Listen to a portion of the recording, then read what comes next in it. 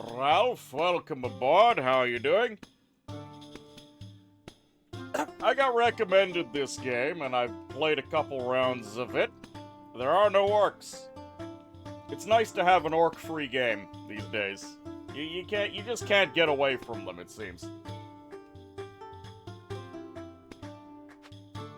Adults only? We're going to do taxes today? Sadly not. Dingus, welcome aboard. How you doing? Alright, we're on brutal difficulty. Let's go back. Let's start with the basics. Win with this commander to earn 2 extra equipment fragments. And he really wants me to play with this guy. I guess I could. Alright, so this is a cute little game. It's an auto-battler with a bunch of economic management. Alright, adults only. Do you see this witch? I'd say it's accurate.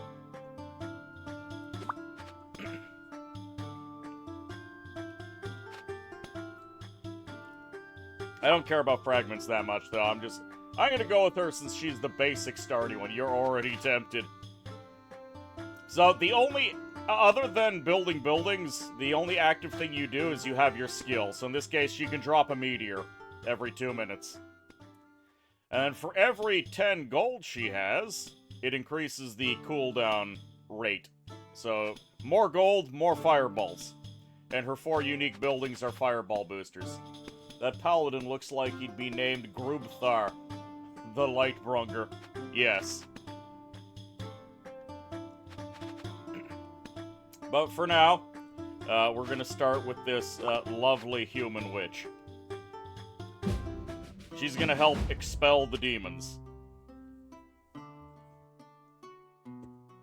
So we've got economic, cultural, and military buildings. And we start with an open field. We've got towers that we've got to break through, and we've got to get to the enemy core. Wait a minute, that human looks awfully lot like an orc. Your eyes are lying to you, don't worry about it. There are neutral points on the map that my boys can capture, like the gold mine, which gives me gold. She's just covered in moss, exactly. As we earn gold, we use it to buy plots to put down on our territory, or we can upgrade the shop to unlock a bunch more tiles to work with and higher level buildings. So, this thing produces 4 gold per adjacent empty tile. Well, I have a lot of empty tiles to work with, so I can make some money off of that. Here's a black market. Black markets instantly give me money, and then just waste space. I'll be punished if I try and get rid of them. There are ways of getting rid of them without enduring the punishment. So I'm just gonna make some money. And then I'm going to start getting some economy buildings. It's twitching. Don't mind his shiny head. Excuse me? Grants $10 when meteors kill something. Yes, please. I'm going to be dropping a lot of meteors. We do have 50 seconds of real time in order for us to just build up economy. Oh, this thing counts... Hold on. This counts as an economy building. Does this mean that my fireballs are going to grant me even more money? Because if that is the case, I'm going to be a happy camper.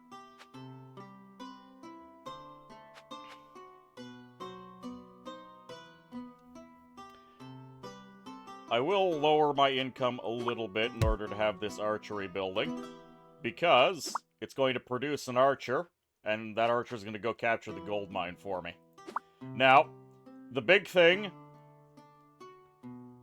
that the human faction does is there's a lot of building synergy. So, of course, we got, grants extra $5 to economy and culture buildings that generate money.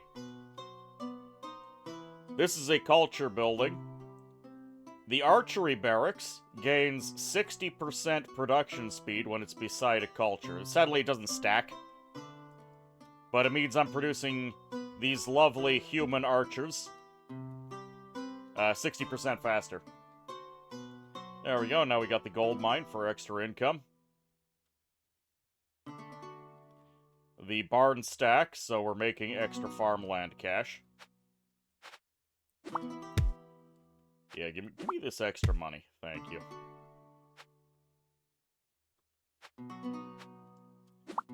And I'm gonna start needing more troops.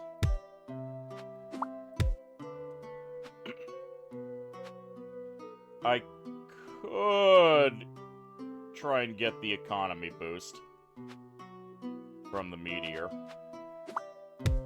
I'll build one.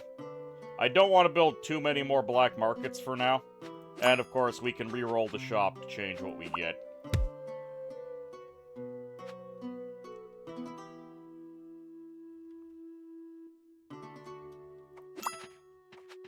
One more archery barracks. There we go. So we're making 3 swordsmen, 3 archers. I do have a fireball stored up. We can store up to 3 fireballs.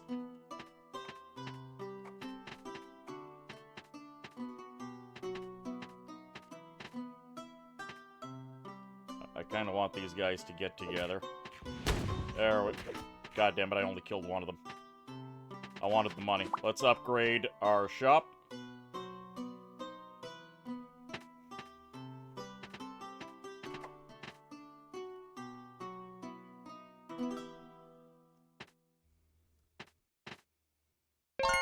There we go, we now have an extra row to work with, and we got a relic. Knight's Charge. Attack does 300% extra damage, and we get 2 stables. Swordsmen gain 40% maximum HP and current HP per kill. And we get 4 more swordsman barracks. Or archers do more damage to flying units. We're not dealing with any flying units. So I can either just spam low-level units or focus on higher-level units. I'm gonna spam low-level units.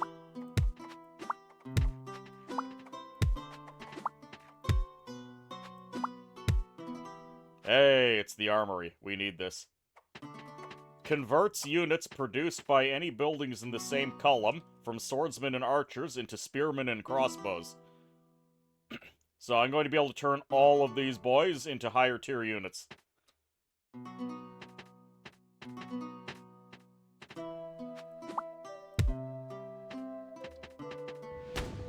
There we go, made a little bit of money off of that fireball.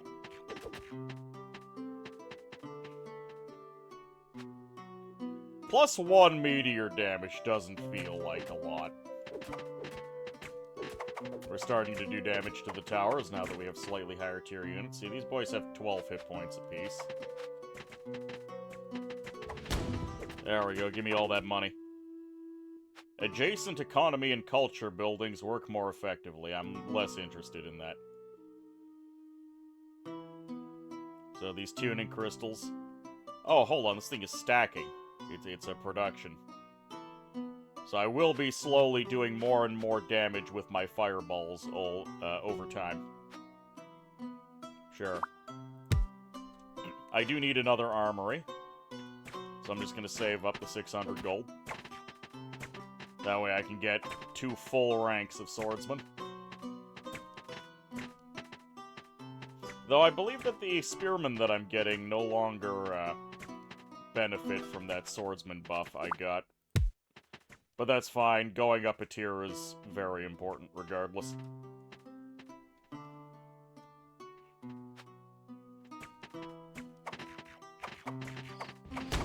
Give me all that money.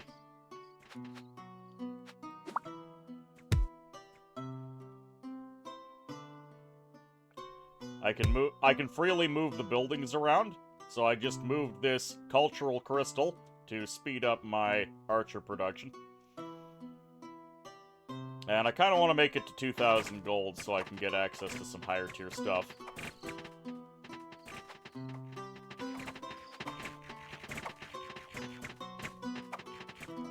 Next wave of demons, I'm gonna fireball them.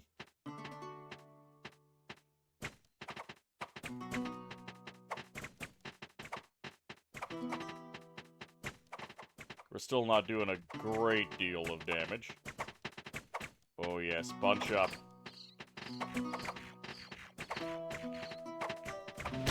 There we go. Handled.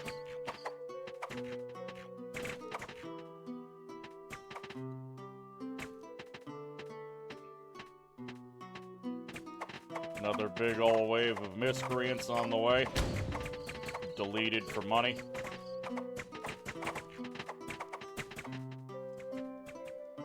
I kinda wish the fast forward went even further forward. Okay, there we go. Upgrading. We're slowly whittling these down.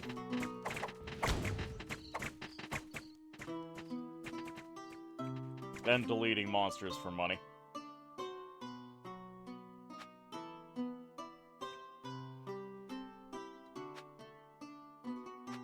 Kinda tempted to do a town center, but no.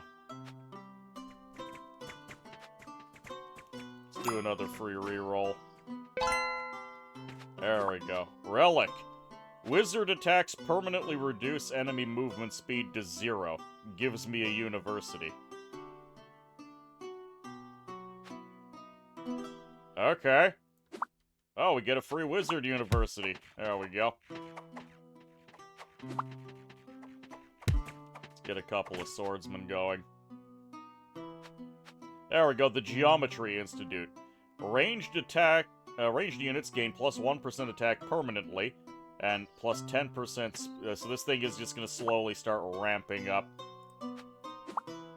the damage of my ranged units.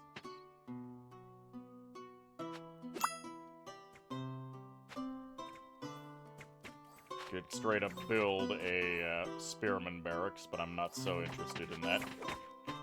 I can re-roll for free, and after a re-roll it starts costing money, but it slowly degrades to being free again. Yeah, we destroyed an enemy tower, so I get a relic for my effort.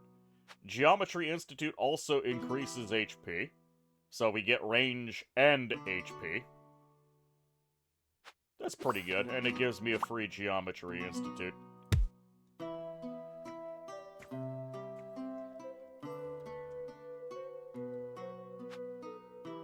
I may change the soundtrack eventually, because it's probably the least interesting part of this game.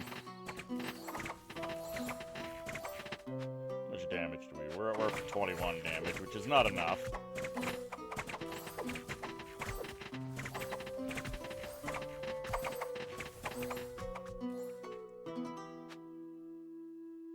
I already have 2 power crystals. Not sure I want a 3rd one.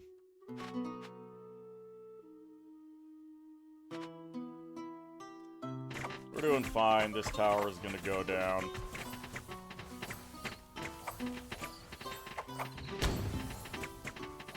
We'll be up to 3,000 gold soon. I'll be able to upgrade and get to level 3. And level 3 is where we get some really nice stuff. We get another relic. Economy buildings are also regarded as military and cultural. That's okay. The building to the right gains the bonus of the building to the left, so you can use this to turbocharge certain things. Or we can get a monastery. Well, we don't really benefit from healing so much.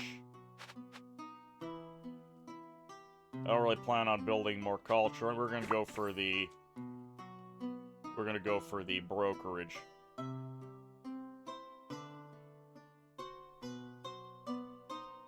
Now, with the brokerage,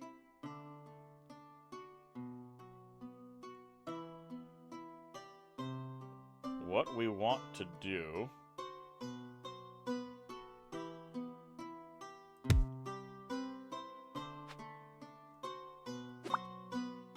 I put this here. I drag the power crystal over. Suddenly, the power crystal is boosting my damage 60% faster. Now, the whole... Actually, if I rearrange this a little bit, I can squeeze more out of it.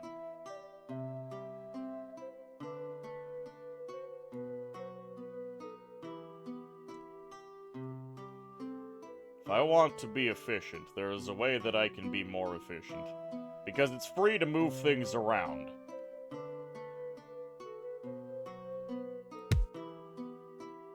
But am I willing to go through that much effort right this instant? Because it stacks.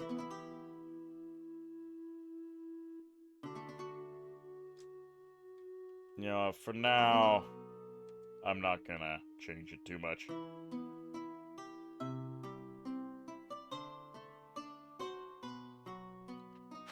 We have these extra brokerages. I'll slap them down for later use.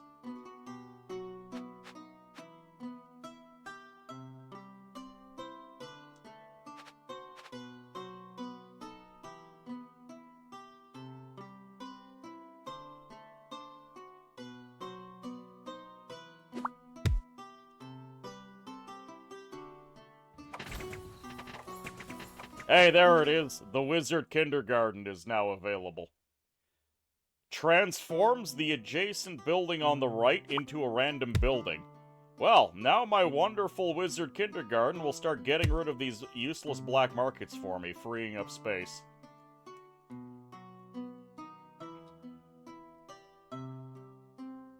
Don't really want more than one.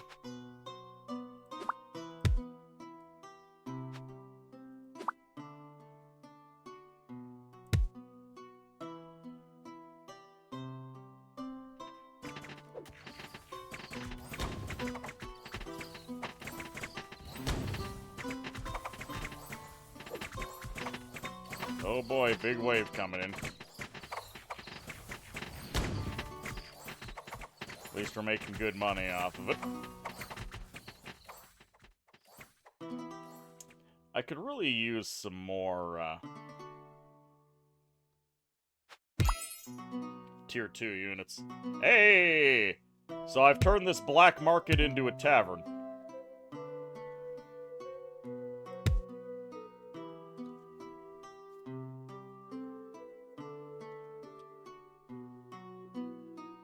So it's going to start producing extra units for me.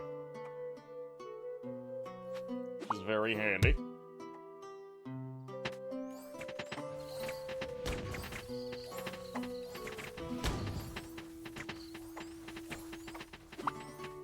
Let's upgrade and move right along. Another Geometry Institute. Not necessarily into that right now.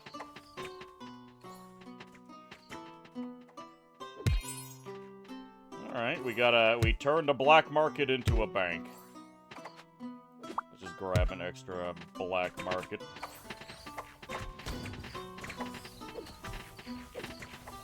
We're starting to get pushed back by the swarm because we don't have a lot of really high-level stuff.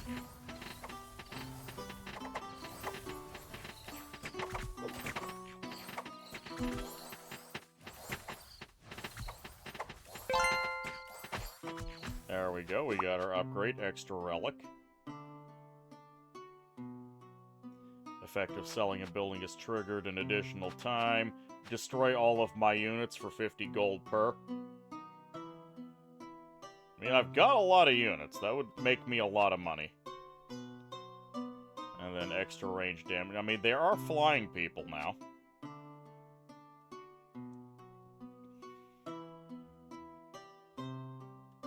Or we try to reroll for something better.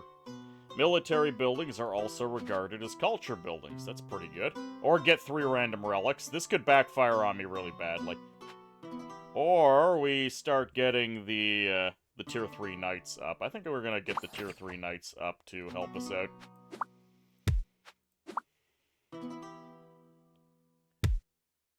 And something I can do to improve the rate at which the stables pump out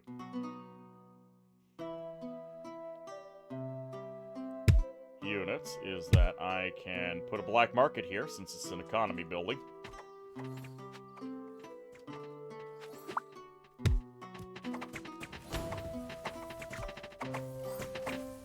So the knights should start helping.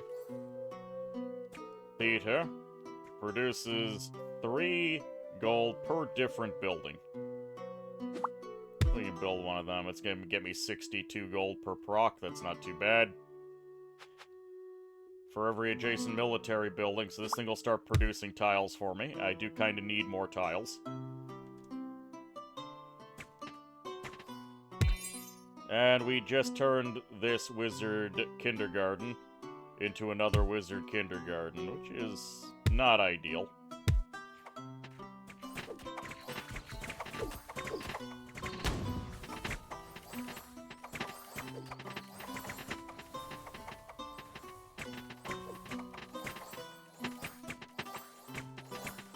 Our glorious human wizard is doing good work for us. That tavern is money laundering from the black market. Per adjacent building type. No economy buildings here.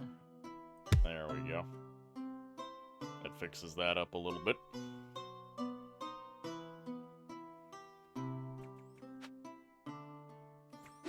Actually, wouldn't mind another one of these.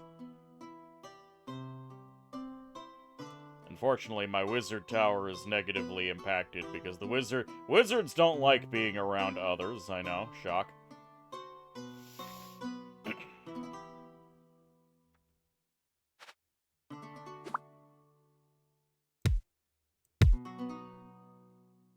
There we go, that'll do.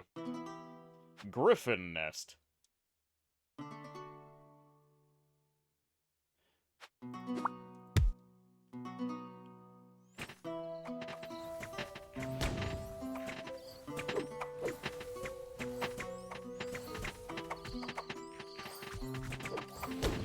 There we go, more money. Okay, we got another theater.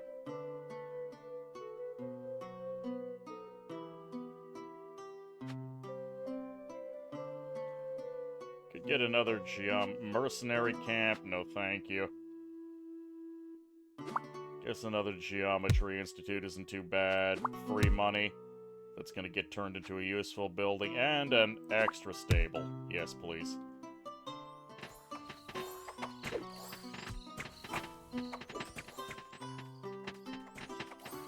Sadly, the game only seems to have the one track, so I will probably swap over to my gaming soundtrack after a while. Oh, I forgot to take any gear on this girl. Whoops. There is gear that you earn in this game.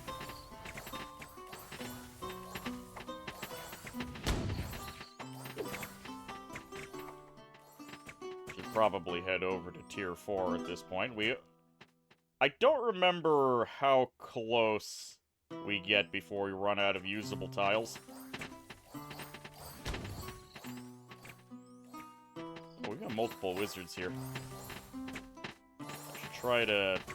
Nah, it's too late to keep them safe. Okay, hold on. We just got a second wizard university. And another culture monument. I'm gonna have to sell one of the wizard daycares.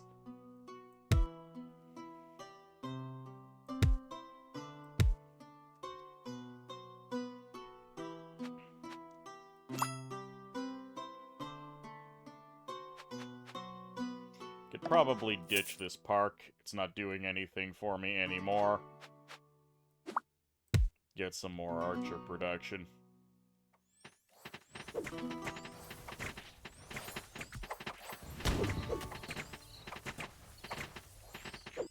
And we have enough money for the next upgrade. I like being able to just delete the enemy army every now and then. We're doing 31 damage per fireball now. Like, the bats aren't getting any stronger, so we're just getting close to finishing off the enemy. Like, these succubi only have 35 hit points. So, we'll eventually get to the point where we're one-shotting them.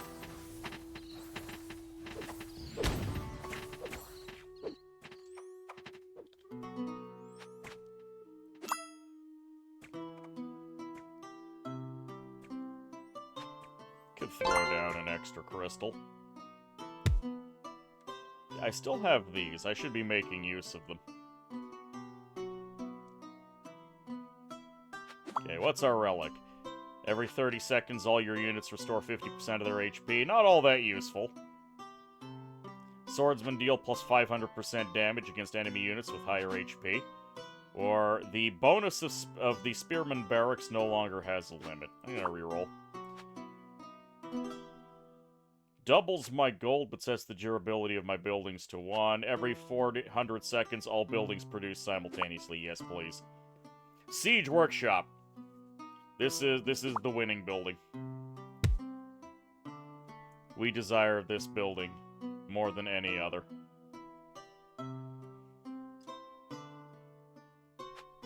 Throw up an extra stable. Then we can just grab the 60% bonus, so we can continually increase the size of our fireball.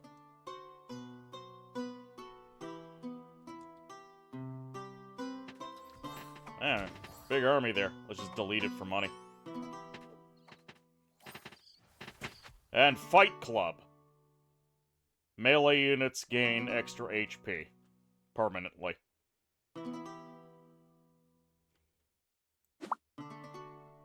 Throw that over here.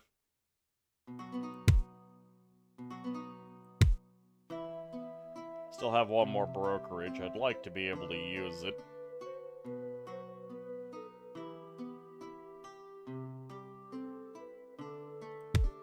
can move these over slightly. No, that's not going to work. How can I get the most efficient use out of my brokerage? I could squeeze a 40% out of something.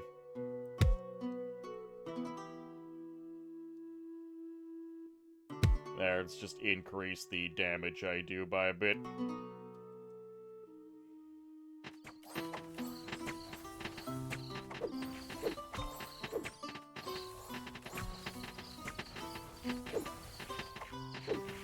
Well, we're hitting a little bit of critical mass over here. The fireball will put an end to it, though. There we go. The problem has been solved. Violently. There we go. We get the 200 gold, and it's instantly going to get turned into an extra monastery. Perfect. Dragon Nest. Produces wormlings. Produces faster when there are economy buildings nearby.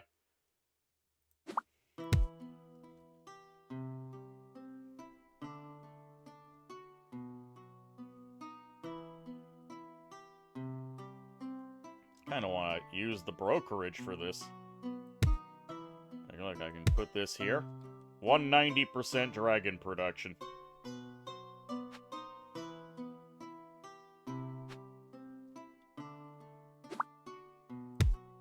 More tuning crystals.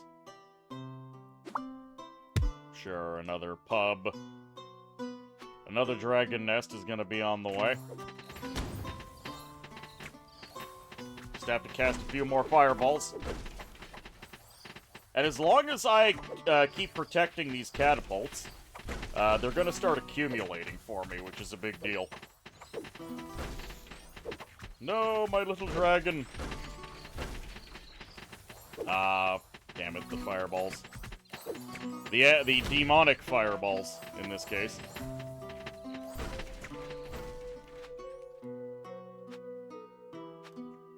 Yeah, there's an awfully large number of enemy units. Maybe I want another wizard university. I definitely want another siege workshop.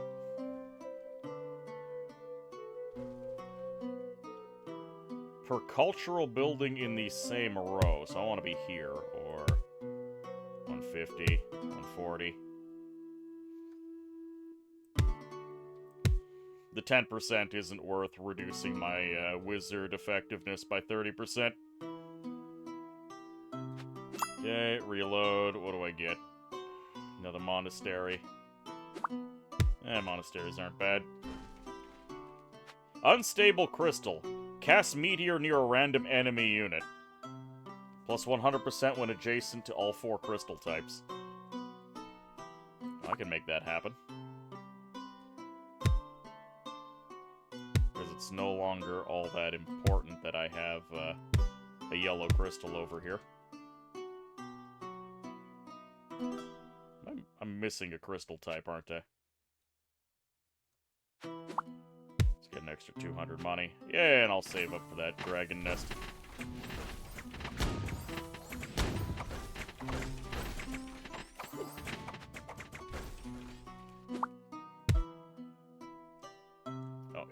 buildings in the same row. Whoops. So I actually want that over here. There we go, I get a 160%. And what do I turn the black market into? Wizard Kindergarten gives me another unstable crystal.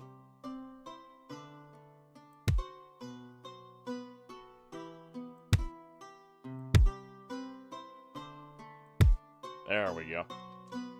So we are now casting Fireball at random. Yamazanadu, can you chain the brokerages? Yes, you can. I just can't really be arsed to right now. How are you doing, Yama? You wanted to see this game streamed, see you getting it. Get more dragons. Enemy tower destroyed, we get another relic. Lose all gold, and after 5 minutes, receive 5 times the amount lost. Yeah, that's not a lot. We're just gonna wait for a reroll. Splendid. Been rereading some Terry Pratchett books. Oh, fantastic. This game has a lot of Terry Pratchett references in it, by the way. Such as when you lose your first building, the enemy wave gets wiped out because you activate the luggage. And there's a couple of items as well. Yeah, we've hit critical mass. Let's reroll this. Kind of crap. I'll take it just to speed this along a bit. You'll probably have to step away in a bit for dinner. Fireball truly is the perfect spell. It's very simple. Also, Camavax, welcome aboard. And Valskar, I don't think I said welcome aboard. Ardalic. I was just completely intent on playing this, and I wasn't giving everyone their proper greetings. More wizards. This adaptation of the old genre looks interesting. Voron, welcome aboard. How are you doing? Oh, I get another relic. When a wizard kindergarten successfully produces, gain gold equal to the price of the building created. Don't really need that right now. Honestly, I don't really need any of this.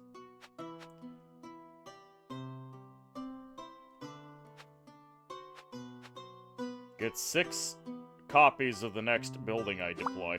Okay, tuning crystal. Oh, we now have all of the tuning crystals. Let's go. Amazing. Well, well, well, what have we here? We have a perfectly normal human army fighting demons. So we got some gear, slot body. Reduces the cost of relic rerolls, melee units will get extra damage, and shop refresh cost reduced. Fantastic. So there we go, we got to see what the humans have to offer. Now, the hero you have really changes it up. So this girl drops fireballs. Mr. Moneybags here has venture capital. He has a 75% chance to double his money, with a reducing success chance to have it. Those sure are humans. Yep. We do have a necromancer. She does necromancy things. It makes me very happy.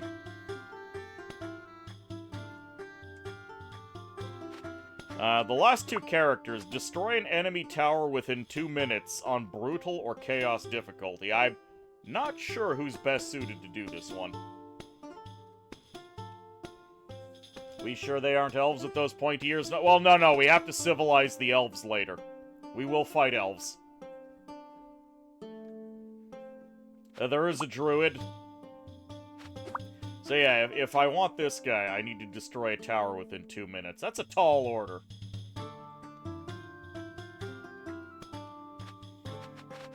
And for this guy, win a chaos game within 15 minutes.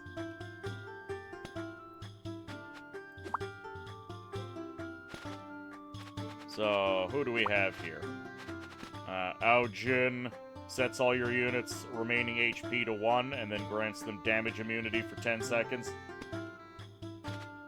He gets really good later on, but he's a little rough to begin with. The king generates extra relics. Now, his trait, start with a level 5 shop and extra refreshes, is really deceptive because early on you're not going to have the economy to buy higher level stuff.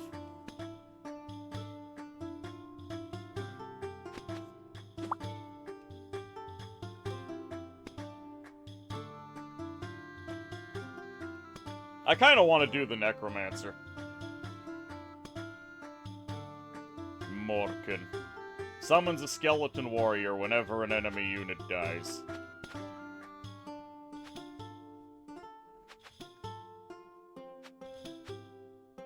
Sure, let's go. Yeah,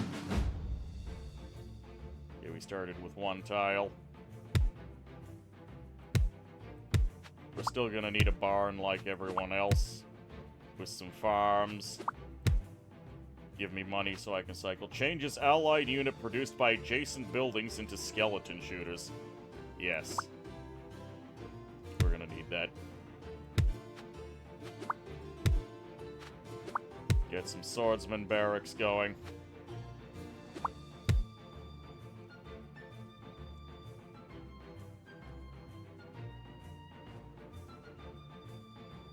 And now we wait. Destroying a tower within 2 minutes is a tall order.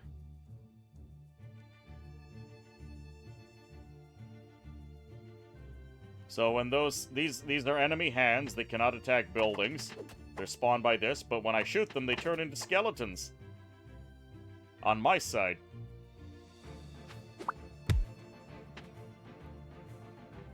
So the Necromancy faction does the swarming rather hardcore.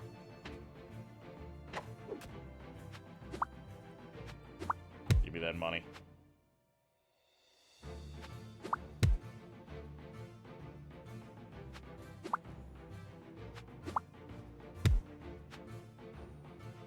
Kinda happy to make some money off of these.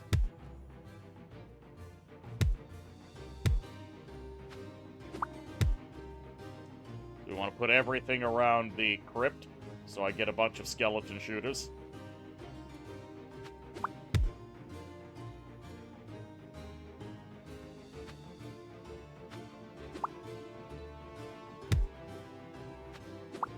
More farmland for more money.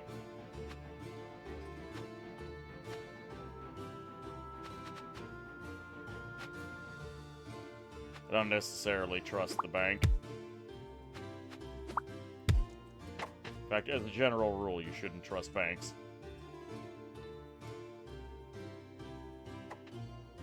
This is the rebel fight, so we're fighting other humans.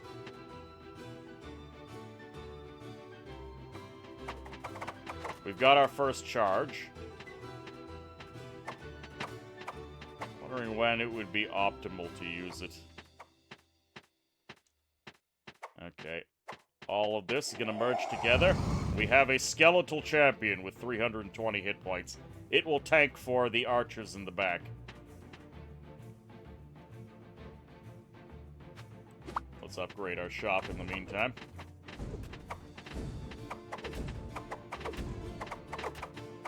Unfortunately, it got pushed into the other tower where it took a bunch of damage. And now the tower is just going to annihilate our low hit point skeleton archers.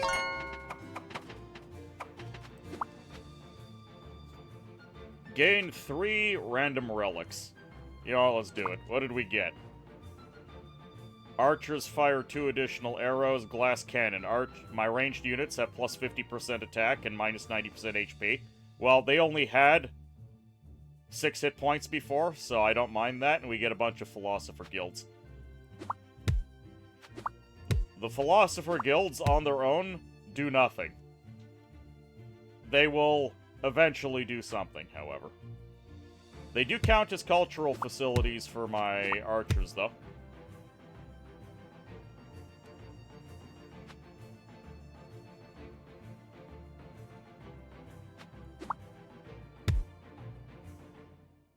We do finally have access to the armory. I will probably save for that.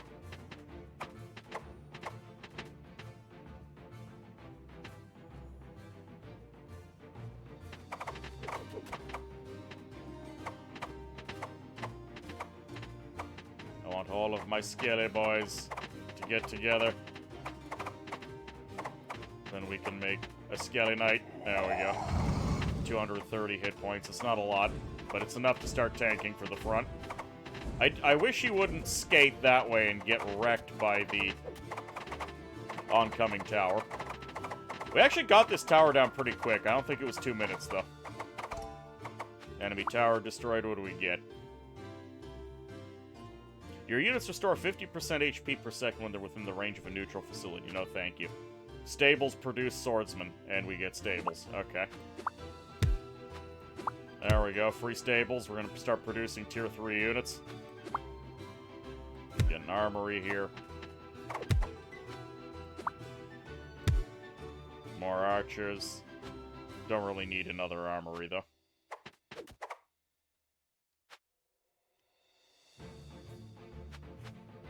Gonna reroll. Don't care for the bank. Don't care for the barn. Another reroll. Another bone pile. Yes, please. Kill all enemy units.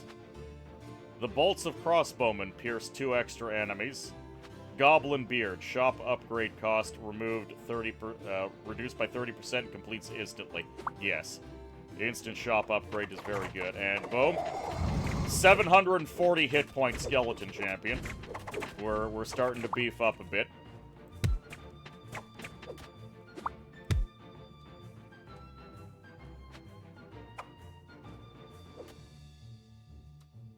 So these enemies are going to spawn, we're going to kill them, they're going to turn into more skeleton warriors. Giga Chad skeletons, yes.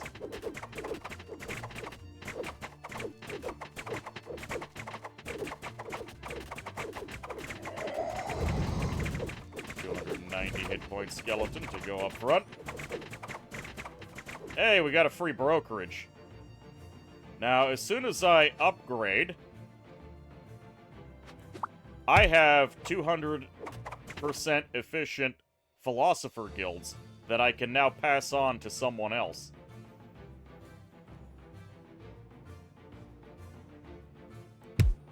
There we go, 200% efficient bone pile.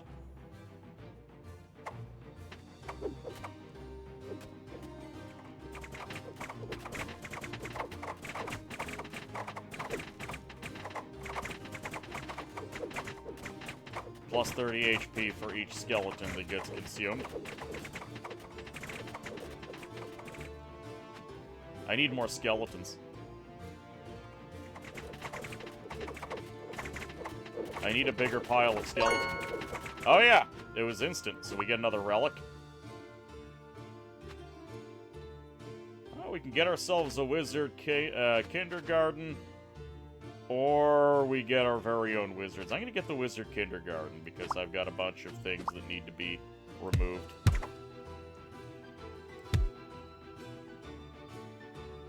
Now we have a little bit more room to work with. For now, we're fine, though. I could start chaining brokerages.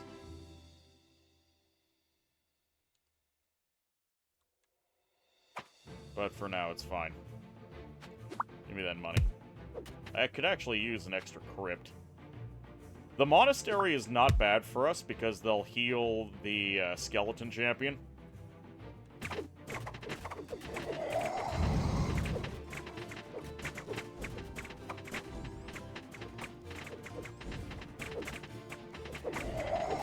we go, more skeleton champions. I do need another crypt. Oh, well, until I get... There we go, there's the crypt that I need.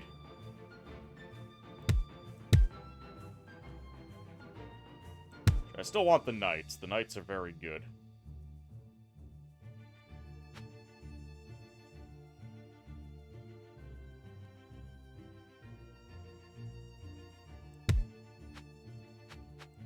Reroll. Another stable is not bad, but that's not what I need right now.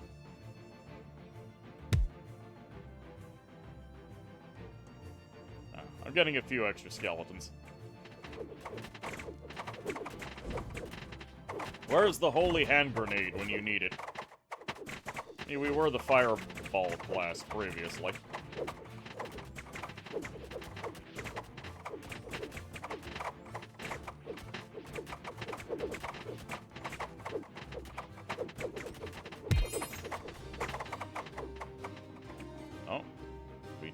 that black market into a swordsman barracks, which is perfect. Let's start converting the next one. And if I could get the efficient... Oh, look, another brokerage. Okay. How do I want to change this?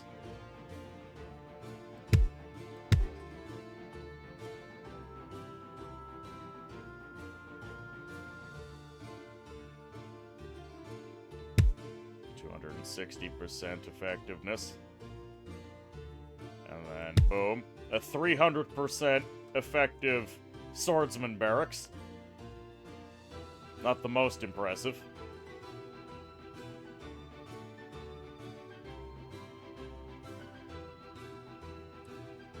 But at least we're getting the knights nice and quick.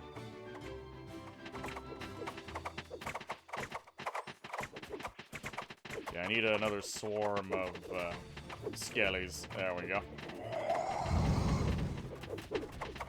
Nice tanky front line.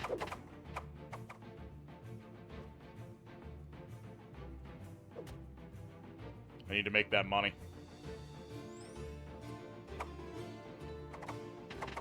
Hey, this game seems kind of quaint. It is! You pulled the pin and counted to 5. That's way out. You're done.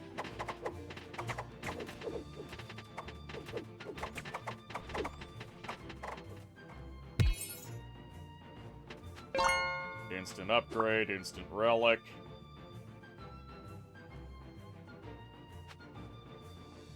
Fight Club also increases attack.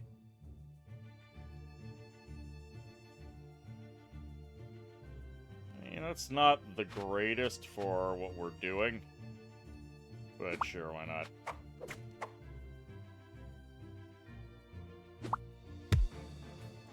Just put that in there. We get some extra power on our melee. A theater might not be a bad idea. Or archery barracks. Wait, we lost a tile. Oh, god damn it. My wizard king, my wizard kindergarten produced an alchemy lab. Which is the opposite of what I want. I'm just gonna sell it before it causes me more trouble. Losing a tile, never good.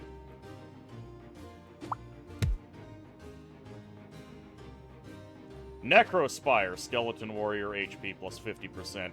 Yes.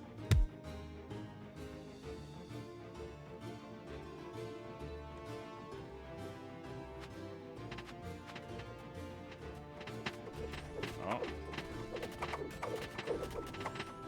Okay, there we go. Oh, we got a 950 hit point skeleton champion to help us out.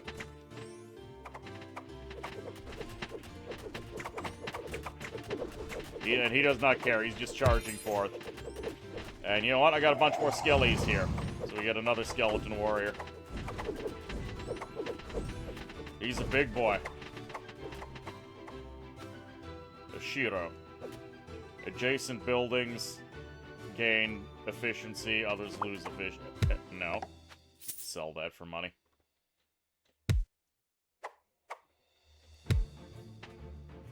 Oh, looks like I permanently lost the effectiveness even though I sold the building. Oh, well. Lesson learned.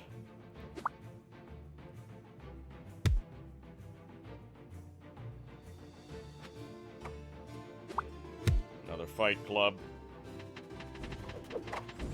My giant skeleton knight is just clobbering away. Tower destroyed. Gain 3,000 gold. 2 more stables, and Knight's charges cause an explosion. I like that.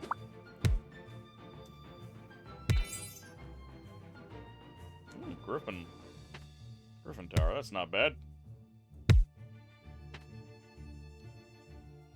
I need more room to put down the stables. Oh look, I have more room now. Magnetic Anvil. A bonus piece of equipment drops on victory, but all of your units have 0 armor. Every 30 seconds, all units restore 50% of their HP. Well, I happen to be able to get some very big units now.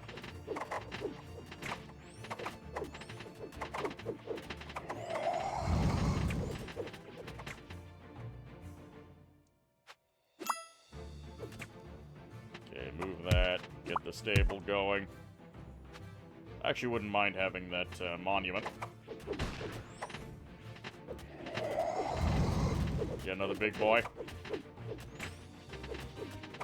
Wait, why does he only have 53 hit points? He should have a lot more than that. You know what? A wizard university. Let's go. No, it's the skeleton buffer. Gives -10. Is this game on Steam? Yes, it is called There Are No Orcs. The game is similar to Nine Kings. It was on sale when I grabbed it, so it was even less. Free. Oh, produces tiles, but -10. Okay, it's already useless. Whatever, I didn't pay for that building anyways.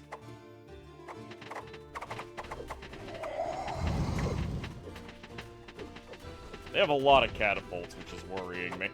Those catapults are gonna end up pushing them forward. Dragon nest. There we go.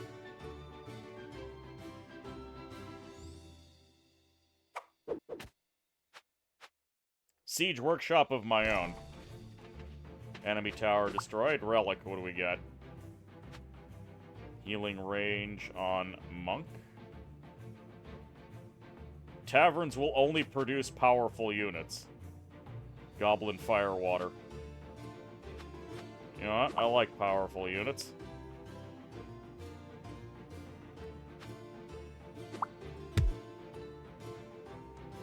And what are we going to turn this park into?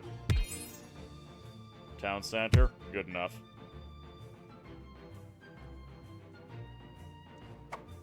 Oh! The tavern produced a gargoyle. I love it.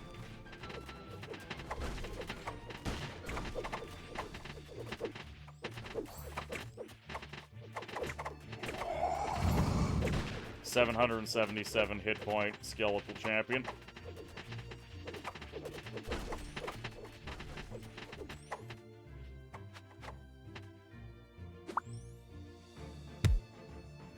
Culture buildings in the row. Yeah, I would rather have the 240% effectiveness on the catapults.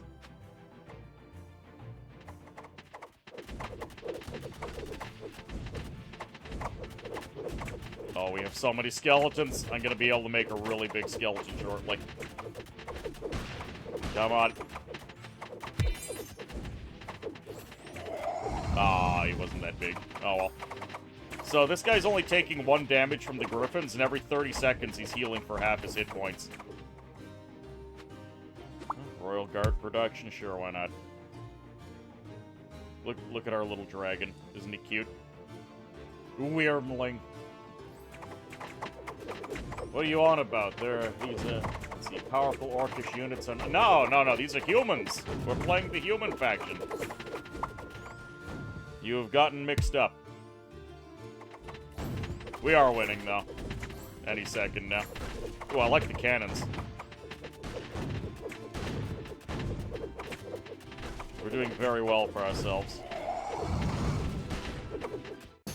Yeah, that one relic makes these skeleton champions really good. So now we have to punish the dwarves on brutal difficulty. It really wants me to play the thermal commander. There's also the demons. I've just unlocked them. I'll unlock more of them by completing more missions on brutal. But for now, let's stick to the humans so you can see what we do.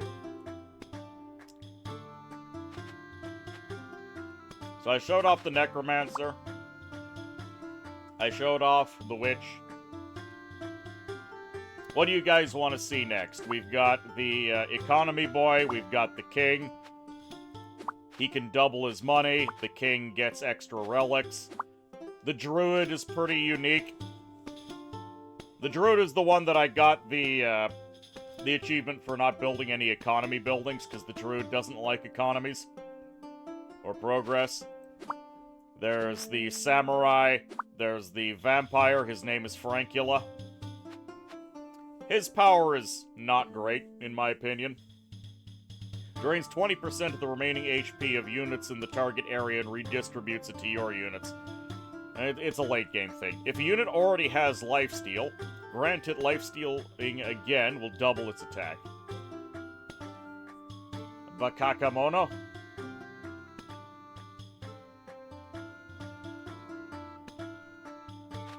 And then, of course, we've got Eldryon the Paladin.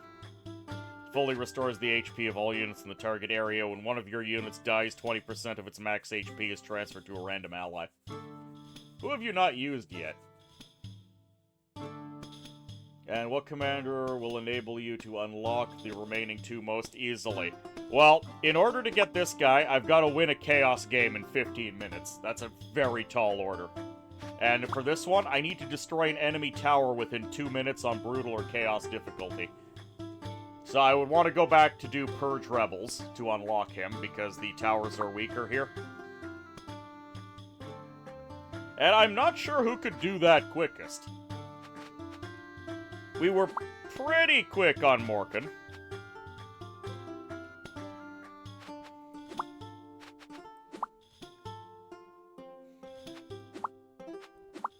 I don't know who could destroy a tower in 2 minutes.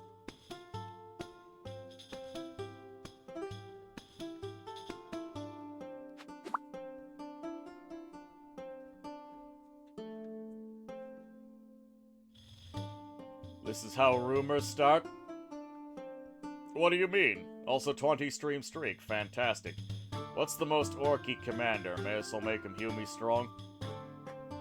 I mean, I've used all of these commanders. And I'm not comfortable enough with the demons to try it with a demon.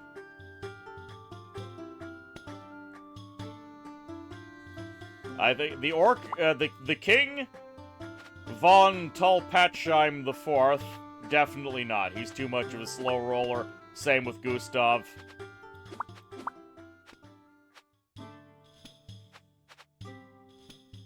Destroy a tower in 2 minutes.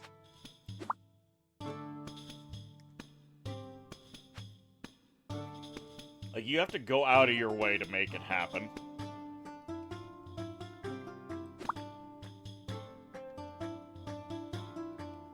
It takes 2 minutes to get access to Focus Mind, so we're not going to be able to abuse any of their active abilities.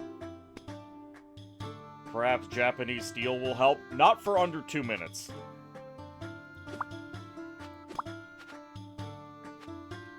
It might actually be Eldryon. Or, actually, hold on. What if I drop all of my money into some higher tier units? Hello, Mogrim. Welcome aboard. How are you doing? I'm gonna try and do it with the king, even though I just said doing it with the king is probably a bad idea. Melee units plus 20% attack power? Yes. That's big extra attack power. Ranged units, extra 23% HP. 17% extra HP. Extra melee unit attack.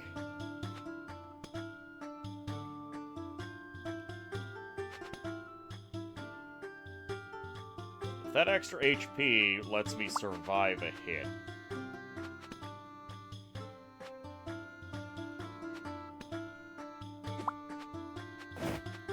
Okay, what do we got for equipment? Doing good. How you doing? I'm doing just fine. This is a cute little game. I've been having a good time with it. Extra starting tile. Shop upgrades. Extra starting gold. Extra starting gold is actually kind of important.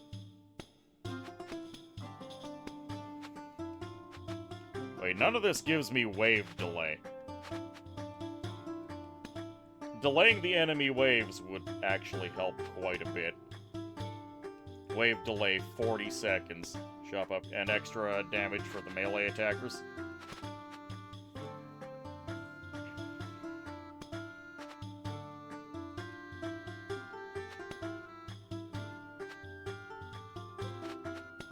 I guess I'll take the 40-second wave delay. That way it's just my boys in the towers.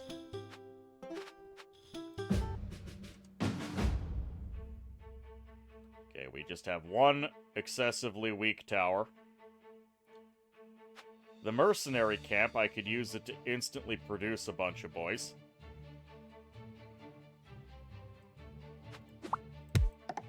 Sell. So that gave me a lot of lads. I shouldn't have done that right away.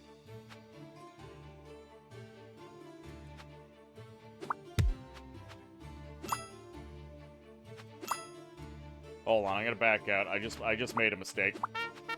Yeah, it's fine. Don't worry about it.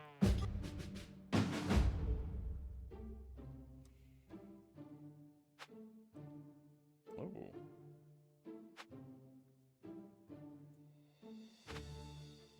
Okay, a little bit of swordsman production.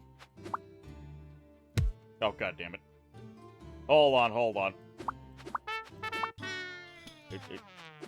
We need to be on this stage. Pause. Let's not mess it up this time. Okay, reroll. What can I get?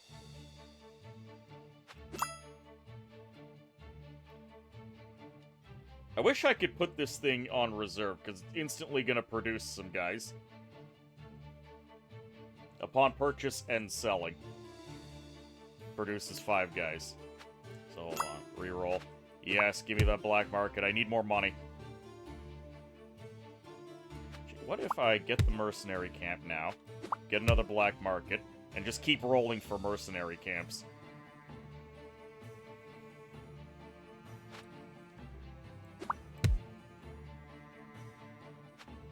Free reroll. Free reroll. We've got a lot of free rerolls to try and get what we want.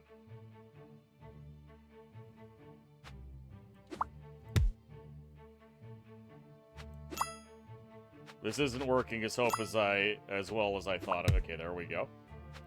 Reroll. We need a black market now.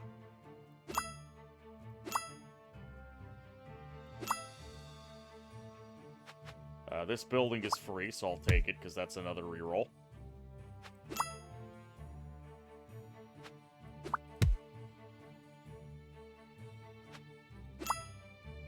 A black market. That's another reroll. Hold on, can I sell this for any money? No, I can't. Sell this to double, sell this to double. Another mercenary camp. Sell it. So we just spawned a whole bunch of guys.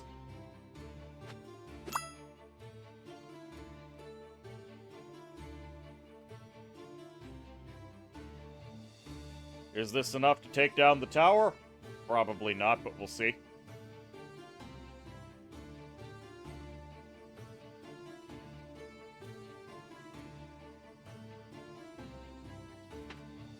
Of course, the tower instantly kills the archers.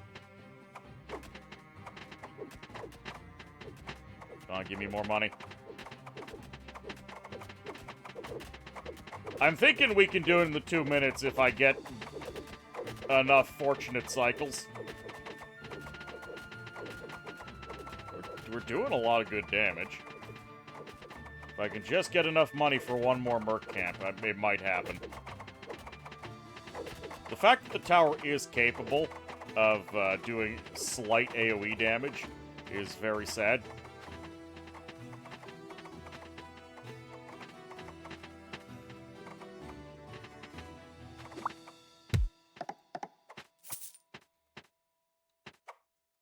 Okay, enemy waves are going to start coming. This is my last hope.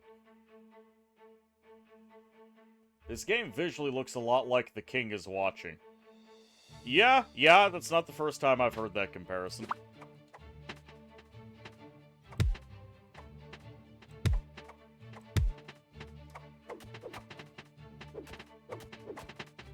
Okay, we have failed. I think we were close. We just need to get slightly better rolls.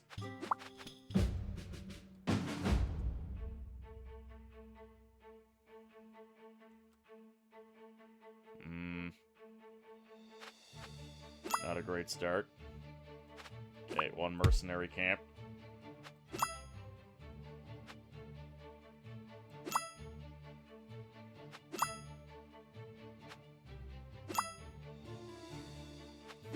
Black market.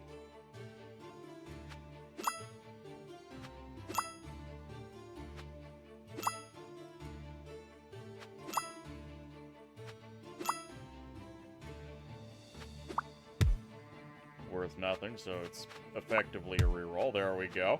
Another mercenary camp, another black market.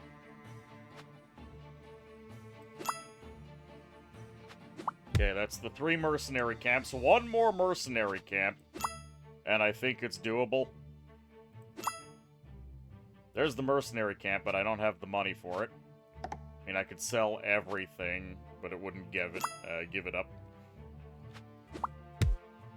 It's effectively a free reroll. Okay, there's the mercenary camp. Sell, sell, sell. Okay, there we go. 4 mercenary camps should be able to get this done.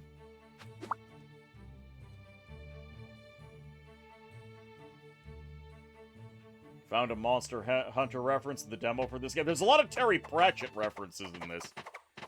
So, like, if I lose a building, we get the luggage to help defend.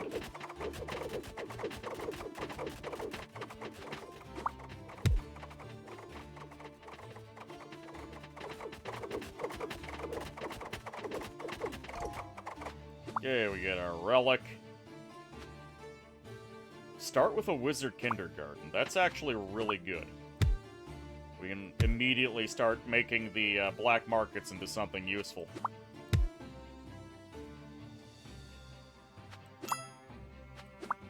Speaking of, give me more black markets. I don't know if I necessarily want a Geometry Institute right now. We're just gonna hold on.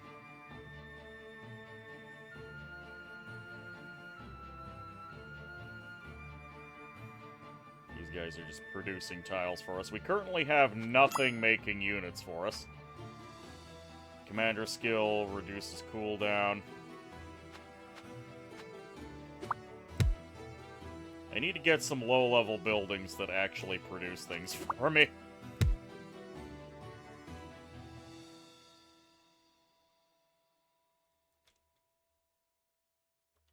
Enemy units are coming. I've lost my gold mine. So we definitely got the challenge done, but now I need to actually handle this problem. Okay, free, what can I get? Stable. There we go. Can put more economy buildings here. So we're getting a really fast night out.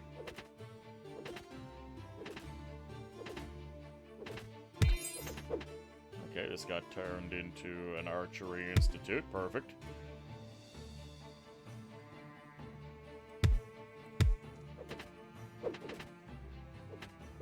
Going to have dinner, be back shortly. Excited to see if this works.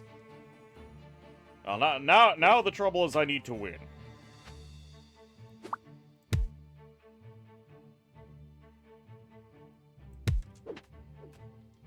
So we're gonna have monks in order to heal our knights.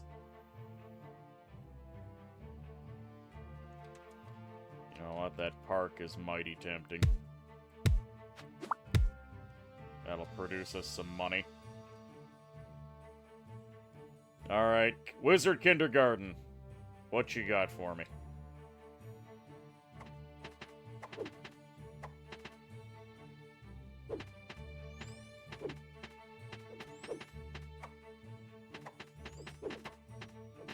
The knights are working actually pretty well in conjunction with the monks. I'm happy about that.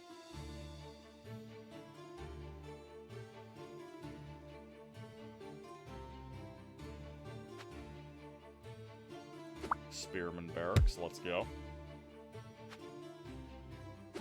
Swordsman Barracks, I need to get some more troops pumping out. Come on, Wizard Kindergarten, another theater. Theater's not bad.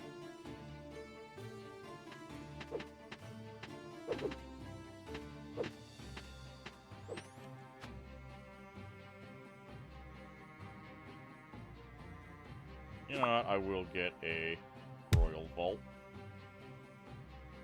per different building. Ooh, an opportunity to get wizards. Ooh, I can start getting dragons. If I'm willing to save for the money. Actually, I'm going to start with the griffins. We have a lot of empty space. so the efficiency on the Griffins is going to be very high.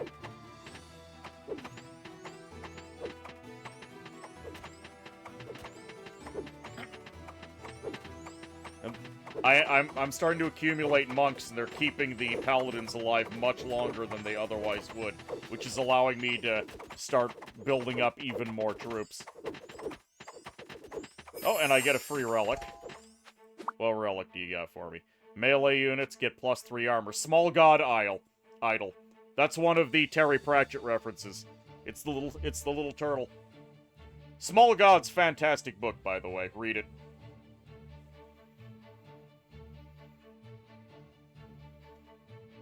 Yeah, I want more armor on my boys.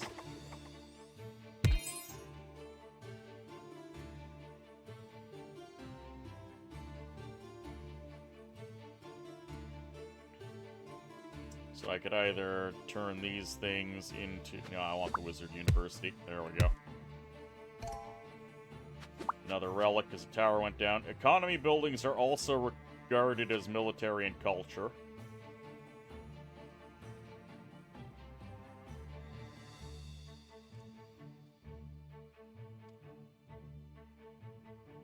Spearmen deal 300% damage to unarmored enemies. Well, these guys have 1 armor. There's a lot of armored enemies, so I don't think that's great. I take the logistics ledger.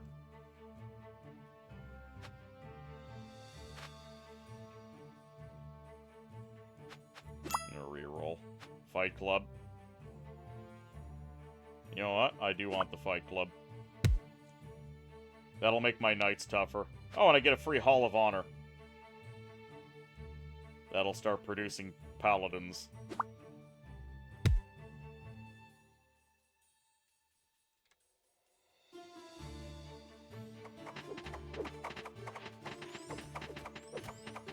The sheer number of monks I have combined with the fact that my knights are getting split here is what's causing me problems. Another stable, please. More knights.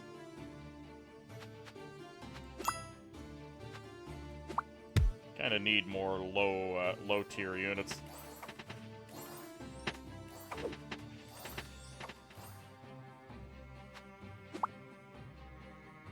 Another economy building, please.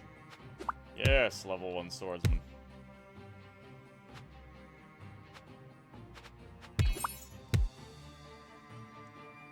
Oh, military camp. Okay, fine. Put down some more farmland. How about another griffin nest? We almost have another free relic.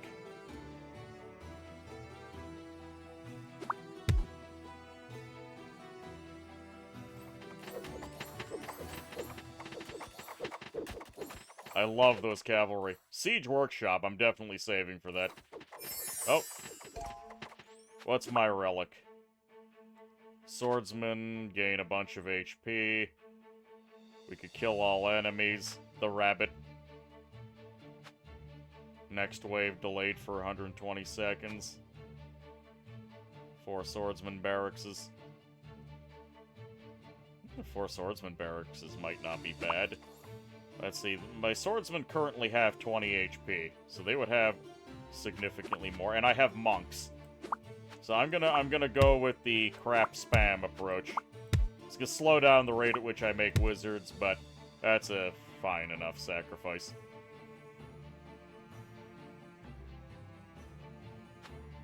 Culture buildings in the same row, so I need to move this, and that's where that's gonna go.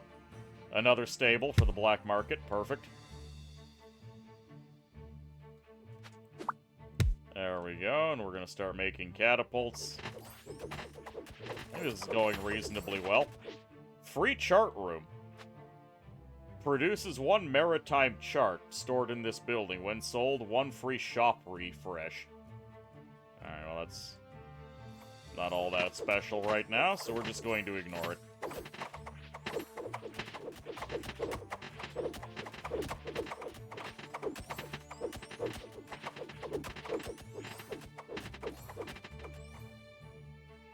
I need more tiles. I'm gonna stop getting tiles soon.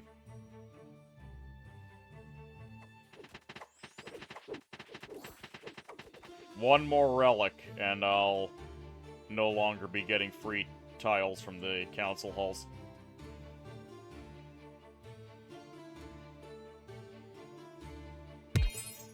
Oh, we now have another siege workshop. That's kind of a big deal.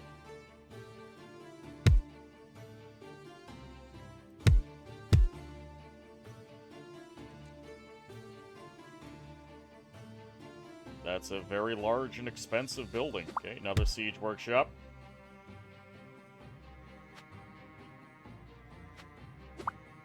And another stable.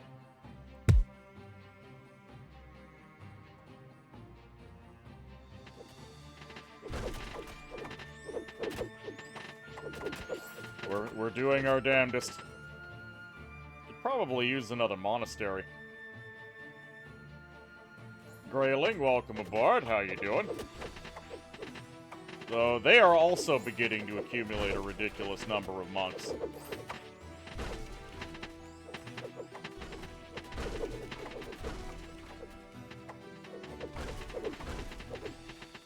I actually don't want to take a free relic right now. What I actually want them to push me all the way back. I want them to just destroy a building, preferably the farmland, or maybe one of the swordsman barracks, because then the luggage will push them back for me. And right now, I'm accumulating extra tiles. There's no hope of getting an extra relic from destroying one of these towers, so as long as I just hold on to things, we're fine. We're slowly gonna get pushed back, and that's okay.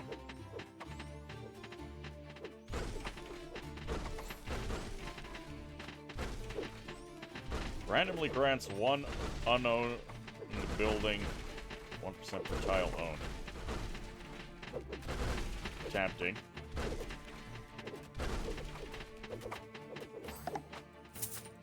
Gonna throw down the tavern. Slowing down my night production a little bit. I just need access to more tiles.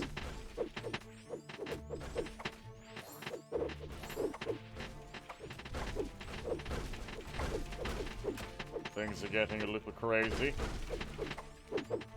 But it's fine.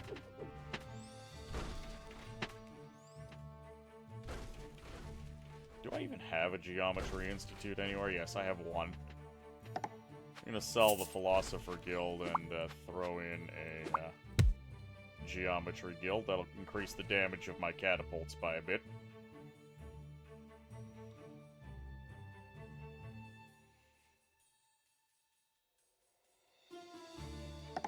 Sell this so I can have another fight club to get more buffs onto my melee units. As far as I know, their units are not benefiting from the cumulative buffs. Funny enough, I have so many catapults I'm starting to push them back just on that basis.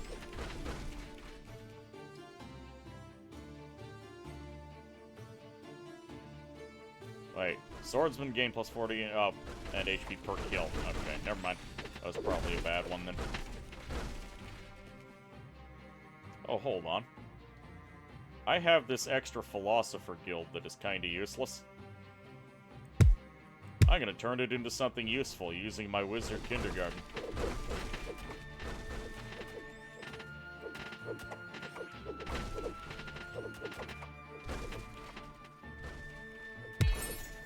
We turned it into a griffin nest. That's not bad.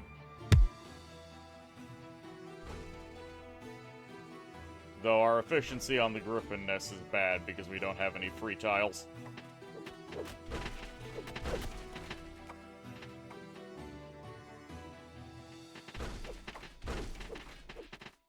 Our knights are up to 91 hit points.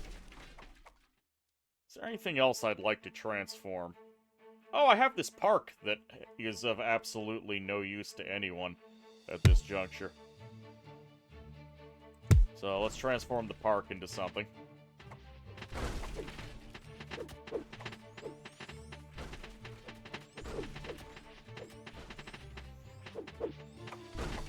I have many catapults producing. This is a good thing. Look at that. Look at that human wizard go.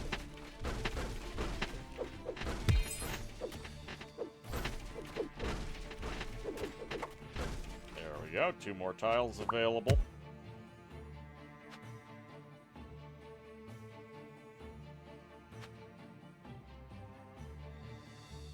Another stable, perhaps.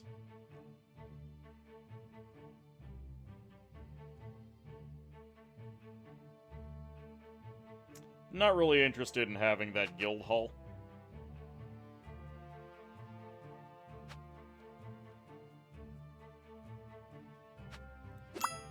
Hold on. We need a dragon nest.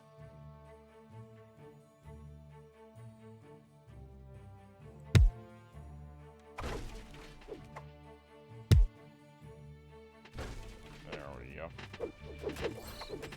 Couple of top-tier units ought to help. Oh, I'm at maximum ability. Alright. It's time to get a bunch of free relics.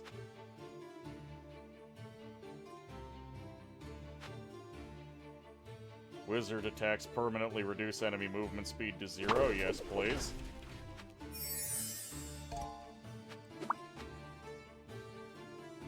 Catapults deal plus 400 damage to buildings. Instantly gain 7 knights. This effect triggers every 30 seconds. Yes. Give me another one. Monk's healing grants target plus 5 max HP permanently. Yes, please. So now we can sell these. We don't need them. Now we can throw down a Wizard University. Reroll. Another stable. We can put that here. Oh, let's see if that's enough to push things in my favor.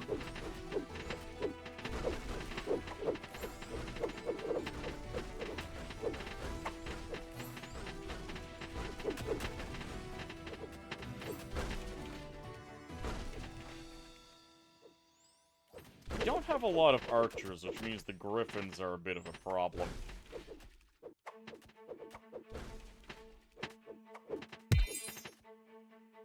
More griffins, okay.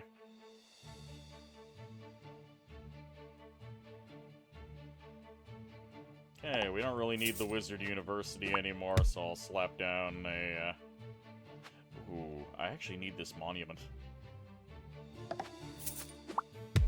Done.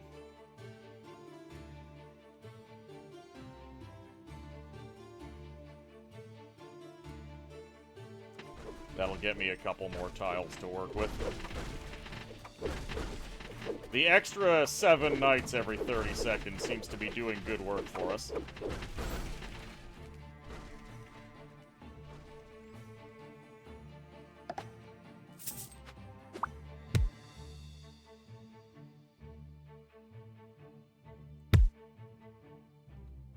There we go.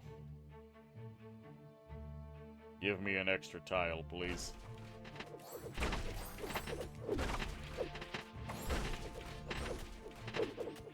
More knights. Yield unto me more knights. Oh, you know what I can do? As soon as we get another tile, I'll throw down the mercenary camp, sell it, and then put down the free wizard encampment. Oh, big stacks of enemies for my wizards to use their AoE attack on. That tower's gonna go down shortly. Come on. Go down. You're so close to going down. Thank you. Relic, what do we get? Nothing useful. Your units gain 200% HP permanently. Minus 100% efficiency to everything. No thank you. Oh, Festival fireworks. Every 400 seconds, deploy all buildings instantly. Yes, please.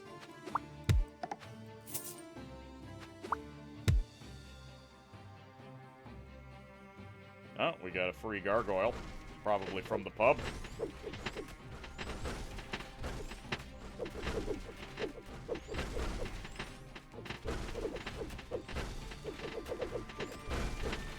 We're going to have a particularly strong wave eventually. Oh, we got another relic. What do we get? Kill all enemy units. Swordsmen deal 500% extra damage to enemies with more max health. Knight's charge attack does plus 300% damage, and I get 7 of them constantly. Or I can kill everything on the map. I'm gonna wait till the next wave spawns in. Kill. There we go. This lets me do some accumulation. We can stop splitting my forces between towers.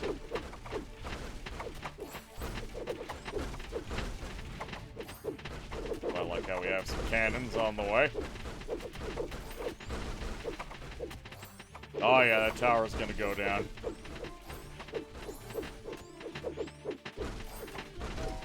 Okay, free relic. Wizards' attack blast size increase, and we get 2 more wizard universities. Perfect. The rabbit is dynamite. Yes. I hear duck. Duck! Duck detected. 60 hit point duck. One of my units got turned into a duck. Perfect. It'll be a little while before I get another tile.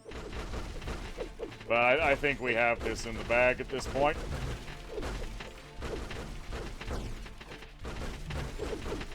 Remember, I'm getting 7 extra knights every 30 seconds, every 400 seconds. Every one of my buildings produces an extra unit.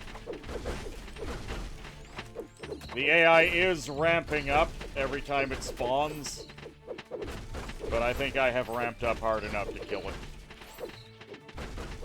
Remember, they're all bunched up here. My wizards do big area of effect blast attacks, and I'm going to be getting more wizards.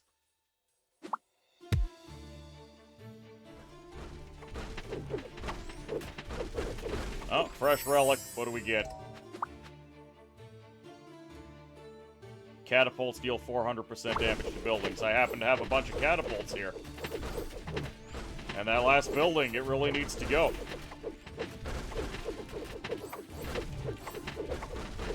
Victory!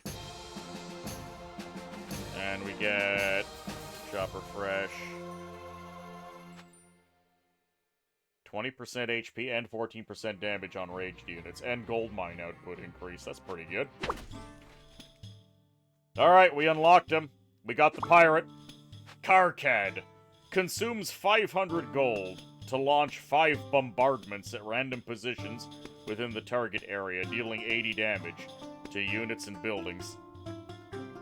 Refreshing the shop has a 0.1% chance to reveal a legendary treasure. Each refresh increases this 0.1% chance by 1%. Legendary treasure, when purchased, grants 3,000 gold and resets the chance to appear. Yar har fiddle-dee-dee, being a pirate is alright with me. Do what you want, or 'cause a pirate is free. You are a pirate. Yar har ahoy and a fast. Being a pirate is really badass. Hang the black flag at the end of the mast. You are a pirate.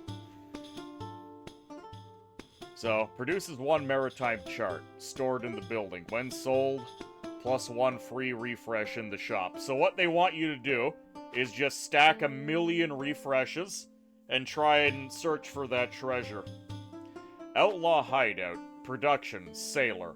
Each Outlaw Hideout reduces the price by 10.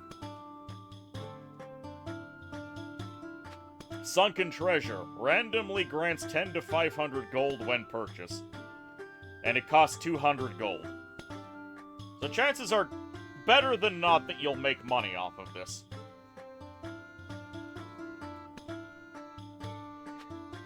Royal Cannon Foundry. Production cannon per minute.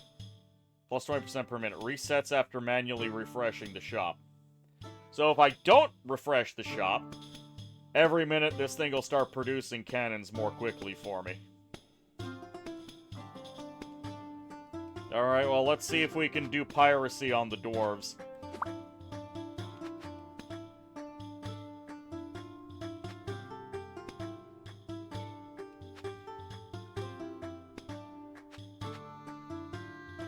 So what kind of shop? Shop refresh cost delay speed. So I can refresh faster with this.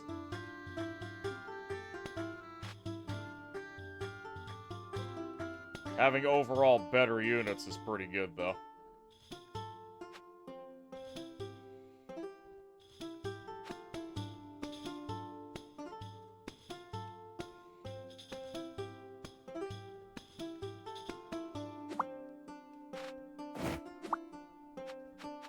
Okay, how about this? Relic reroll cost, shop refresh cost. Shop refreshes at start, +3, yes.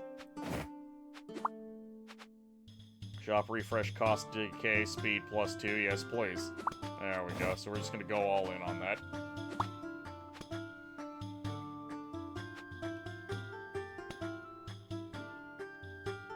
Could just swap over to this hat, too.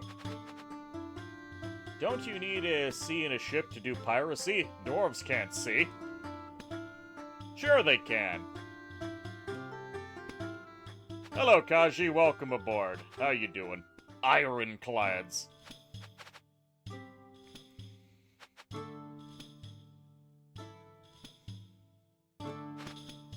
How you doing, Kaji? Nicely done. All right, let's see if we can pirate the dwarves. Okay, so we want the park immediately. We want the chart store. Oh, Yamo, were you here for the explanation of this class when I was reading what it does? Okay, we have 2 chart rooms now.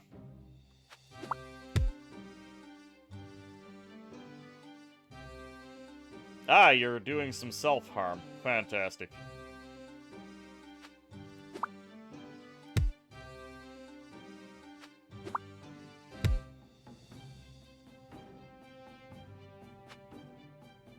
Could do another chart room.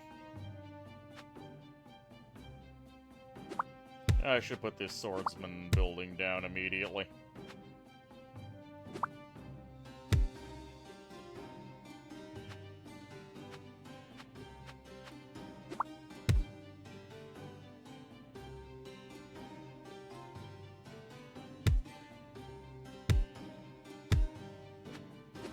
Throw down a barn. Archery barracks. Swordsman barracks. So how this class does, you refresh and refresh until you start getting cannon foundries online, which point you stop refreshing and ramp up. Yep.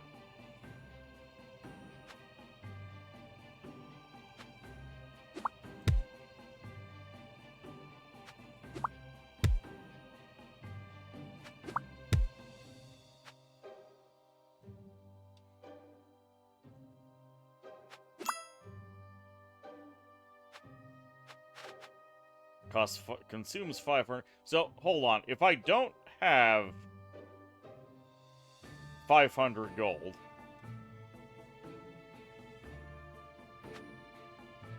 I'm not gonna find out. I'm just gonna use up my free refreshes.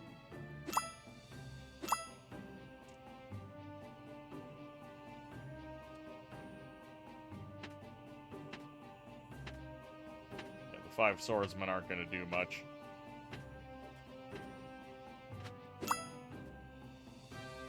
Another free reroll. Give me that 3,000 gold.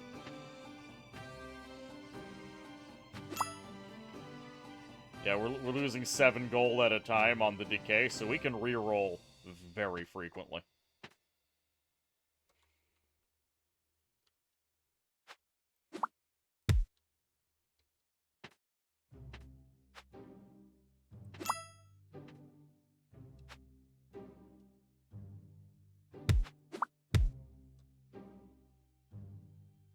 Let's get that economy going.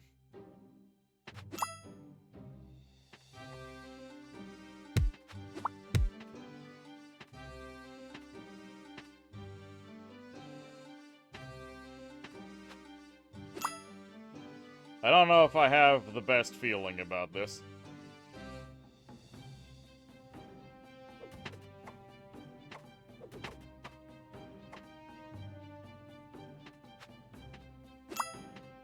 I need that money.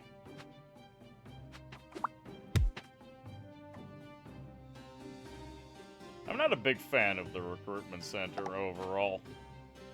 You have to build a lot of them to make them worthwhile.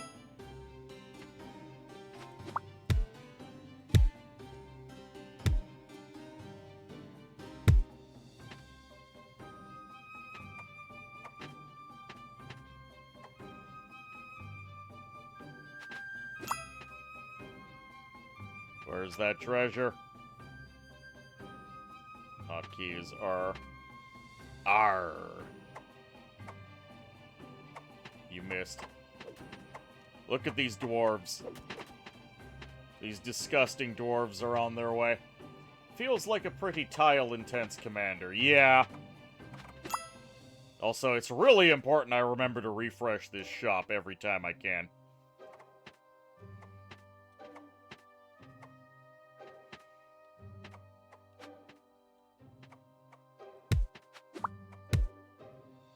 Give me more archers.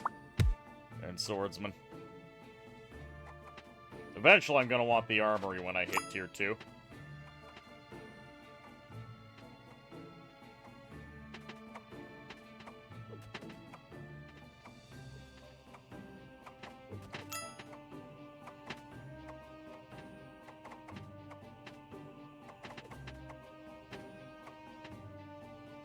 I'm gonna end up getting the first upgrade before I ever get the treasure. Oh, there it is! Legendary treasure. Doesn't sell for anything. Well, we've got the treasure, so let's start upgrading.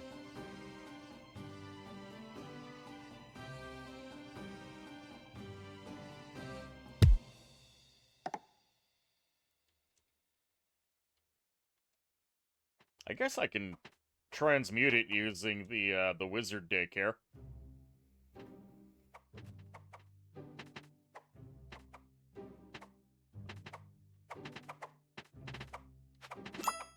Oh, no sense in me stopping the rerolls. Big money! Big prizes! I love it! How do I refresh the shop? This button here. And every time I refresh, it costs money to refresh it again, but it cools down until it's free. Also, I have these chart rooms. When I sell these chart rooms off, I'll get a bunch of free refreshes.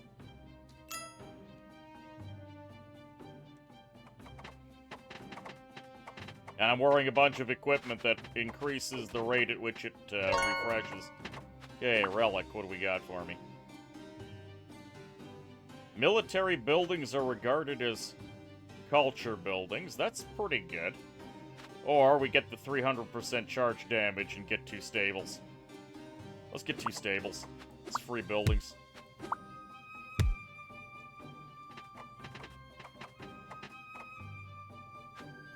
Let's just get that next upgrade.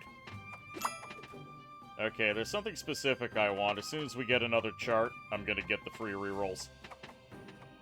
So I want to start producing spearmen and crossbows.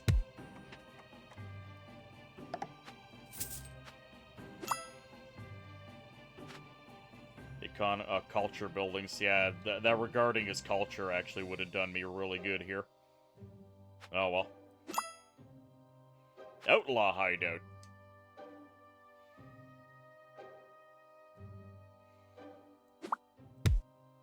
There's the armory I wanted. Technically, I could get another armory.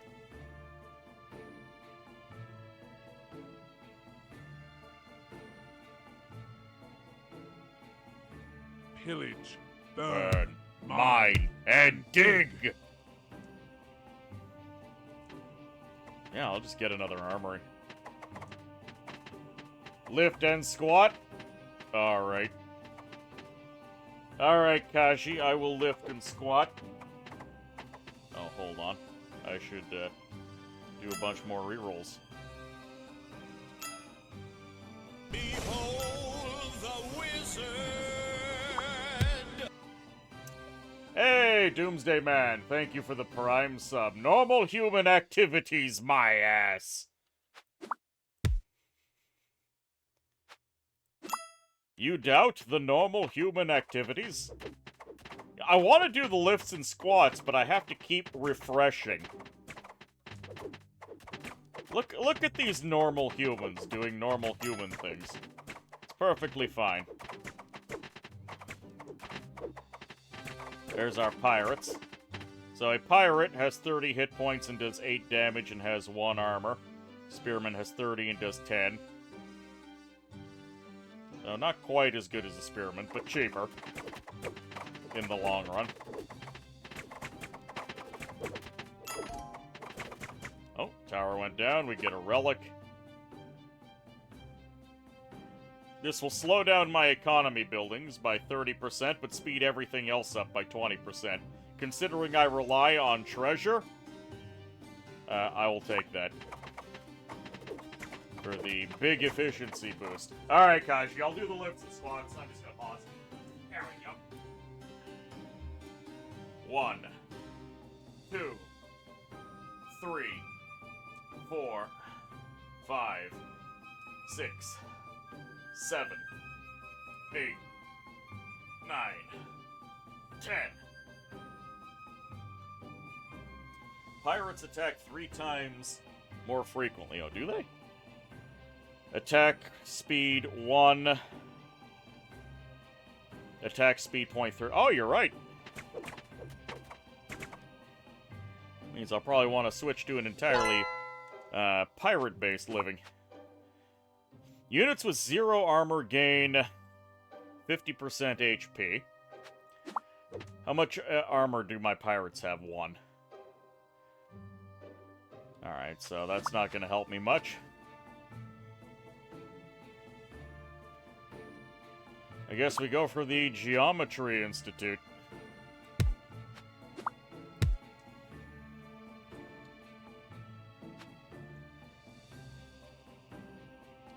Refresh.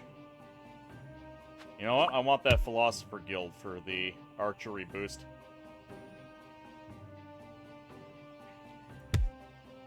Now I can do that.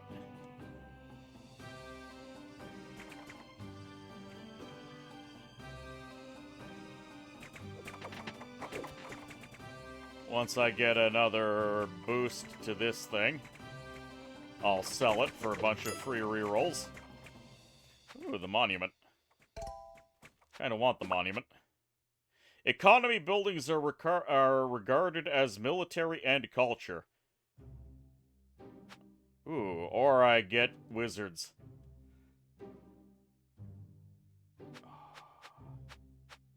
Oh, this is really, really tough to me. I'm taking the grenades. Getting free wizard academies up.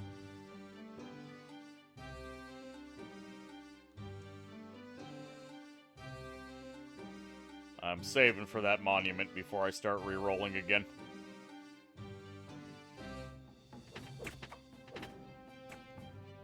We're doing pretty alright. We now have 8 free re-rolls. I'm gonna go ahead and just drop that. Hey, look, there's the legendary treasure. Start upgrading. I was supposed to get that statue, but I didn't. Okay, reroll. Oh, look, there's the statue. Fantastic. I would really like a university. Not a university, kindergarten.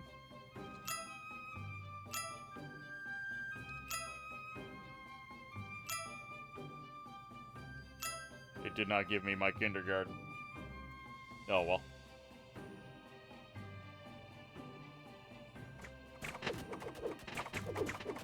Asking Wizard to take any relic that doesn't buff wizards is a non-starter. He just can't not take wizard buffs. It's true. Missed treasure? I didn't miss the treasure. I got both treasures. Unless there was another one. Ah, sunken treasure. Ah, we lost money on that. Hey, there's the wizard kindergarten I wanted.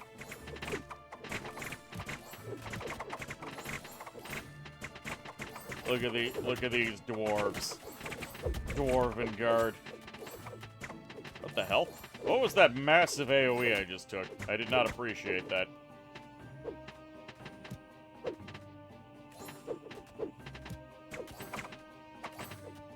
I haven't used my ability once, because I have to pay money for it, and I don't like paying money for things. It's kind of a big priority to get the Wizard Kindergarten. It'll let me start turning these black markets into something useful. Oh, god damn it. I hit the wrong button. All buildings gain 40% efficiency. Upgrading the shop makes this effect invalid. Overtime notice. Ooh. So this is a very temporary buff. If the number of tiles reach the limit, monuments produce 300 gold. Instead, gives me a monument. You know what? I'm actually going to take that for the free monument. Mine and dig. Yes!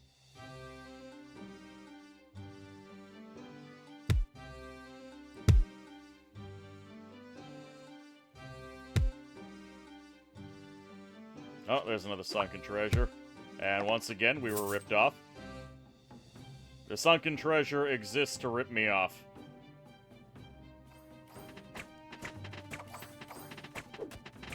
Hello, Maori! Welcome aboard! How are you doing? You would like me to take a sip? Very well. I will do so.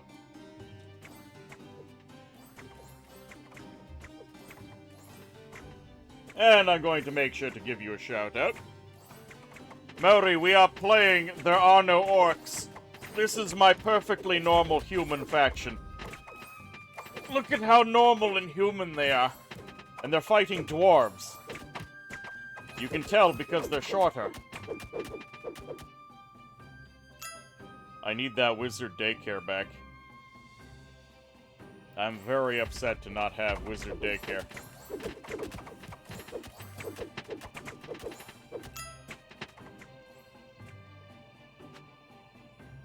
Yeah, maybe a mercenary camp will help. There's the wizard daycare. See, it did help. Don't you have a cannon ability? I do, but it costs money, and I need that money. I no longer need the money. Okay, now that I'm at 93 gold, can I cast it? No, I need the money in order to use it. Okay. Alright, so now that I have Wizard Kindergarten, I can now start transforming these black markets.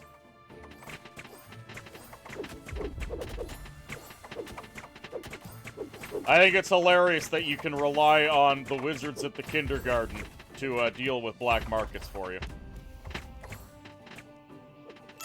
Okay, reroll.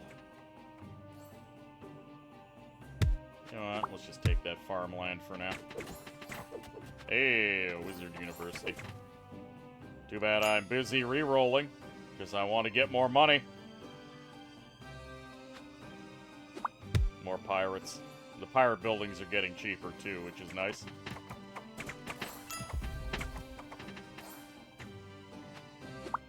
More pirates. The cute little tykes trip over their wands and accidentally polymorph the entire criminal underworld.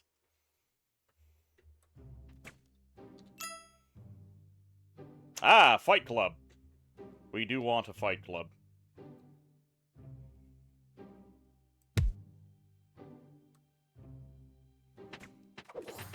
Oh, give me that money. There we go. So the Fight Club, again, permanently increases the HP of melee units by 1% per production. And considering I'm producing almost all melee units, that's pretty good.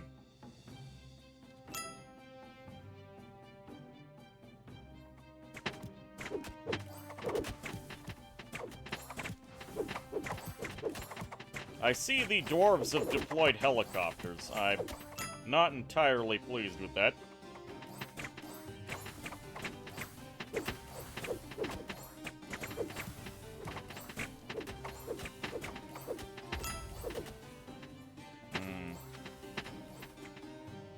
It'll be cannon time soon. But we're not quite there yet. Actually. The economy and culture buildings. Ah, I don't have the thing for that, though. Oh! We ended up turning the first black market into a griffin nest. We'll see what the second one is.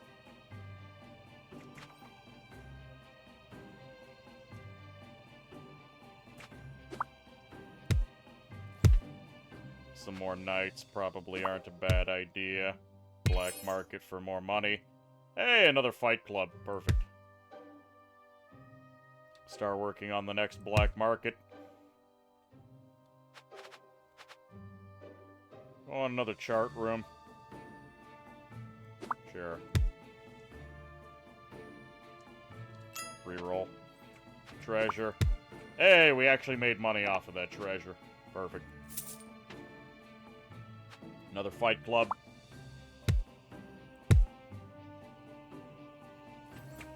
Our units are going to become tougher and tougher. Another black market.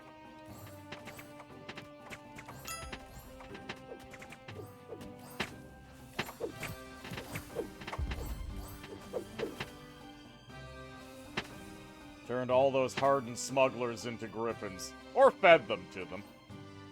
Your griffin nest is gonna polymorph. No, I fixed it. It's fine. Another stable. I'm quite fond of the knights. I wonder what the next polymorph is gonna be.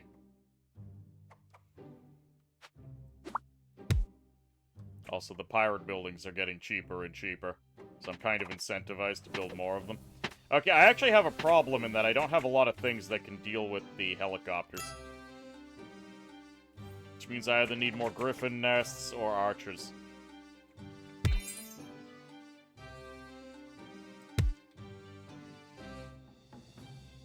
Adjacent economy and culture buildings do things quicker. So I actually want this right here.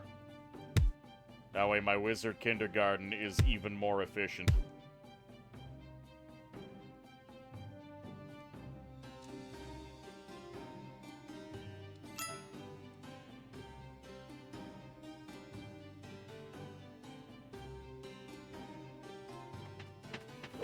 Yeah, those helicopters are becoming a problem. You kind of like that this is a constant battle instead of waves in, like, 9 Kings. I mean, it does come out in waves. I might just spend the 500 gold here. No, it got ripped off again.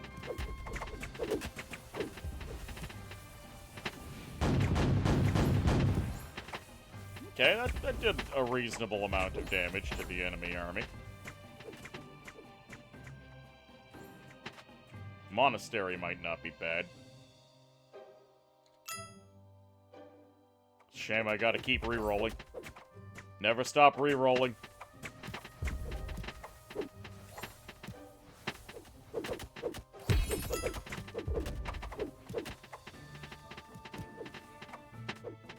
Philosopher's Guild, no thank you. So, Mori, you weren't here for the class description, I don't think. The character that I'm playing, he has a 0.1% chance every time I refresh the shop for a legendary treasure worth 3,000 gold to be handed to me.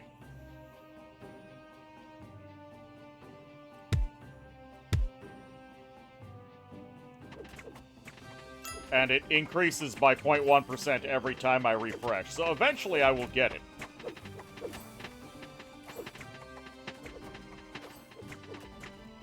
You know, I'm getting this archery barracks, I kinda need it.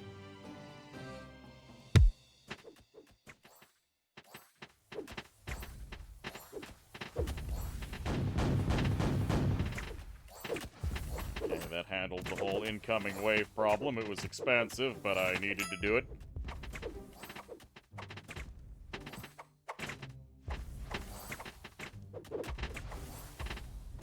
Uh-oh. Big dwarven mecha are on the way.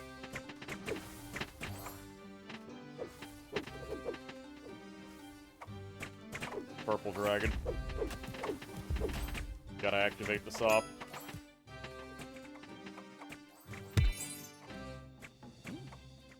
Excellent. Monks. We like monks.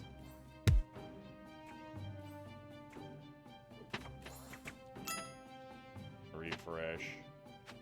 Outlaw hideout. I'm not convinced that extra outlaw hideouts are really necessary. I am convinced that I need more geometry hideouts, though. There's the legendary treasure. Boom, 3,000 gold. That's not actually enough to afford the shop upgrade.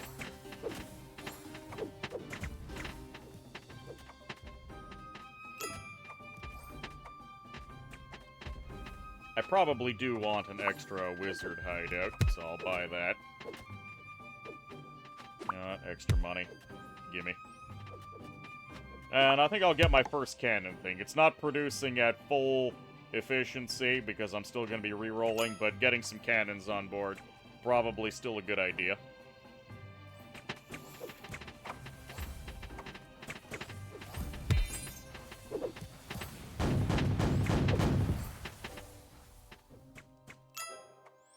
Treasure? I lost money again. I have lost money on more treasures than not. Even though it costs 200 and I can get up to 500. So I have better than 50-50 of making money.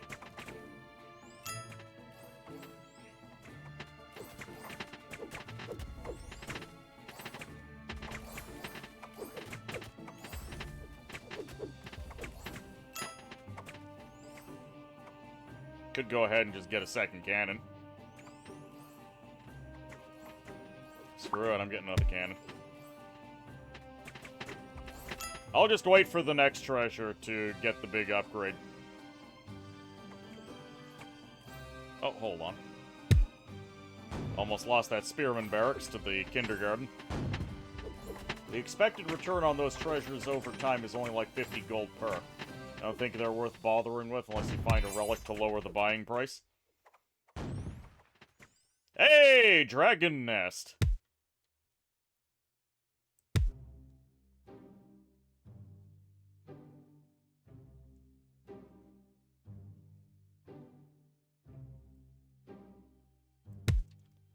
So the position of this doesn't necessarily matter, so we can put that there. We don't really need this anymore. Actually, I can put it there, and I'll get a little bit of money out of it. There we go. The treasures are attracting dragons faster.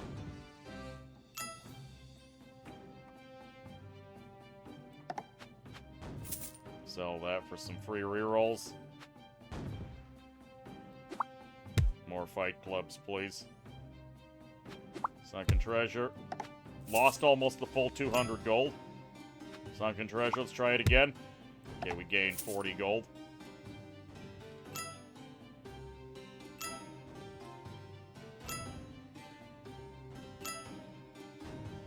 Another sunken treasure. There we go, we gained big money off of that.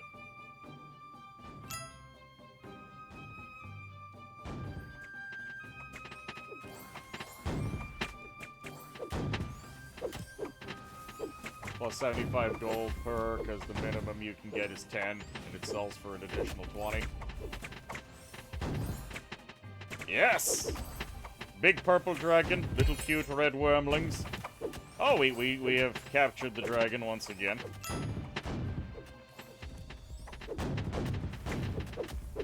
We're accumulating cannons, which is good.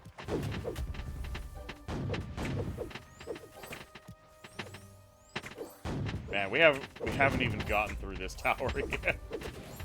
Hopefully this push will get it done.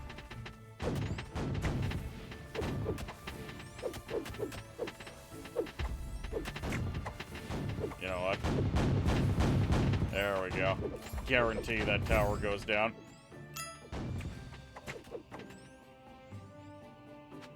Throw down one of those so I can maybe accumulate another, Oh, this has turned into a bank. Swap that out for another black market. Oh, the dragon's awake. Excellent. We have acquired dragon. Relic. These suck. Give me something else. Barbarian's Dentures. The shop no longer offers level 1 or 2 buildings. Big pouch, gain 3,000. Yes, instantly upgrade my shop with that. So we have the purple dragon, the obsidian dragon with 6,550 hit points.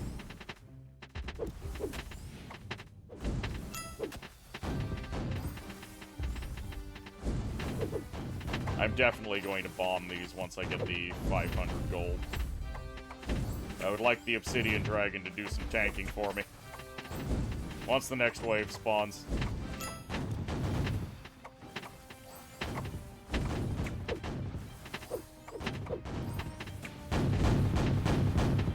There we go, that'll ensure I do maximum damage to this tower.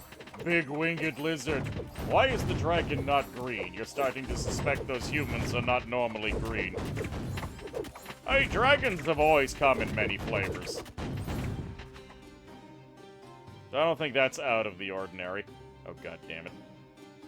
You know, that alchemy lab is about to be transformed. And I'm okay with that. Sunken treasure. There we go, we made money on that one. It got turned into a sunken treasure. That's funny. Black market for a transformation. That gives me a little bit more money.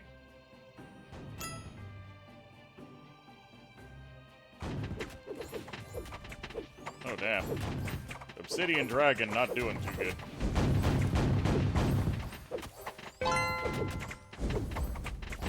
At least it pushed them all the way back. Stables produced 2 extra swordsmen. Yes. And what is this? Military buildings are also regarded as culture buildings, which is good. Or instantly gain 7 knights, and this triggers every 30 seconds. Yes, give me 7 knights. Sunken treasure. There we go, that was worth good money. Oh yeah, and then we got all of these extra stables.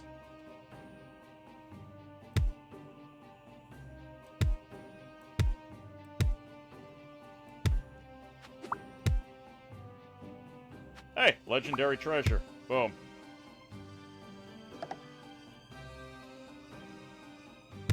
It's not really worth anything anymore. Fight Club. Yes, please. Another Wizard University. Okay, I think we stop rolling, re-rolling the, shop. Also, I made money on that, which makes me quite happy.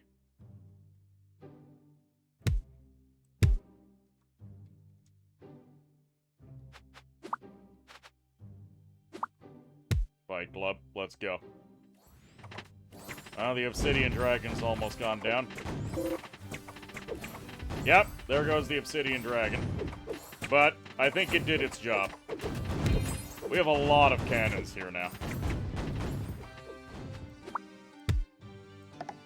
Made money once again. Let's transform this big pile of treasure into money.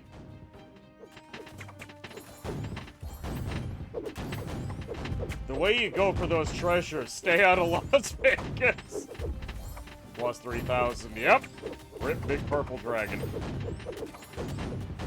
That dragon basically single-handedly wins the game on the easier difficulties, but now, not so much.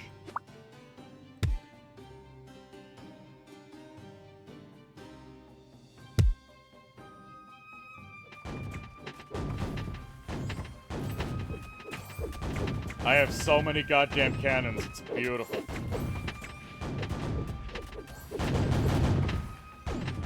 Just blow up that wave so my troops can focus on destroying the dwarves. It did tank 2 towers. Victory! We have a fancy hat, some fancy shoes. I wish they had names. Like equipment titles. Alright. So we won with Pirate Man.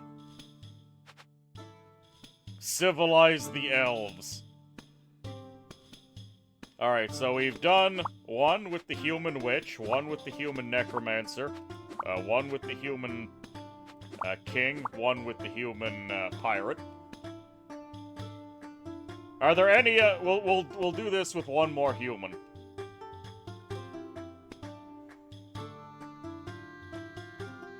We gotta crush the humans. Or crush the elves using our humans. I think I'm gonna go with Samurai Man. Samurai versus elves. You kinda wanna see the human samurai or the human vampire? Is that a human druid? Yes, that is the human druid. She plays very uniquely. Capitalism, the elves. And Van Leen, welcome aboard. Also, Mogramento, did I say welcome aboard when you showed up? I've already forgotten. Dankest meme on 4chan. Welcome aboard, by the way. What is that green... Okay, so the equipment that I have can be dismantled for parts to make fresh equipment. And if you play the incentivized commander, you get some free bits. Samurai... Yeah, let's do Samurai on Elf action. And we are all about damage, so what gives me the most damage? That gives me ranged attack. Melee unit attack 20%, yes. Melee unit attack 20%, yes. Extra starting gold is not bad. Gold mine output, starting gold. Oh, it's not gonna give me anything else, so sure. Elves loving their trees so much, maybe you should strangle them with trees. I'm gonna go Samurai, and then I'll do Druid. And then I'll go to the Demons.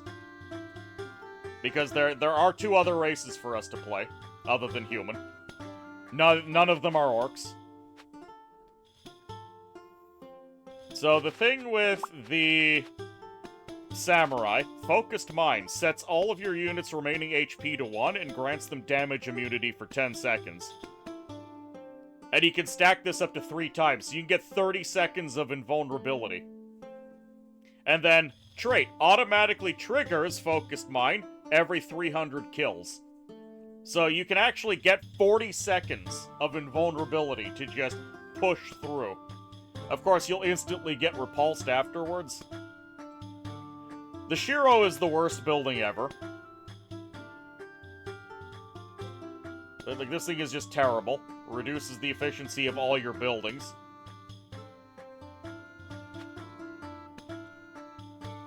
So this produces Samurai, and produces more of them for every unit present.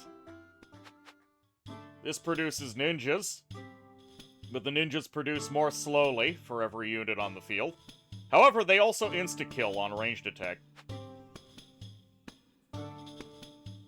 And then I produce money, 20 bucks every time, and it produces 20 bucks faster for every military building. Dream's really powerful. Yes, it is. It is really weak in the early game, and then the late game when you're fighting massive waves. It's just insane.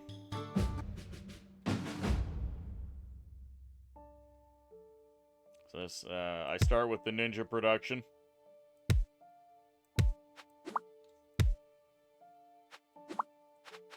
Give me that Terra. Give me that barn. Reroll.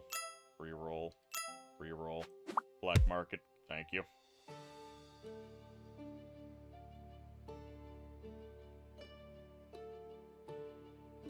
I want the Terras more than I want the farmlands. Because once I get more units on the field, they will produce... or once I get more military buildings on the field, they will produce a lot more money for me. Okay, we have captured the gold mine.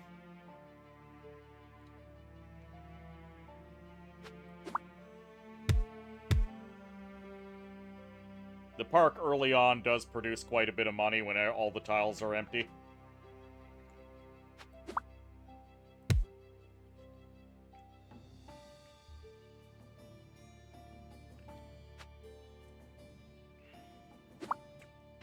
Sure, I'll bank.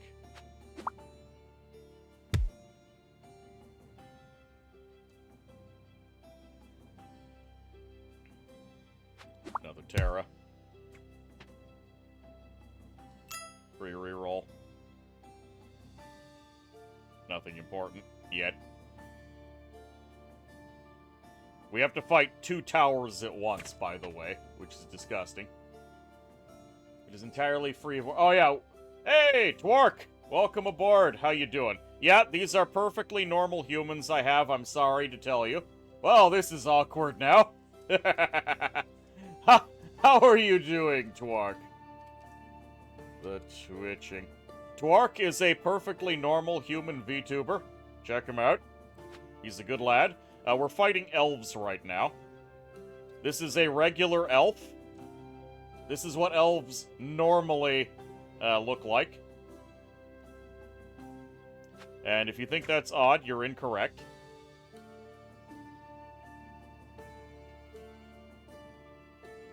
Okay, reroll. Archery barracks, yes please.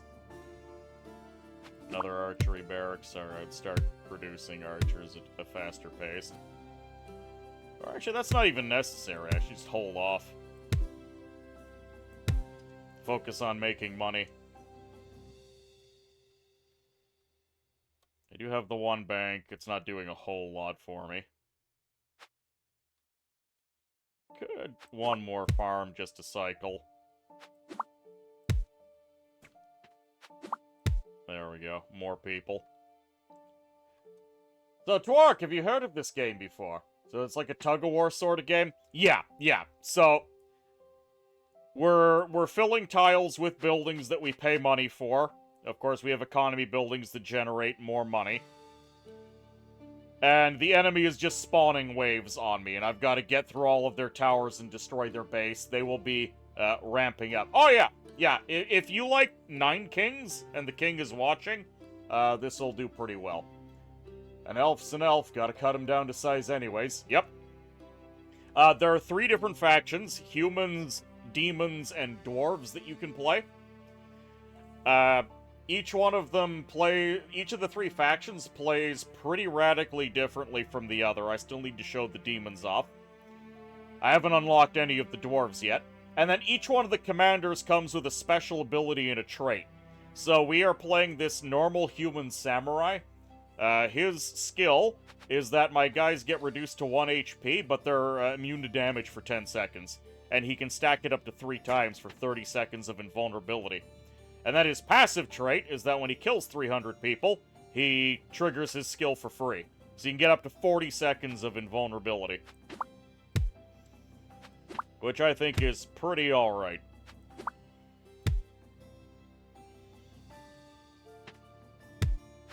There we go, another Terra. Usually like messing around with StarCraft 2's arcade mode. Orcs? Paven, there are no orcs here. What are you talking about?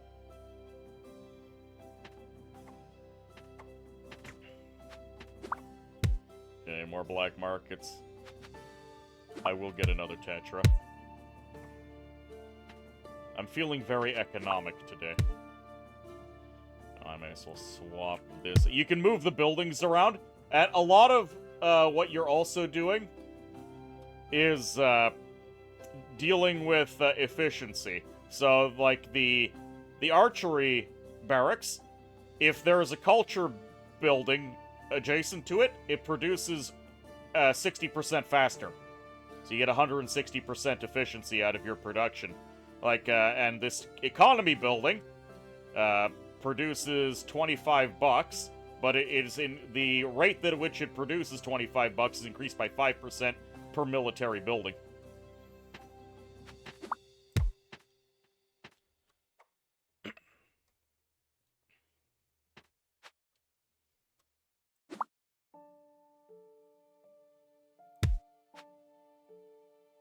We're almost ready for the next upgrade.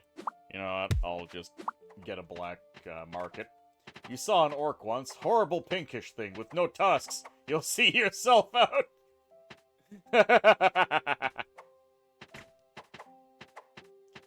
Yeah, this is there are 4 stages that you can play right now. The elves are the hardest one because they have 2 front-loaded turrets for you to deal with. And that's just very difficult to push through.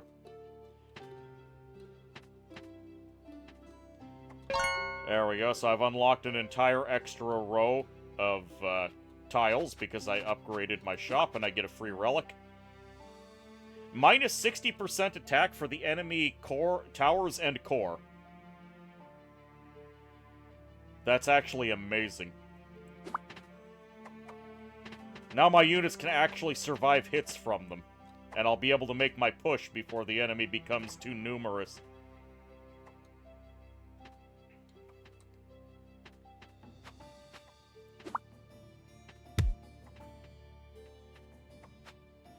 Adjacent economy and culture buildings have their efficiency increased. I'm not really interested in that right now. Let's take our free reroll. There we go. We can start getting samurais on the field.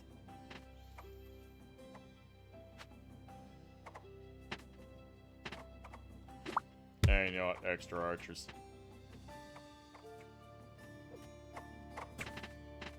So my units are actually starting to... Have you heard of the High Orcs? Oh no. Well, if there are High Orcs, that means there must be Dark Orcs. And Concrete Orcs. Seen any orcs?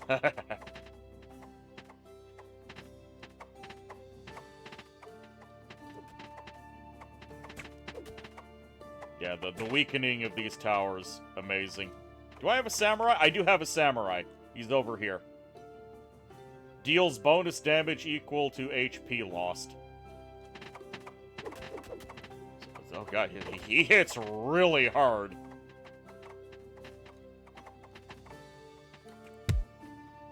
When he wants to. Spearman. You see, I kind of want... Hold on, I don't need to have these here. That'll free up some space so the park can keep making me money.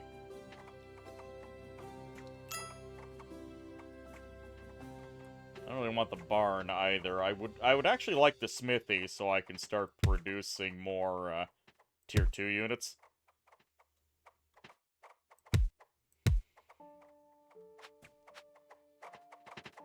Almost have enough money for the next shop upgrade. I could make my big push, but I'm gonna wait.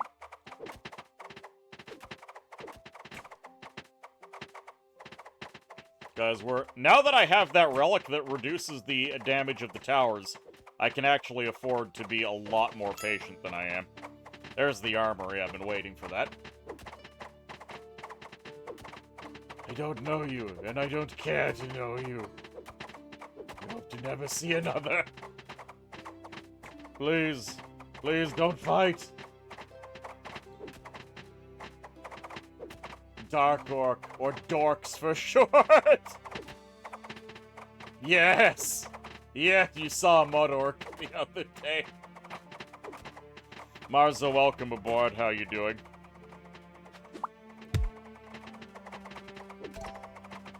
Okay, another relic. What do we get? Reduced options in the shop, but plus 30% efficiency for all buildings. I'm actually going to take that. And then reload. Unfortunate.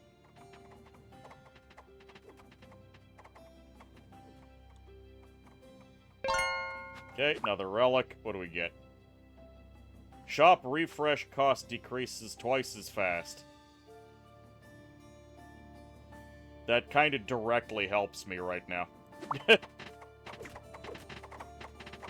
I'll be able to refresh quicker. Look at these disgusting fairies. At least they're still I find it very odd that these are fairies, considering the convention. Oh, another relic. What do we get? Shop upgrade cost reduced and happens instantly. Or we could start playing with brokerages. Or instantly gain 2 stables. I'm just gonna gain the 2 stables.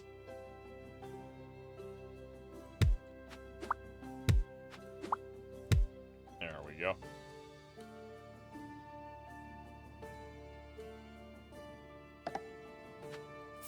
Let's sell that.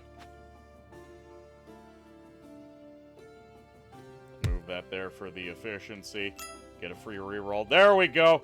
Wizard Daycare. We can start getting rid of these black markets. And now I kind of wish I had those brokerages so I could increase the efficiency of the Wizard Kindergarten further.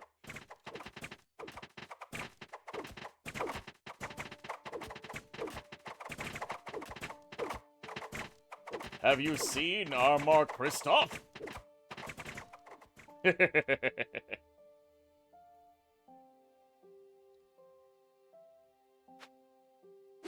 Another archery. Ooh, monument. Yes.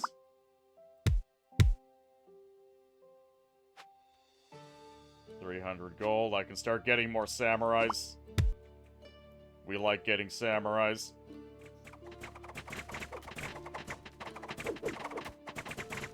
The neutering of the tower is amazing.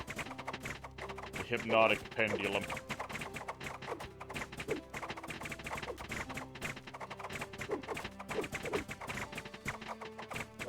It's just allowing me to accumulate a disgusting number of troops.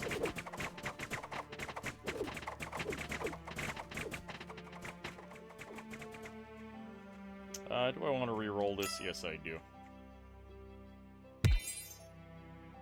Free archery range? Hell yes.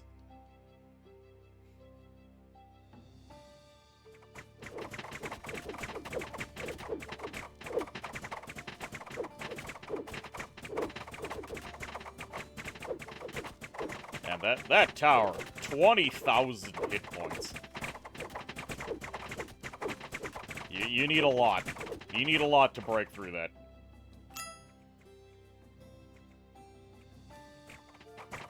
We're only at 50 kills.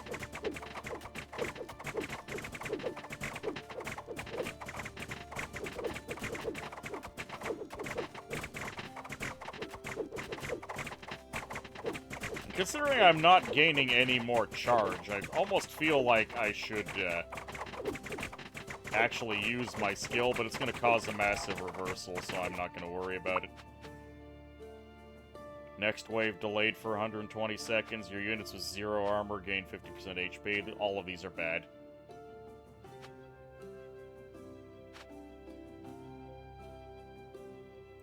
Reroll. Fight Club. Yes, please. There we go. Start getting more damage on my melee troops. And I'm slowly saving my way up to the next shop upgrade. I feel much less stressed now that the towers aren't actually a threat, because I just have this massive wave moving in. Frost Wormling. What are these? Elf Rangers. They're just wearing Snuggies. They're elves and Snuggies. Does buying and selling the Philosopher Guild reset the shop? It does. So I can actually do that. There we go. Now I can get this lovely monastery. Thank you for pointing that out.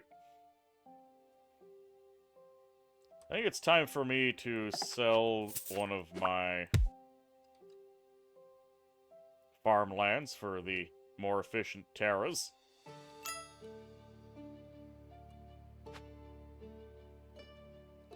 Oh, god damn it. Actually, hold on. This'll let me get rid of my black markets a little bit quicker. Oh yes, I need one of these.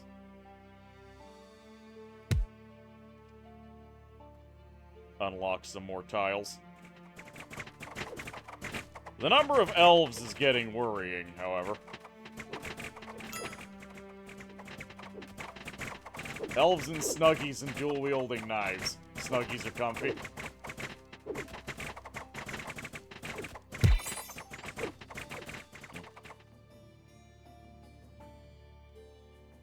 Okay, an extra armory. And a griffin nest. So, armory. How do I want to arrange this armory to be efficient?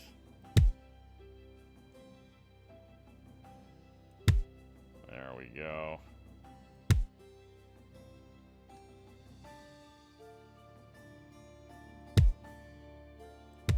Get those there for transformation.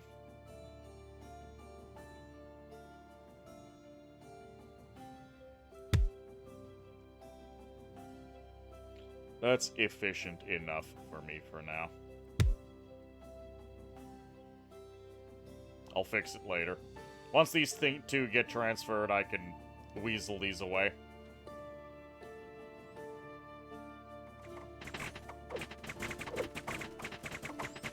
Kill count is starting to climb, though. The big push is coming. That should buy me this tower.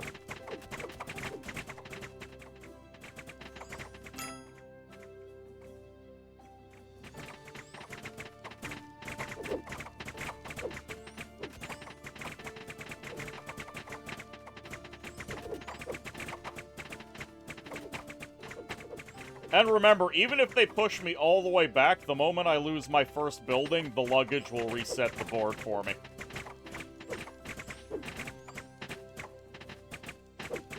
There we go, begin the upgrade. Alright, what 2 buildings do we get?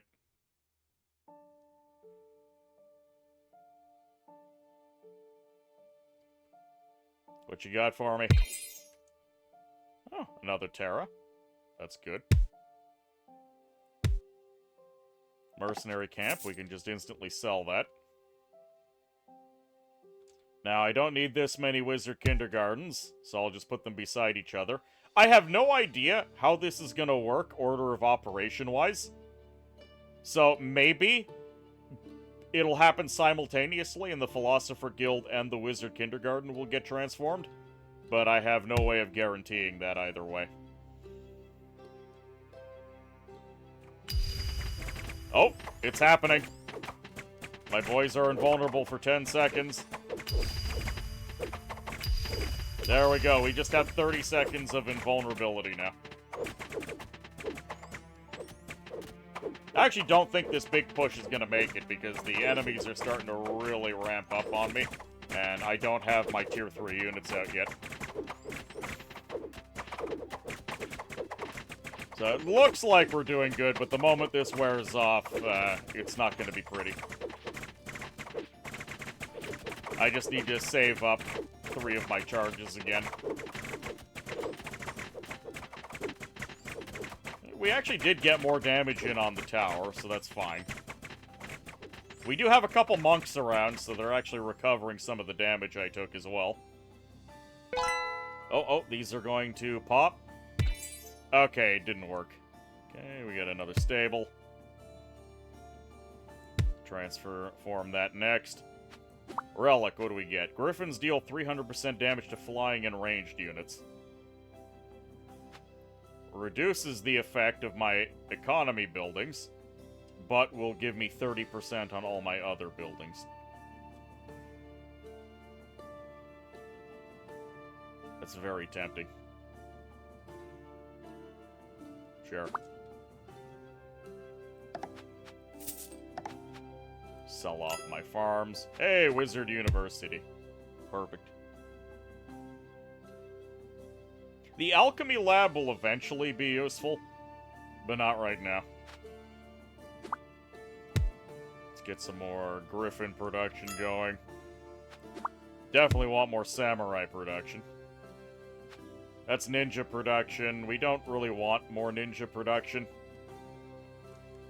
Because I have so many units on the field, I'm just not producing enough ninjas.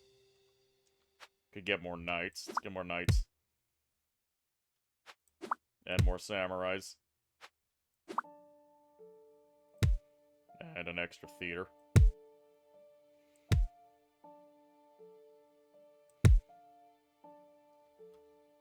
There we go. Ooh, tavern or more wizards? I need the wizards for the AoE effect. Extra spearman barracks. Is there anything else I want to get rid of? Not currently. Reroll.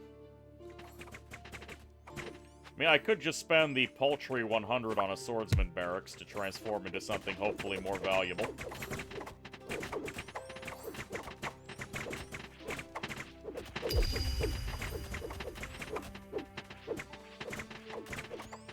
Get that little push. Those samurais are gonna hit hard. Though they can't hit the ferries that are in the air. Oh, another black market. Okay. That pays for a tavern. I'm just building up for that next big push.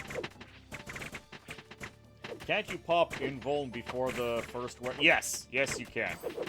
50 seconds, you get 10 plus 30 because this only stacks 3 times. You get 40 seconds. But you need to save it up. I only have 1 charge of my invulnerability. So I'm gonna wait until I have all 3 charges of invulnerability. So I can have that big 40 seconds of push. And accumulation. I'm gonna sell that for Terra.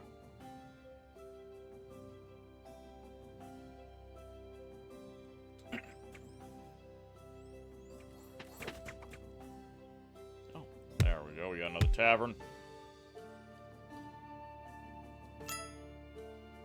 Ooh, another wizard university. Yes, please. It's giving me some much-needed AoE effects for dealing with the large crowds of enemies.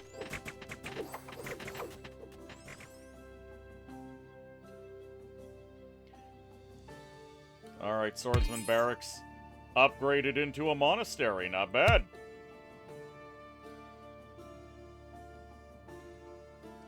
Do I have anything else cheap and kind of crap that I want to shove in there? I'll look into the black market. We almost have our next upgrade. You know what? I might just pop my 2 stacks for 30 seconds of invulnerability. We're right up against the tower, and it's about to begin.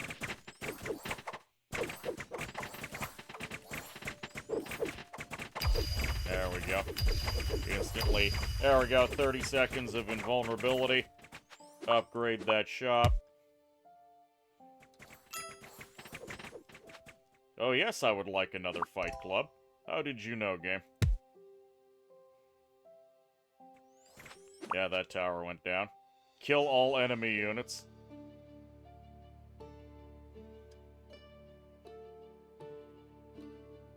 This is the final shop level upgrade. I might just take the overtime notice after the upgrade is done.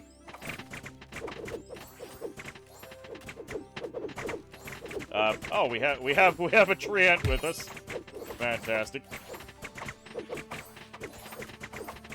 Oh god, we are killing them at an alarming rate, even with no hit points.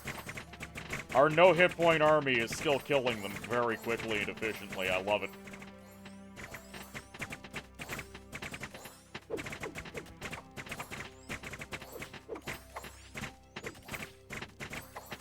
They are pushing back, though, but, I mean, I've got sufficient numbers. I love the cannon.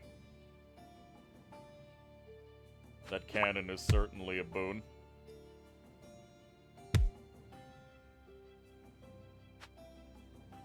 Another monastery. Could throw down another stable. Move the stable over here. There we go. Oh wait, the stable likes economy buildings. There we go. More wizards or a fight club? More wizards.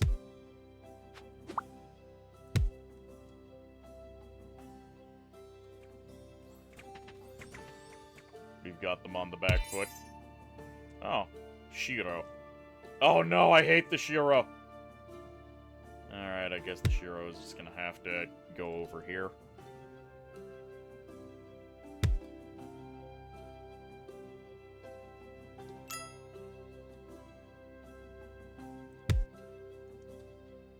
The minus 10 doesn't go away. That's why I don't like it. Okay. All buildings gain 40%.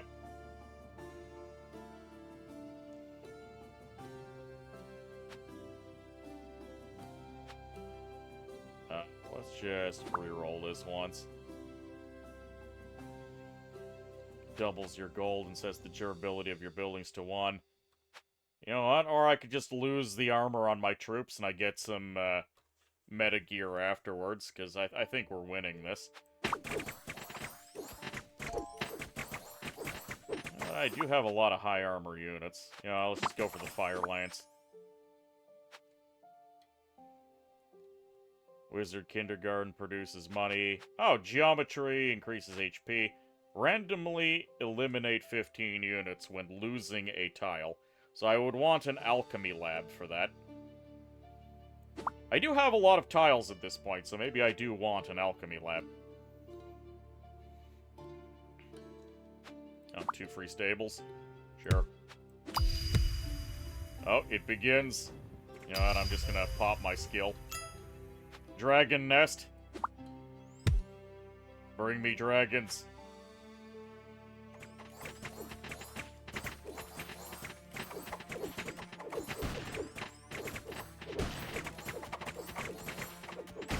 Why do I hear guns? Who has a gun here? Is it the cannon? No, that was a different sound.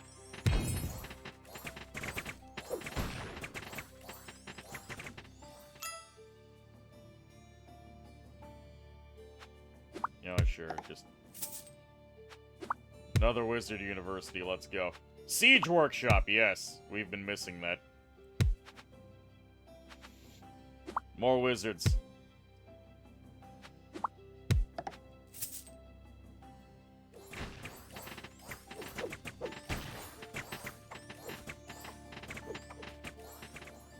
We're at maximum upgrade.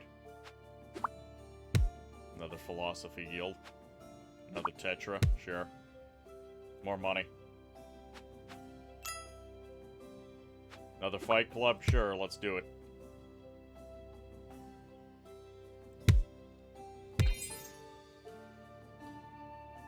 Another Armory. Armory not really all that useful at this juncture.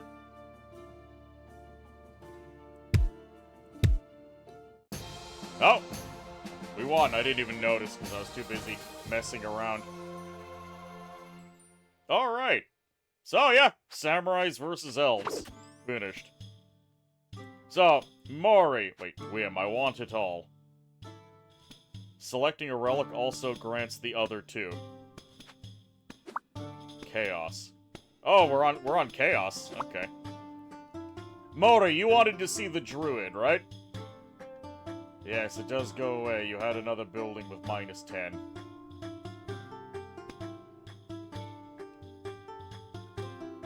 Oh, he just transformed the Shiro again. I could have sworn when I got it that one time, and I sold it, it retained the -10% on everything.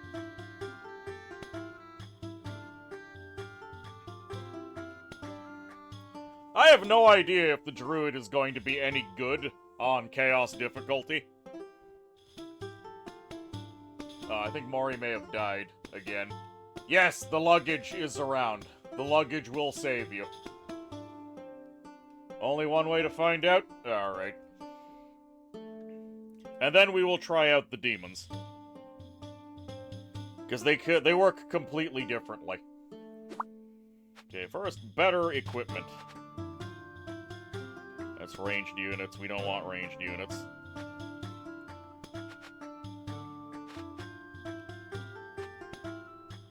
Enemy wave delay 30 seconds. Melee attack.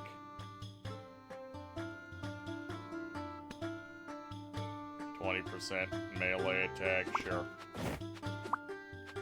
Okay, what can we get? Blue? No. Gold mine output? No. Extra melee attack.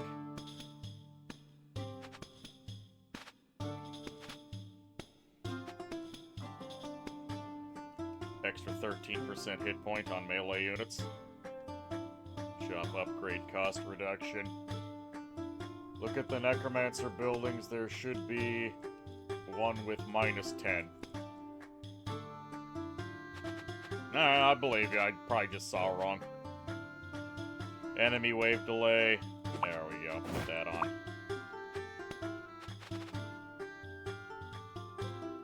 Gold mine output +50. Wait, you get 100 gold from the gold mines. That's +50% efficiency. Alright. It's Druid time! This normal human Druid. Okay, so... Druid has a special unit type, the living building type. The plants. Living sapling. production. It gains 100 hit points every time it produces, and then you can sell it to turn into a treant to go destroy your enemies. Okay, first, give me money. And then give me living saplings. Give me money. We do have a park. We have a free reroll. Give me another park. Another living sapling. We're gonna want to deploy one living sapling almost immediately to claim the gold mine. Dream Blossom produces tiles for me. We want to produce more tiles. We want lots of Dream Blossoms.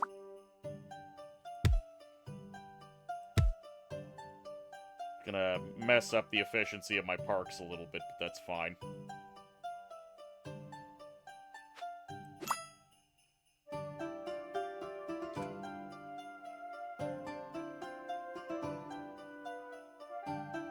We're going to be wanting a lot of Dream Blossoms, and we're going to be wanting to make a lot of tiles.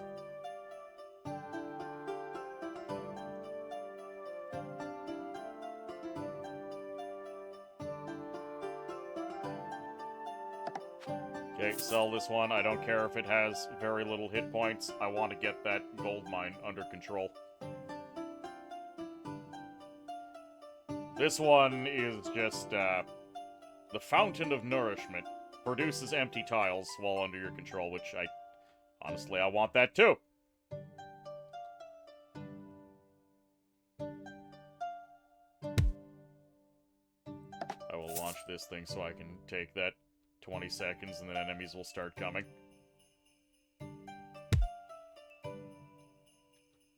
$4,000 hit points on the enemy towers. Okay, we get another Dream Blossom. So the special ability of this girl is that she destroys all of my empty tiles and gives me a treant.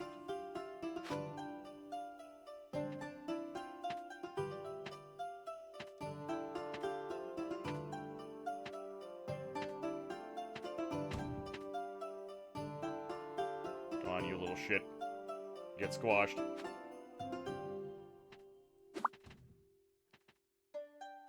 So we want as many tiles as physically possible. So we don't own any of these tiles surrounding. Well, technically these tiles don't exist. We're getting 300% efficiency on tile expansion.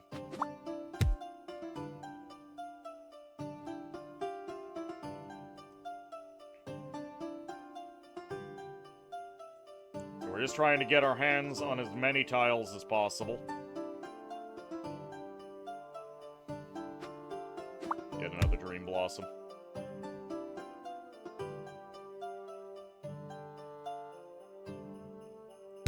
I would rather not deploy a ant, but I might have to. Because they're gonna start nibbling me.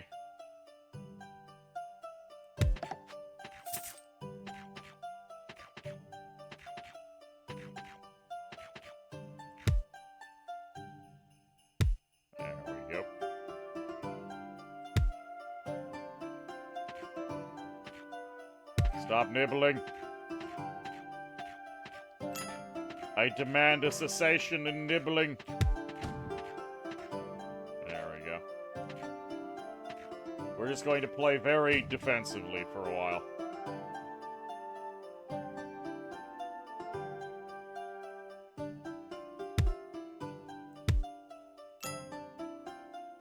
Another Dream Blossom, sure. Oh, god damn it.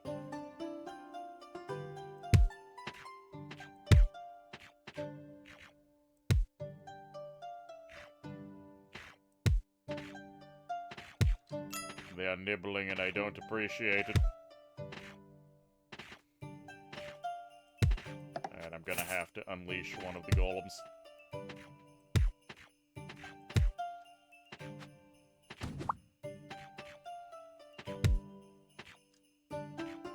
They don't do a lot of damage, but I do have to take care of them eventually. Okay, another living sapling. We do need those. Refresh. We're making most of our gold off of the two. We only have 2 parks and a gold mine to rely on. Technically, I could get a third parka. Another living sapling. Extra charges of this aren't actually terribly helpful.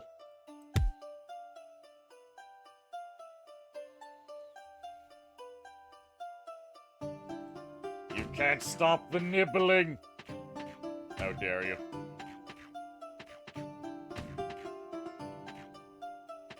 I have to be careful, because I don't want to trigger the luggage if I don't have to. Okay, good. This treant has noticed that there is an interloper.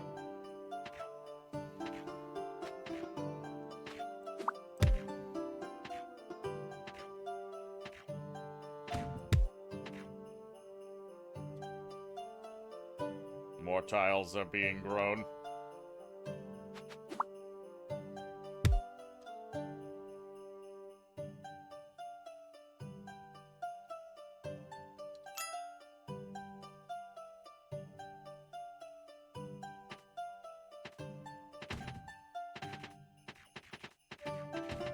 And we just be patient. After a while, additional blossoms aren't all that helpful. Because you need to actually keep things freed up.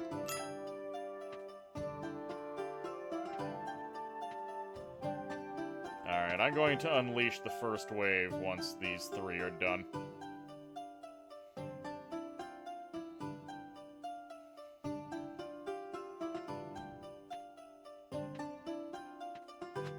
And we'll need some archers.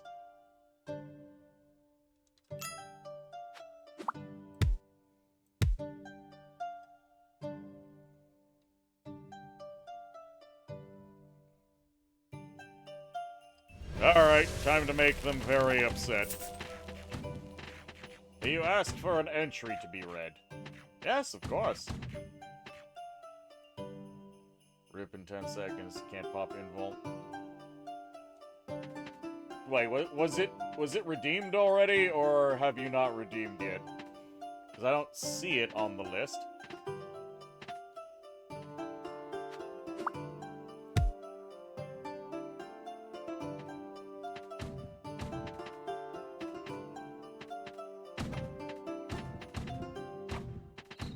There we go, Arcane Bestiary. Alright.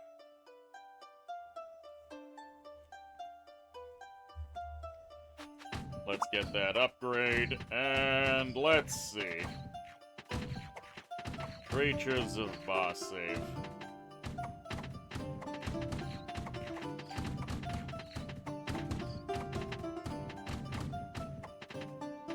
Alright, hold on. Didn't want to interrupt. Oh, it's fine. The Prices. The Prices has many different names. The name Prices was bestowed upon this creature by the Therans centuries before the Scourge. And the folk of Barsave's southern region still call it that. Further north, local people call it Supplicant. To the west, it is named Prayer Rabbit. And the few folk along the borders of the Waste call it Grassfang. To most people outside the Waste, the Prices is a legendary beast. Few Barsavians have ever seen a living Prices, let alone studied it. Until the past several years, the creature has been rare outside the Wastes. The Prices is about the size and shape of a large hare, some 2 feet long. When it sits on its haunches to observe its surroundings, the top of its head reaches as high as a troll's knee.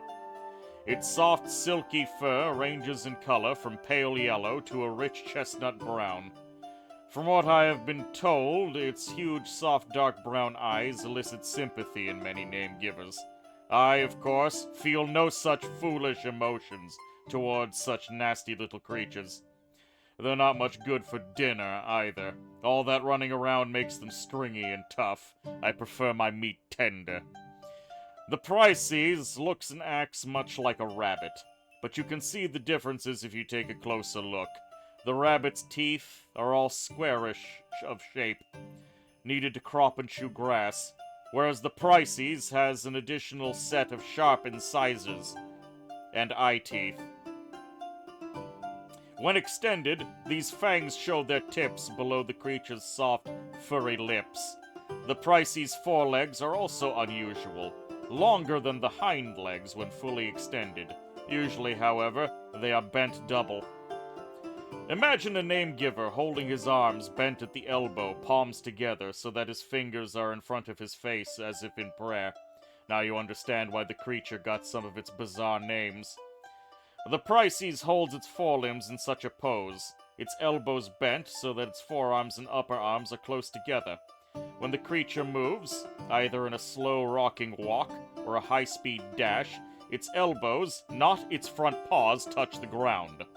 That's weird. Some folks in the Waste hunt them for food or their soft pelts, but the swift-moving creatures have an uncanny ability to sense approaching danger. Often they dash to safety of their burrows before the would-be hunters even see them. So far, noble sir, you have described a quite harmless-sounding creature. What makes it a nasty little thing, as you referred to it earlier? I'm coming to that. You tiny folk are so impatient. Most of the year, the Prices is a placid and calm as the rabbit it resembles. It lives peacefully in groups of up to 20, grazing on succulent wild flowers, and fleeing from the smallest threat. For a single month, however, as the days shorten and the harvest approaches, the Prices enters its mating season and becomes a crazed carnivore. Males and females both refuse grass and flowers in favor of warm, bleeding flesh, and the males battle each other ferociously as the females look on. They tear each other to shreds, continuing to fight long after the other creature would have collapsed from shock, pain, and blood loss. Any Prices in the grip of a mating frenzy will attack anything it sees regardless of size. The Prices attacks with blinding swiftness, flinging itself at its target and extending its forelimbs to catch its prey in a deadly grip. The beast is far stronger than a creature of its size has any right to be, and its small furry feet are tipped with needle-sharp hooked claws. On the insides of its forearms, usually hidden by its soft pelt, are half-dozen barbs, all tipped with terrible poison. In a normal-sized being such as myself, this venom causes no more than a slight reddening of the flesh. Or rather, it would be if the barbs could penetrate my hide. I have heard, however, that it causes agonizing swelling in less substantial creatures such as my fellow name-givers. As if this were not dreadful enough, especially for you thin-skinned folk, the Prices can also tear great gouts out of your flesh with its incisors and eye teeth. A single Prices in heat can badly maul or kill an unwary name-giver. Except possibly a troll or an obsidian. I've seen it happen. Though male Prices in a frenzy hunt alone, females often hunt in groups of 6 or more. Such a hunting pack can bring down even the largest of you smaller races. One final warning to the readers of this book. Recently I have noticed that Prices in various places have been entering the mating frenzy at times of the year other than harvest season. Do not think yourself safe from these marauding pests after the planting time is past, for their habits may have changed to offer danger at other times of the year. I echo Vestengus' admonition not to underestimate these creatures. Readers may think it impossible for the beast the size of a rabbit to harm a name-giver. At least a dozen times its size and many times its weight. But one might say the same of a deadly war dog, which weighs 90 pounds at most, and yet can bring down a brace of trolls. Both creatures attack without holding back, showing no concern for self-preservation. From what Vestengus says, the initial charge of a Prices can bowl over an unsuspecting victim. An instant later, the rapacious creature is tearing at his or her vitals. There you are.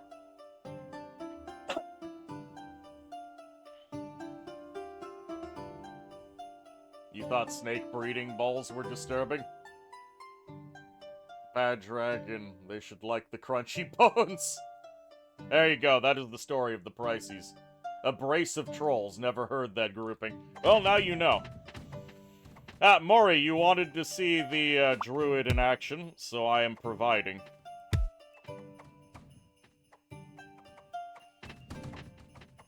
Yeah, I do need an extra blossom. Archers fire additional arrows and additional archery barracks. You know what, I actually kind of want that.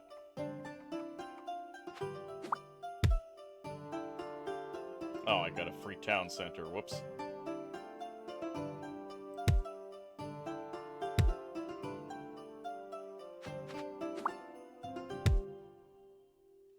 There we go, free archery, we'll need it. Alright, so Mori, how this works is the druid wants to unlock as many tiles as possible. And she gets these dream blossoms that will unlock a tile. And the more tiles that are not locked near them, the faster they do it. And then her special ability is to turn all of these tiles into trance. So she destroys every tile that she owns.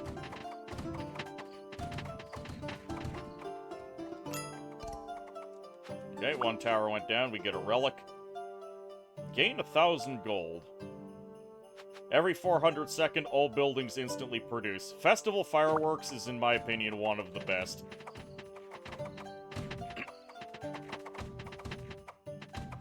That is a fourth... Wait, no, that is my 2,000 hit point treant. If I can get access to the healing potion relic, I'm going to be in for a good time.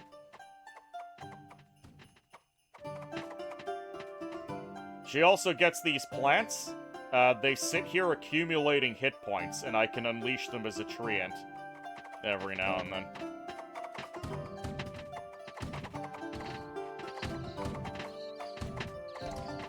Okay, another relic attained.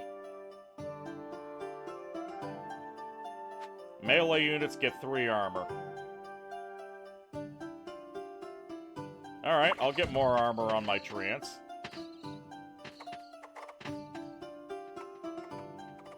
Saving up money for the next shop upgrade.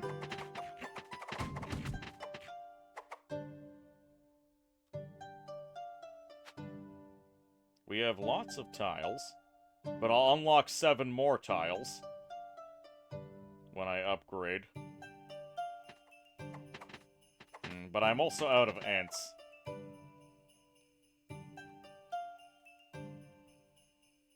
I have a couple of tough ones.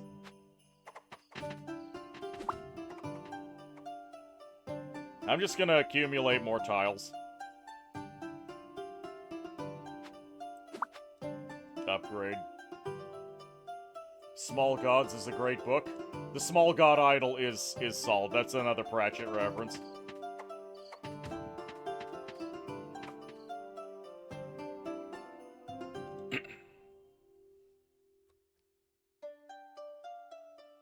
Though the efficiency of my plants is going down because we've unlocked so many tiles. Enemy waves are getting big. Once this one is procced, I'm going to spawn the next wave. I'm starting to take damage. Okay, we're good.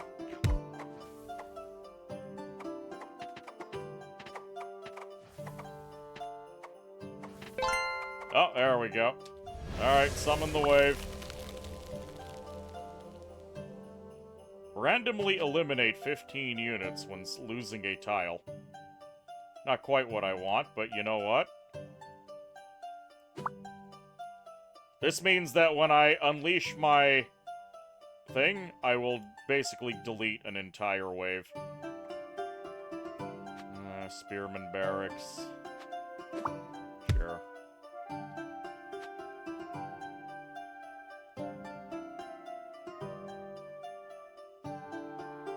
Wait, what? Why do I have a bunch of extra things? Oh, that was the whim. I get all of the items regardless.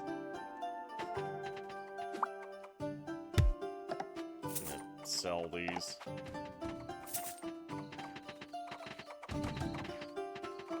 Oh, and I'll unleash one of my higher hit point treants. I should have done that sooner.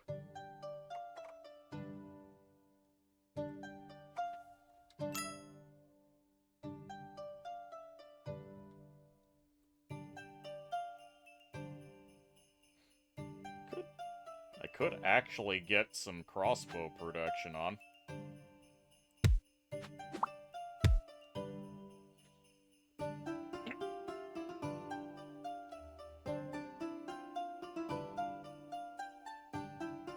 Ah, and the prices of things is starting to go down. I actually do want the wizard daycare so I can get rid of these black markets.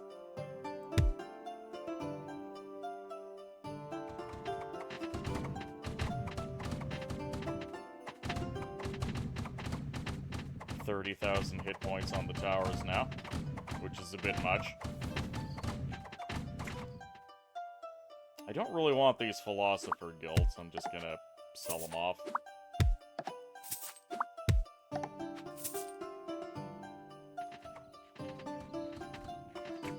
Yeah, so I just have a massive number of relics. You have a game suggestion based on your variables. Oh? Did you just say Wizard's Daycare? Yeah. Sorry, no, it's Wizard's Kindergarten. The Wizard's Kindergarten will transform nearby buildings into other random buildings, so I can use it to dispose of my black markets. You know what? I actually do want those monasteries.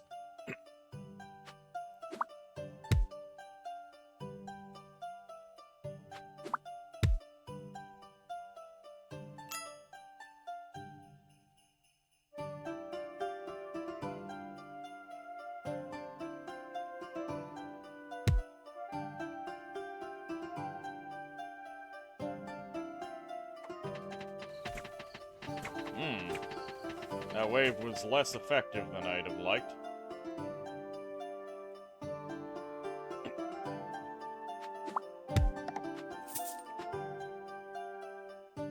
I would like that monastery. Okay, I'm gonna unleash one of these treants. And then once this produces, I'm gonna have to unleash the treants. See, the problem with the druid is that she just gets worse and worse because the enemy waves get too big for the treants to kind of handle. Now, I do have that relic that wipes a wave out for me, which is quite helpful.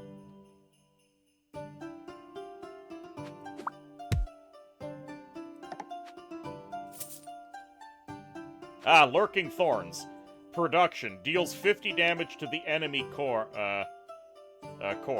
plus 40% efficiency for adjacent tiles. So, I don't even really want to destroy the core normally. I want to start getting these thorns to destroy the core for me. There we go, another monastery. I'll wait until that's nice and cheap, because the monks will help heal up my treants.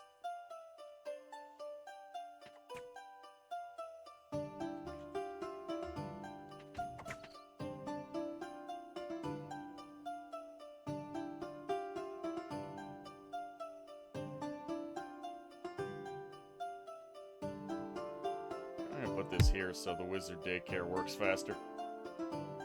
Ignore your suggestion if you hold on. Crown and adventure. Hold on. Let me Google this real quick.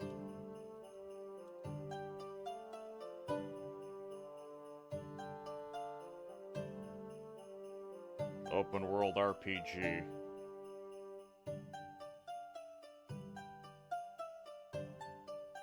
Yeah, this looks kind of neat. It has a demo. Maybe I'll take a look at it at some point.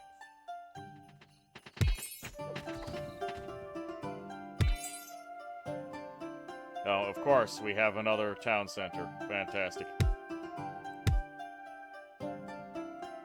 I don't really want another town center, so I'm just gonna sell it.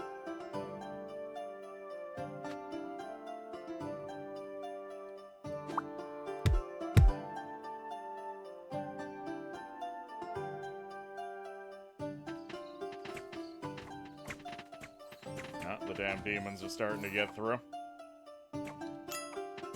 Yes, more lurking thorns.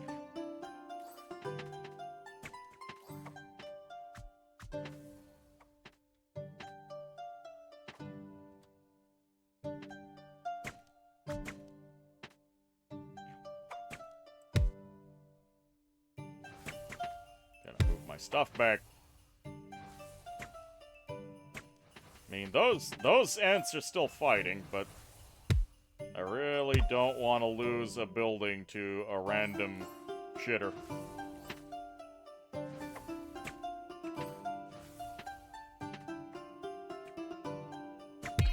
Gotta kill those succubi. Armory, sell that instantly.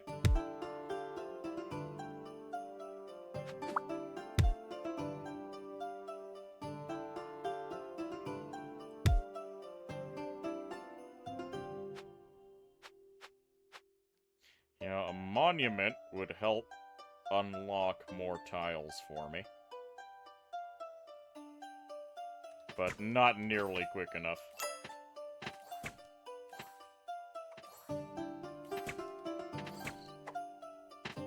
Yeah, now I'm in trouble. And I really would like to not have to rely on the luggage yet.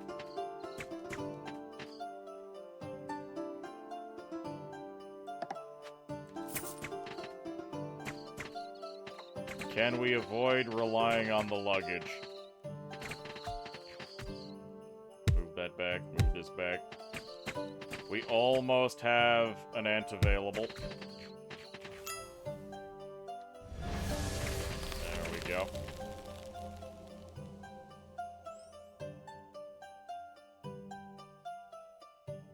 Yeah, being able to wipe out the waves is nice. However, as you can see, the size of the waves is starting to invalidate the power of my ants.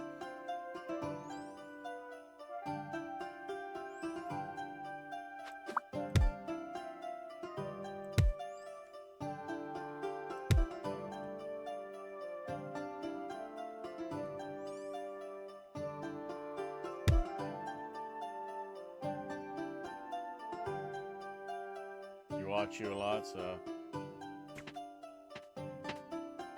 at least. Tell me it sucked. The druid seems a bit underpowered. Keep in mind, I've also entered into the hardest difficulty. Chaos difficulty. So she doesn't quite scale as well. And remember, I'm actually doing damage to the enemy core right now. Oh, I got an extra lurking thorns. Excellent.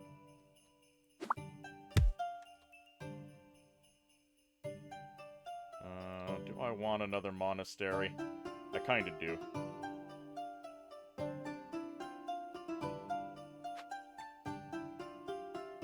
But I'm gonna wait till it gets cheaper.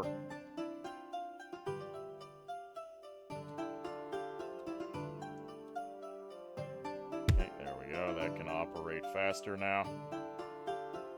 Every time this thing is proccing, I'm doing damage to the enemy core. I'm slowly killing them.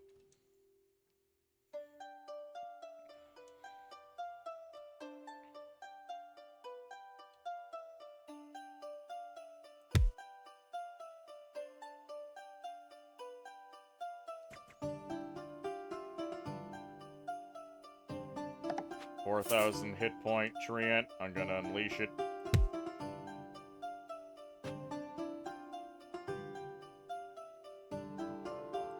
Move that out of here. Move that back here. Move that up one. Oh, I'm still making a little bit of money. Oh, that got transformed into another thorn. Fantastic.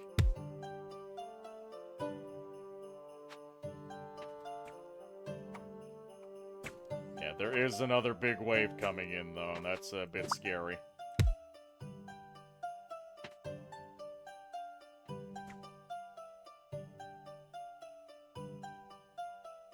I guess I'll unleash the other 3,000 hit point Treant to slow down my enemies.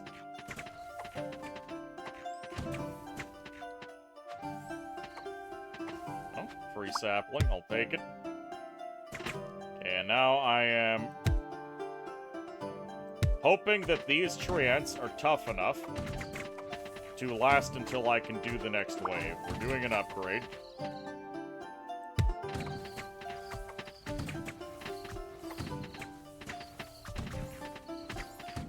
We still have the luggage that can save us.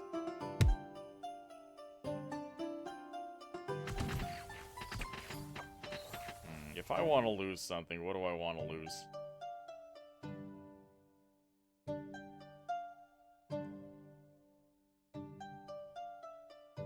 What do I feel like I could... You know what? This bank. Yeah, I'm just gonna let them destroy this bank. I don't really want to lose the more expensive buildings. Of course they're not destroying the bank. The luggage has appeared! Alright. Oh, the luggage is here.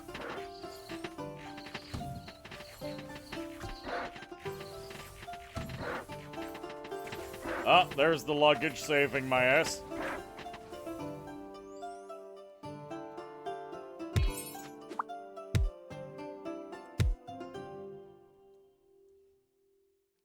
There we go. So it'll protect me for a little bit.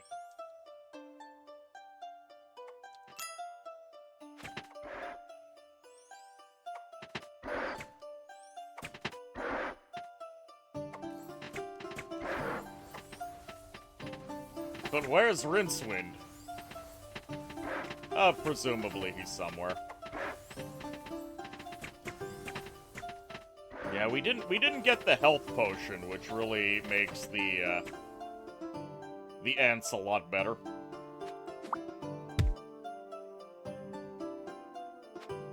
Ooh, lurking thorns. We definitely want more lurking thorns.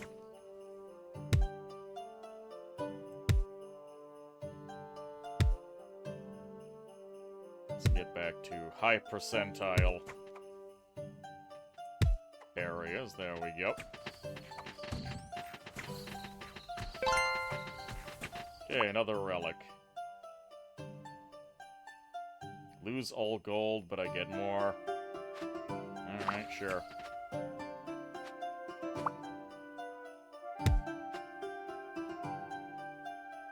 So hold on, we can get some frightening efficiency going.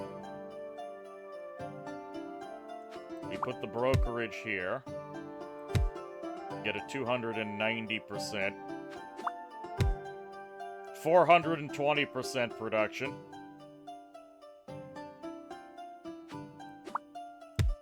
$490% production on this siege workshop.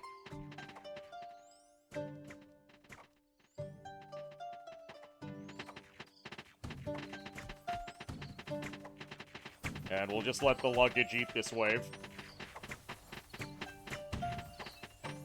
I mean, it'll eventually push its way in.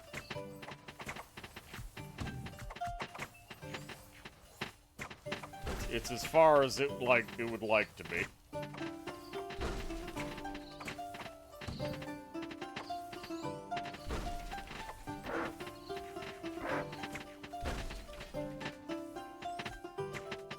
I'm kind of surprised they still give you the luggage on the hardest difficulty. I think there's quite a few classes that seem to be predicated on the idea of you, just completely, relying on the luggage to deal with some of the problem.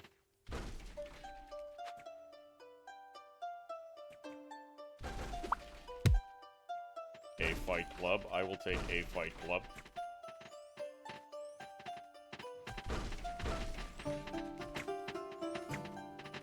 Yeah, I'm just going to build up more tiles, and then I will unleash.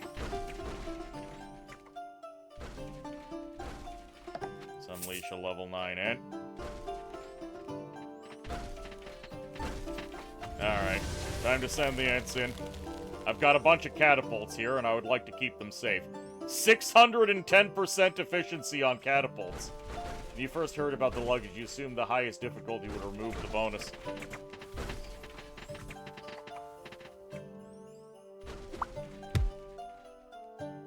We've done almost 25% of the core's damage without even having killed the 2 towers in front of it.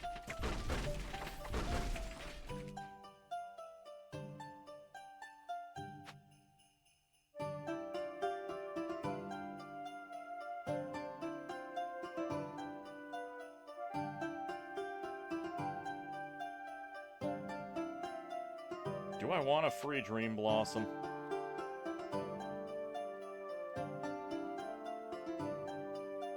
I can go here for extra efficiency. This Dream Blossom isn't. There we go. Now you're nice and efficient. I don't know how a single imp was able to get by. I probably want the Fight Club. There, it's free. We are at level 4. I haven't seen any of my level 4 buildings. Wizard Tower. You know, Wizard Tower might be helpful. It's quite expensive, though, and I still need to get another level out of my shop.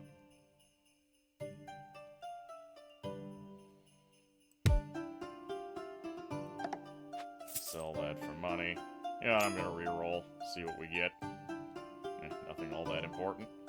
They have seen the error of their ways. Yeah, I'm gonna unleash another ant. Sensei Pensei, thank you for the follow. Alchemy Lab. You know, the Alchemy Lab might actually be good, because that'll kill 15 units at a time.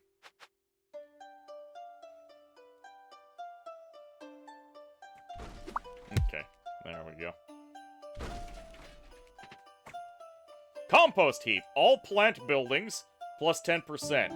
Also, plus 10% for every adjacent building. There we go.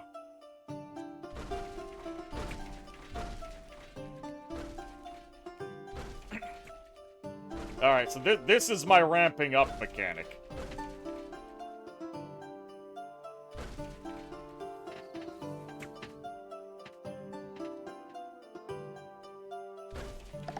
Okay, unleash that ant. I want to pay nothing for this compost heap. Remember, that's 10% on the things that are doing damage to the enemy core this entire time.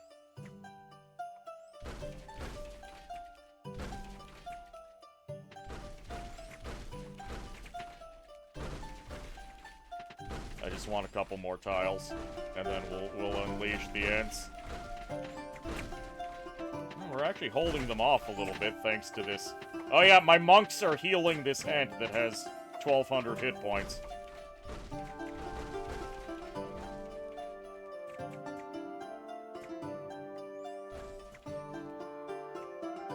Alright, I'm unleashing another wave of events. Monks, keep this boy up. We're actually pushing. That's insane to me. I mean, we're gonna lose all of these to a couple of bats, but hey. Good lord, those catapults are doing good work for us. The core already at 50%.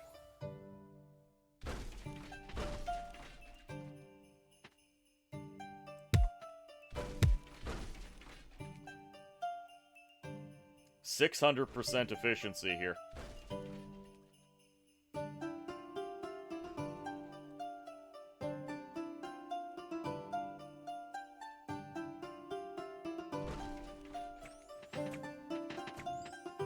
The ants are doing just fine. Also, do the next upgrade, and get the next compost heap.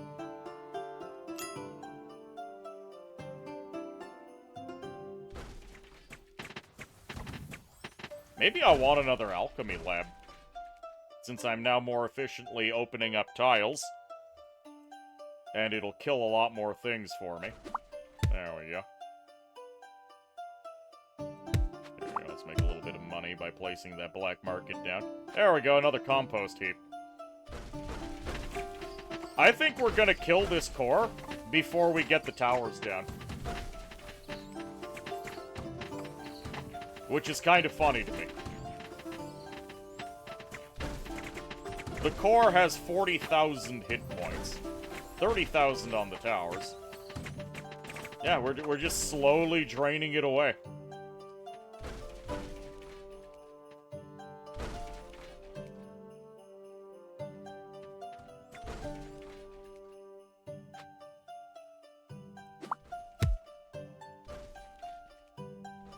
More efficiency, more compost.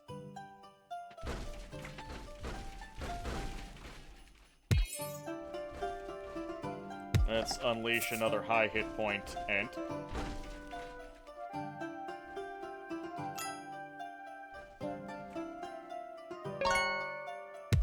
There we go, we got the upgrade. Relic. Taverns will only produce... Oh, those are all fantastic.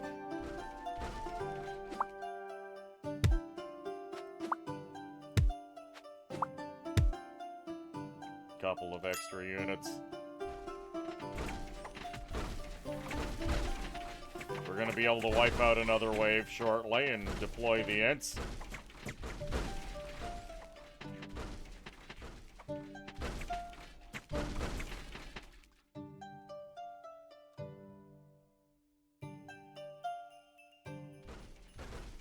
Everything is being produced wonderfully. Yes.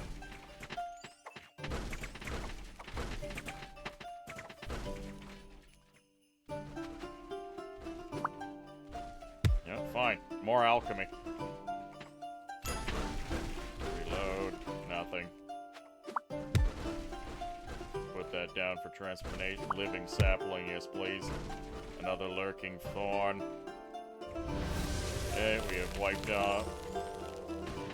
I probably should check to see if there was actually a wave, but whatever.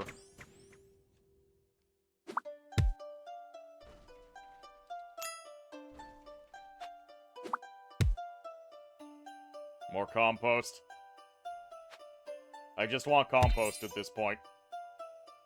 Don't even want the Spearman Barracks. Give me more compost. That tower might end up going down. This tower will go down, this one won't, and then the enemy core is going to die.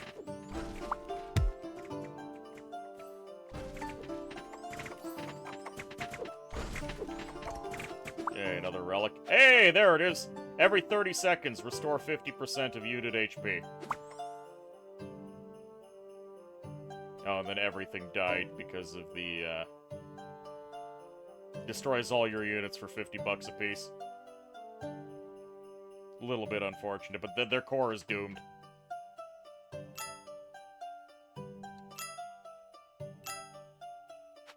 Yeah, give me another living sapling.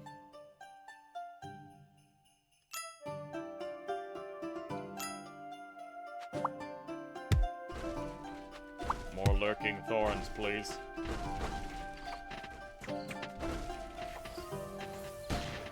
Yeah, they're doomed. I hear that gun sound effect. Ooh, legendary! Wizard's attack blast size increased by 150%. Why, thank you. I love having big wizard blasts. Outstanding. Apprentice Mage. Random meteors strike both sides' units. Enemy HP plus 6%.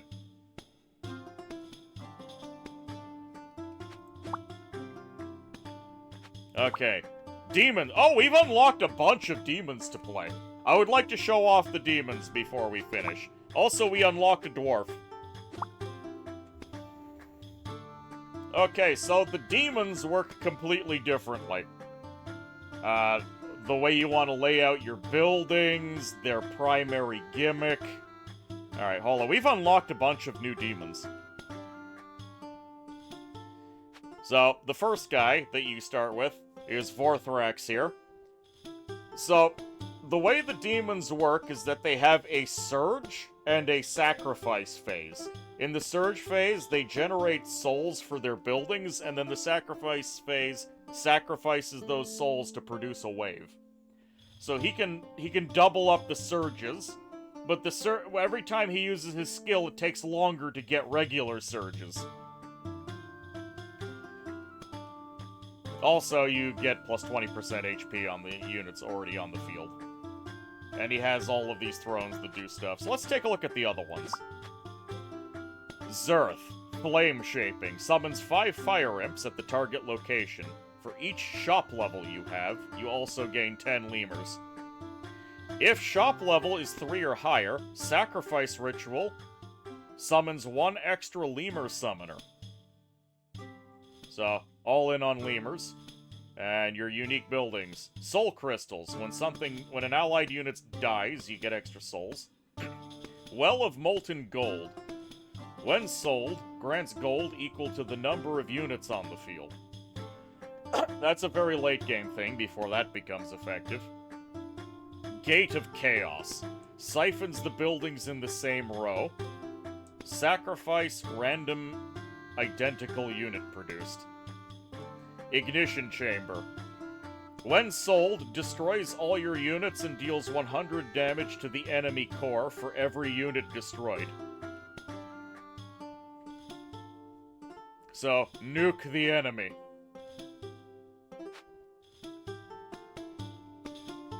Ignition Effort plus Lemur Horde. Yeah, I think that's exactly what they want you to do with this guy. Okay, Syndril, Soul Domination. Charms every enemy unit in the target area, converting them to your units. Charming has a 50% chance to fail. Every sacrifice charms 10 enemy units. So this is the Succubus. Pit of Despair. Plus 5 souls when charming fails. Theater of Chaos. Siphons buildings in the same row to charm enemy units. Okay. Surge. Charm failure chance, plus 5%, skill remaining cooldown. Wait, what? Charm failure chance increases, but skill remaining cooldown decreases. Huh?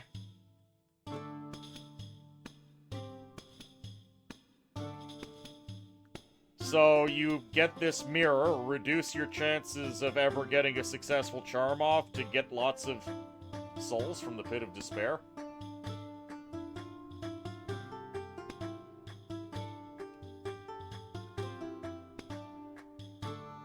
Huh. Whispering Statue. Charm failure chance minus 5%.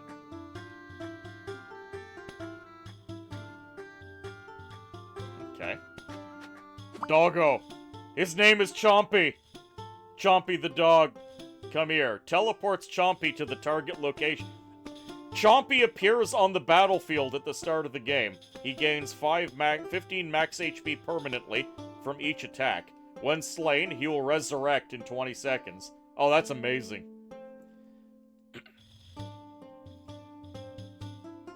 Cozy Den. When sold, fully restores his HP. Grand Feast.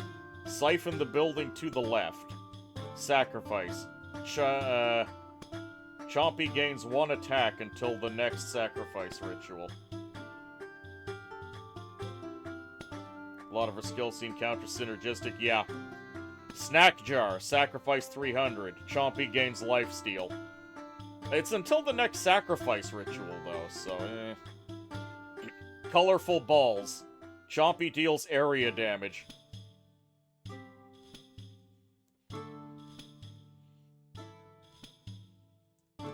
Oh, we're gonna have to try out the dog. Clown. Yes, Demon Clown. Grants a duplicate of the selected building. Huh. This is the first... Oh no, there was the economy boy. So it's the economy clown. Surge Ritual grants $50 for each row with at least 4 identical buildings. Yeah, okay, so it's the clown of economy. Grants a random building upon purchase. Game Stall. Plus 15 souls for each different building in the same row. Oh, it's the Magic Hat. Turns 5 enemy units into rabbits. Circus. Siphons building to the left. Creates clowns. I love... I want to play this guy, but... Look. We gotta play the dog. Selecting a relic also grants the other two. Yeah, I also like clowns. Okay, hold on. What was this? Win chaos +5, win chaos +10. Alright, so this is just win chaos 100 million. Alright.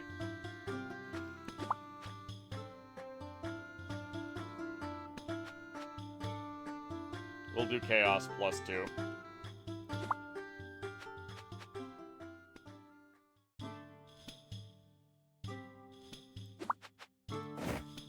Two extra starting tiles. Extra starting gold.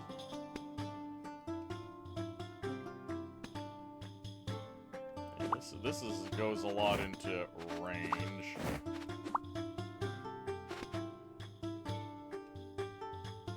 Enemy wave delay, shop upgrade.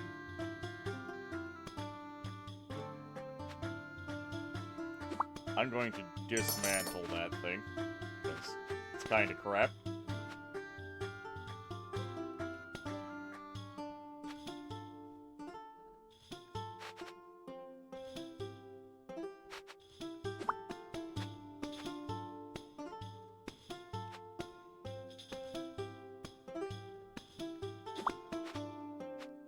We're going to start with a bunch of extra tiles.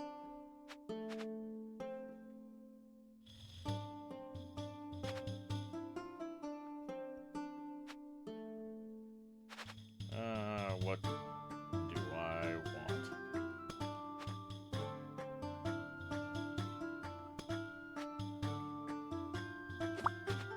Sure. Lots of extra starting tile. All right, we're gonna do the dog first, then the clown, and then maybe we'll try out the dog. Dog detected. Plus 200 gold. Yes, give me gold. Okay, we want the soul conduits. They generate cash. Soul vein, rightmost building in the same row. Gets charge. Okay, give me money. Okay, so these things will be charging. Siphons the building to the left. So we're gonna get 5. We're gonna get 65 souls. She'll be enough for 4 imps per summoning.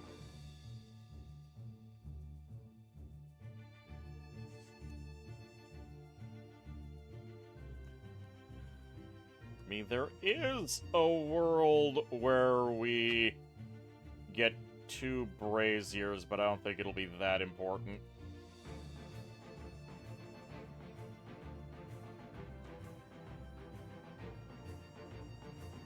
But do clowns like you? Look at that dog. There are no orcs here, just dog.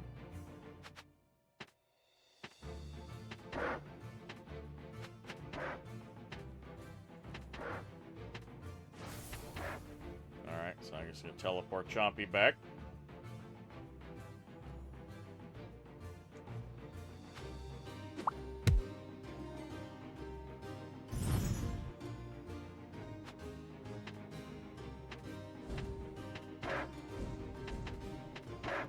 So Chompy will respawn in 20 seconds. And we've already done some damage to the tower. That's pretty good. The enemy hasn't even started arriving yet.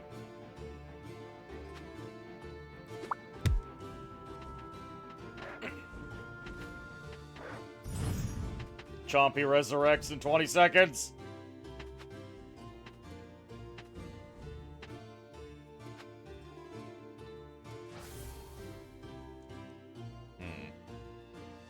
Do I want more cash now? Yes.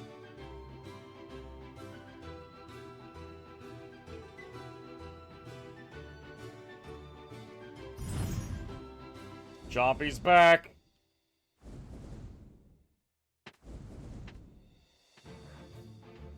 God damn it. Chompy, get back here.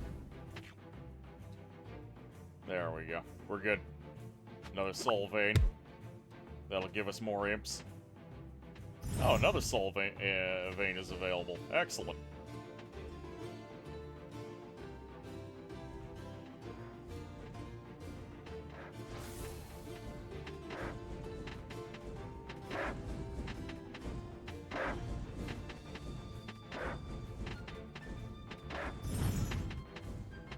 Yeah, I will use this to fully heal Chompy.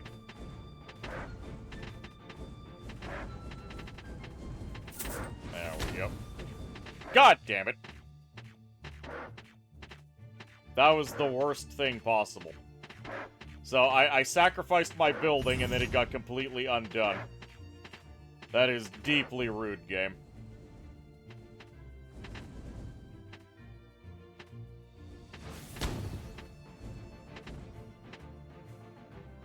Hopefully the meteor will work for me in the future, but it certainly did not work for me there. I want to upgrade my shop.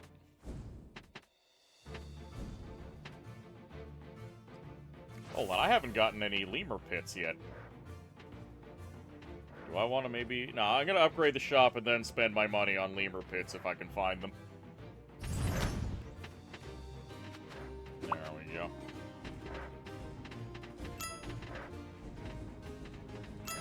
There we go, lemur den.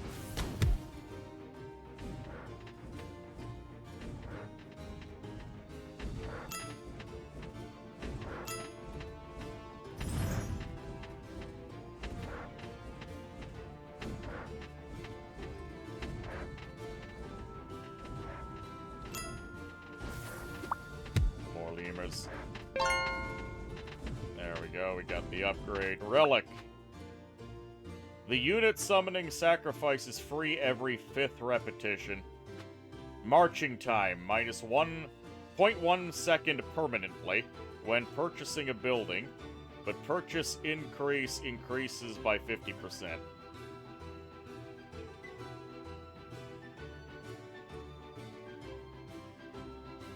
Yes, we get Dog Commander.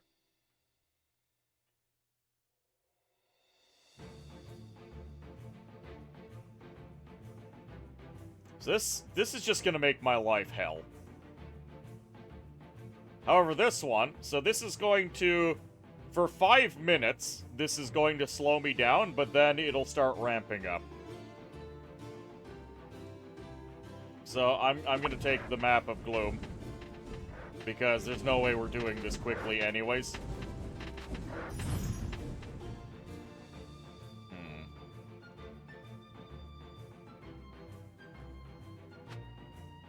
I could just take the tower down now.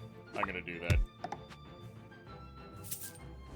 We have healed Dog, and we're gonna be able to rip that tower down now.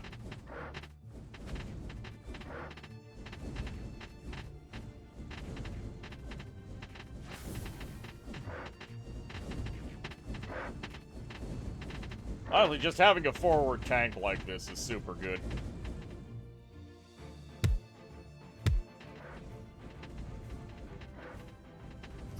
Triggers the surge of the building to the left.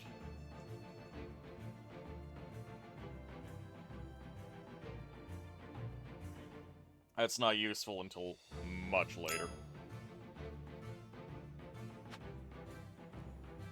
Ah, there we go. The cage. Surge and permanently increases the bonus by 1, so this thing is going to start generating more and more. Ooh, the Vault of Greed. That's another thing we're going to start wanting.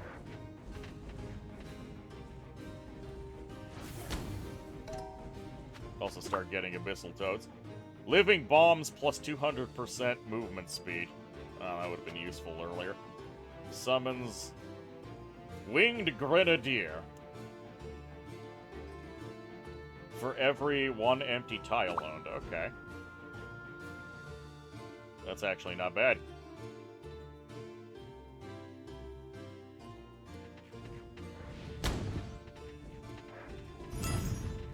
If I can get another house, that would be nice.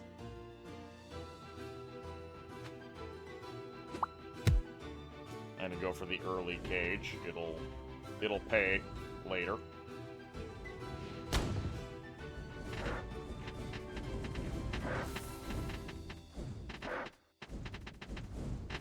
Why are you fire imps not attacking the tower? You fools. At least we have some lemurs. Do I want demon bats? I don't know if I care for demon bats. Winged grenadiers. We love them. Oh yeah, for every empty tile I have, I'm getting a bunch of the winged grenadiers. Which is seriously giving me an offensive bonus.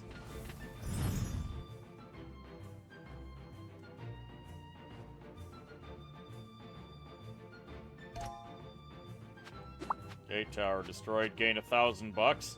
That's tempting. Wind Grenadier gain 200% blast, but loses 5% HP with each attack. Why would I do that? Abyssal Toads attack 30% chance to destroy the enemy unit and restore HP equal to the damage dealt.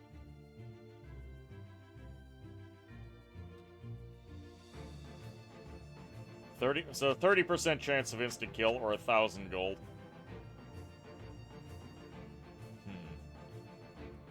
This is actually a conundrum, because if I get the extra 7 slots, I'll get the extra 7 grenadiers per turn.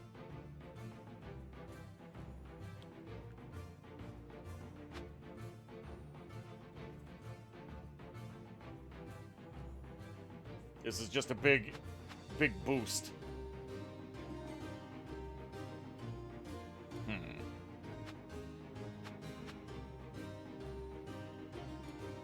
mean, I'll get the money eventually anyways, but this gets me ahead of the curve.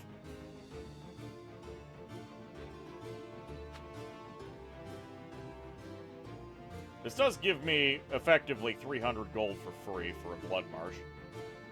Alright, I'm gonna go for the Gluttonous Belly. Buildings in the same row are going to get the suck, but for now that's fine. Chompy resurrects in 3, 2, 1. Get up here, Chompy. I need you. I need you to tank for me.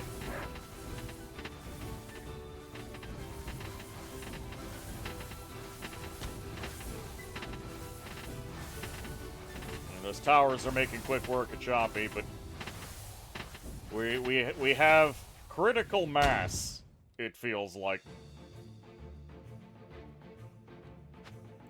Yeah, I need more cash generation.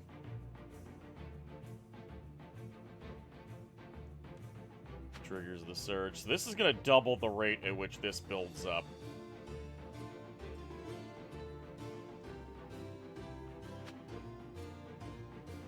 Or we just get Soul Vein. Actually, this means I'll get a single toad, and the toad will hopefully kill something for me. I don't know why these idiots are stupid, but they are.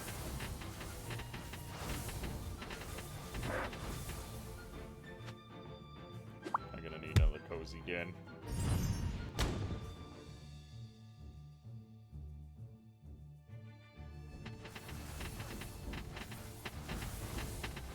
We're doing pretty good here. Tempo is important in these games. Getting to the next tier sooner is valuable. Yes.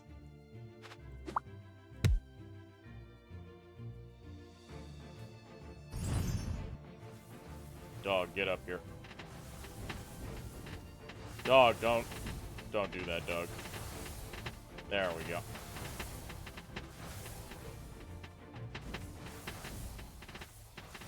They're still killing you. I have so many goddamn units, though. Here, this will ensure that my next sacrifice will give me some extra... Well, my next Surge and Sacrifice combo will give me some extra units.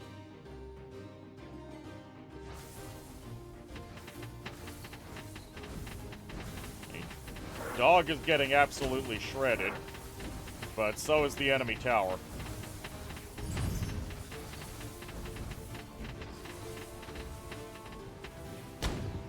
I would wish for an HP bar so I can track Dog's HP. There we go. Sell for a full heal on the dog. Because as long as the dog is taking hits, the rest of my army is just building up out of control.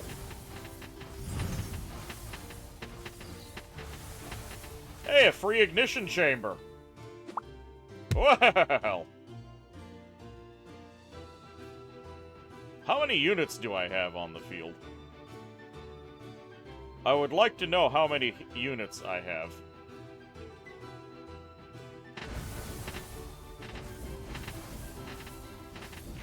I feel like I have a lot of units on the field right now.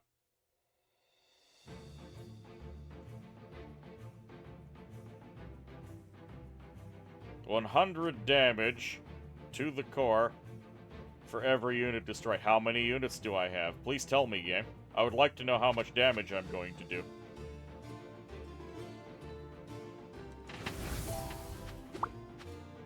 If there is only one Circle of Fury, its effect is tripled. Units summoned by the next sacrifice ritual gain 10% HP. So this means I would get 30% extra HP out of it. The Shrine of Wrath. It's a doghouse!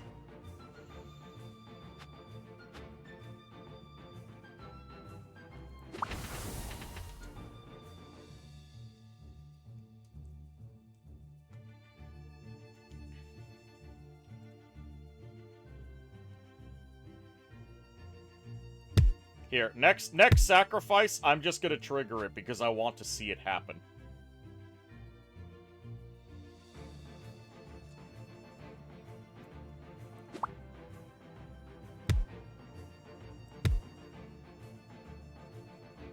I want to see what happens to their... Okay, wait, this is... I am losing units at a very fast pace here. Oh, but I'm gonna gain so many more. Okay, we're doing it. Okay, so we just knocked 40% of the core off. That's worth it, in my opinion.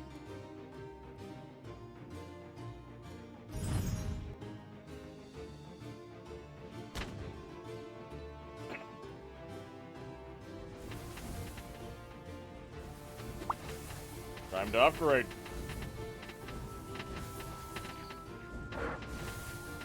And then Dog will help us. Dog knows what to do.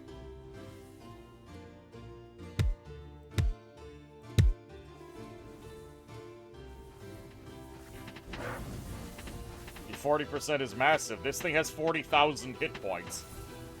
We have knocked a little more than 15,000 off.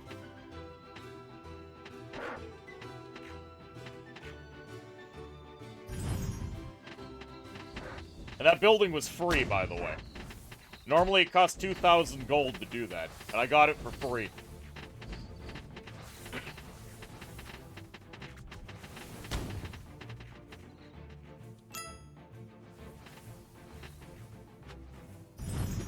Probably place down another house, and we'll just heal the dog.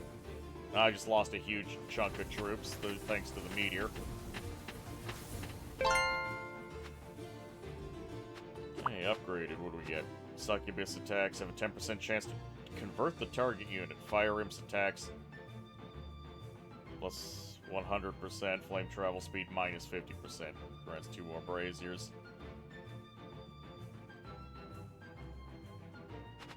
Reroll.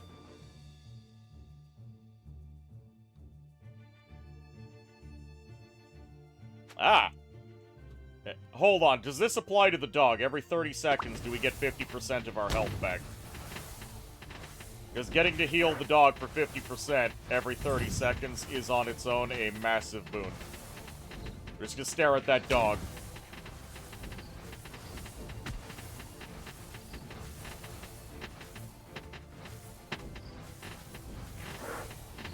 Is that dog just going to heal for a massive amount? Yep, the dog just heals 50% now. And the dog has 3,500 hit points at this point. So, okay. We're good.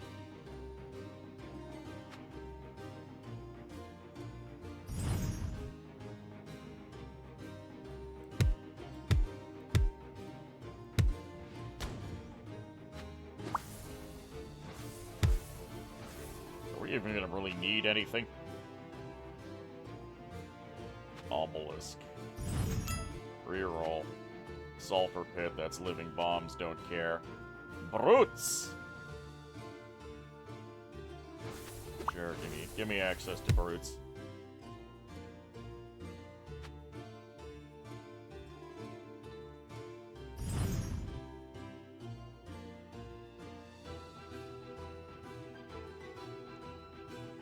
Yeah, I want that Well of Souls for my lemurs.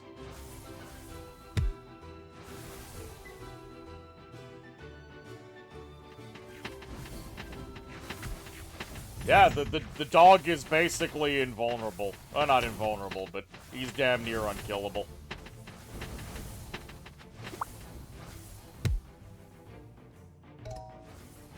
Tower destroyed. Abyssal Toad's armor becomes 0, max hit points increased by 100.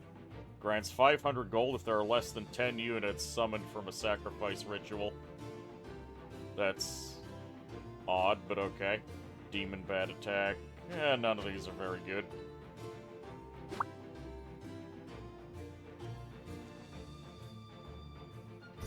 Oh! Free soul treasure.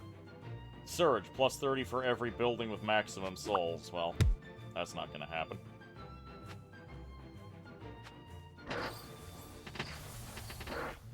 Dog, are you going to heal?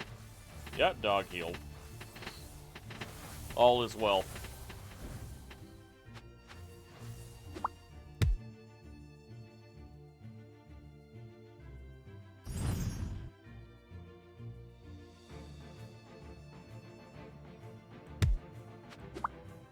Another soul vein.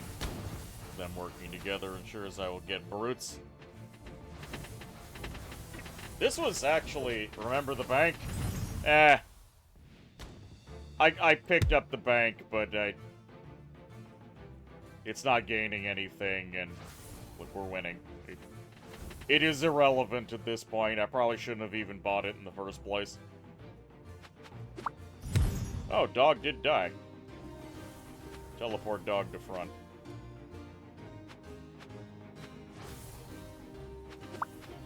Try and re-roll the relic, because it'll probably be useful.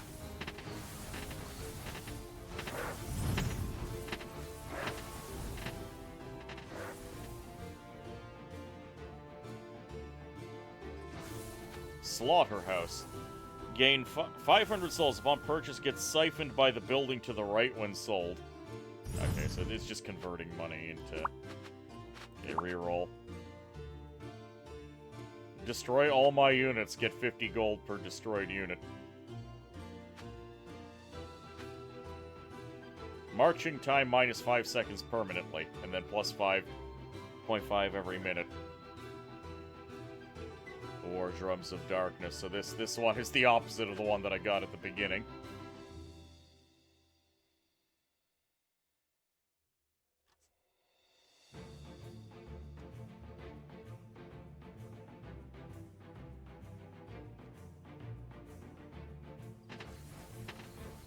Yeah, it's not worth it.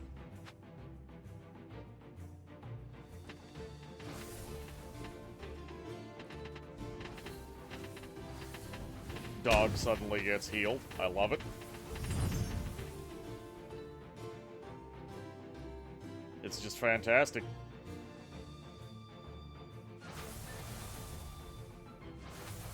Give me more money. I'm just putting this thing here so all of the lemur dems benefit even more.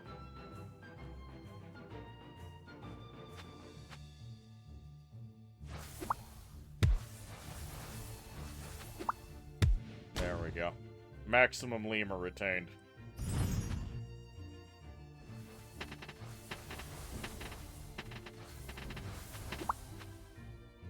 Fine, let's take that.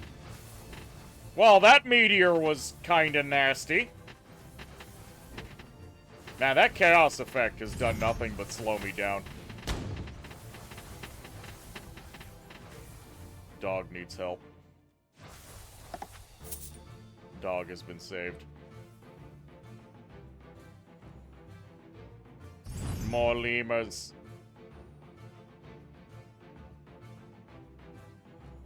This pen is ready to go. Siphons buildings in the same row. There we go. We're getting 42 souls out of this thing, so we're gonna start building a lot of brutes.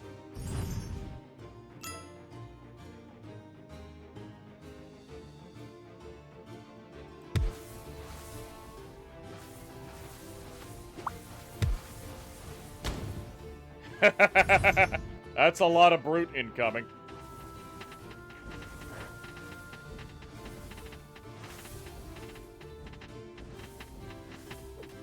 Alright, Chompy is excellent. Oh, free ancient statue.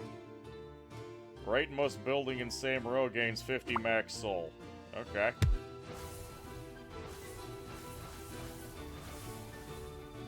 Yeah, victory is mine.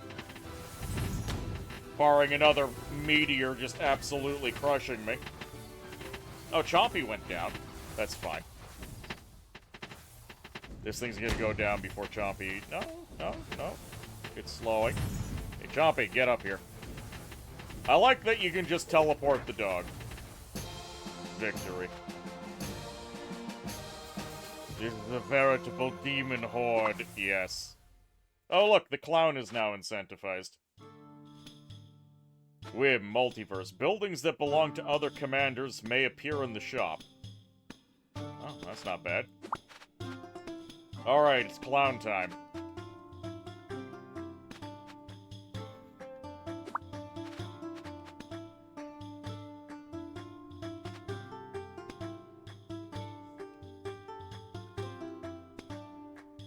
Okay, well, we're not gonna have the ultimate tank up front this time.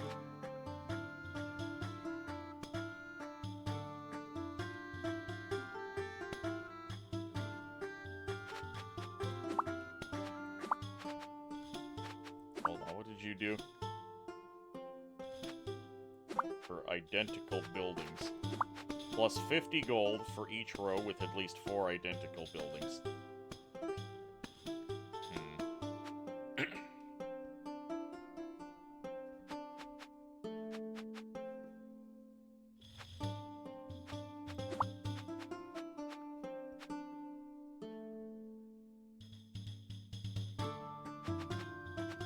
20% melee attack ain't that bad. Start with extra gold. Extra gold for my gold.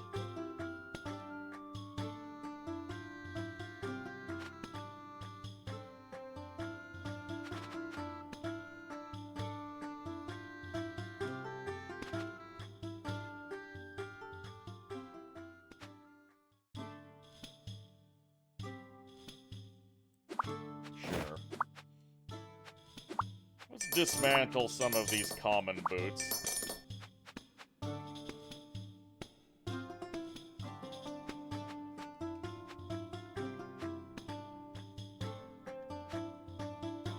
Starting gold, enemy wave delay. Yeah, we like delaying the first wave.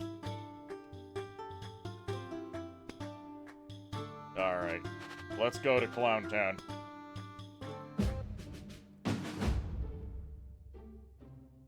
Game stall surge, plus 15 for each different building in the same row. Plus 1 soul when a unit dies. Barren Rock. Plus 2 for every empty tile owned. Ooh, I don't like that. I do like soul veins, though.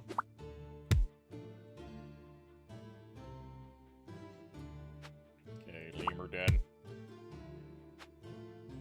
Grants a random building upon purchase. No, thank you.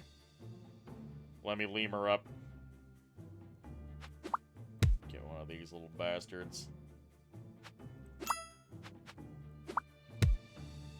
There we go. 2 lemur dens. That satisfies the 4 in a row.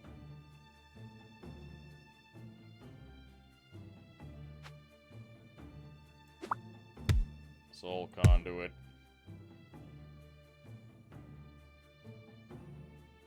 I would like that brazier. Oh look, it's the Throne of Desire. Grants a duplicate of a building.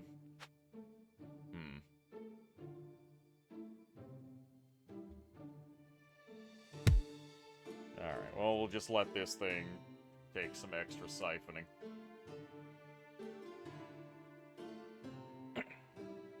This is plus 3 per, so we're at 12. So we'll get 2 lemurs per.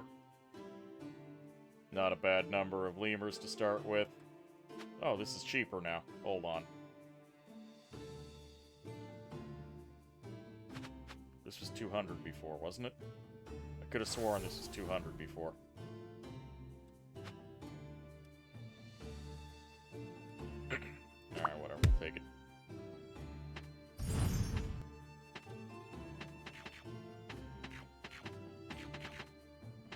4,004 hit points on that tower. Do I want another one of these? I probably just want more lemurs. Swarms of lemurs. So I'll get the extra money for it. Some flame imps will be necessary, however.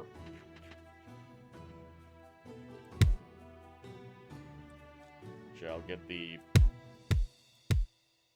brazier now.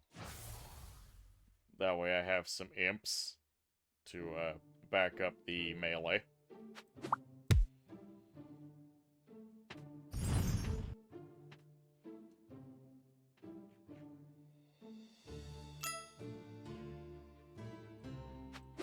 Gonna need more soul conduits. Oh yes. Now that's a wave. I feel like I have a slightly better grasp of the demons now. I was kinda just piddling away at it before. Soul conduit, I need the money. And if I get 4 of them in a row, I'll get more money.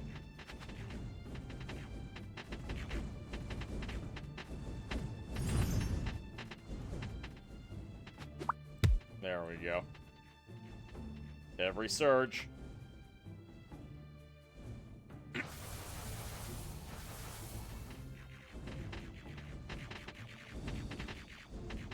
There we go, perfect.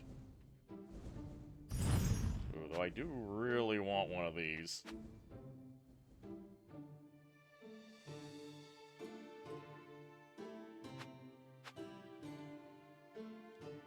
The soul veins are very important.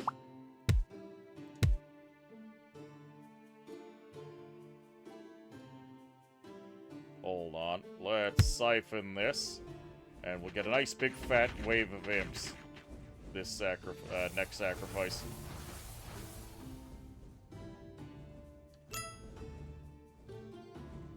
I would like more lemurs, please. Perfect. We're gonna have lots of imps for this wave. Grayling, Hydromancy, thank you. I actually haven't taken a sip in a good long while.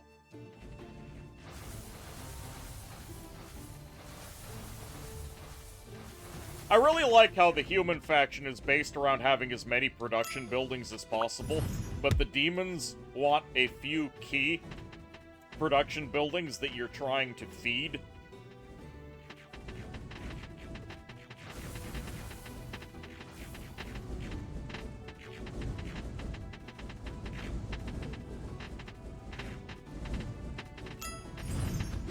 There we go, more lemurs. Relic. Lemur splits into 2 lemlings upon death, each inheriting half of its HP in attack. We're using a lot of lemurs. Yes. Oh, and I got 3 more lemur dens. Perfect. It's a shame I'm not the lemur class. You managed to catch your life. Hello, Yaden. Welcome aboard. How are you doing?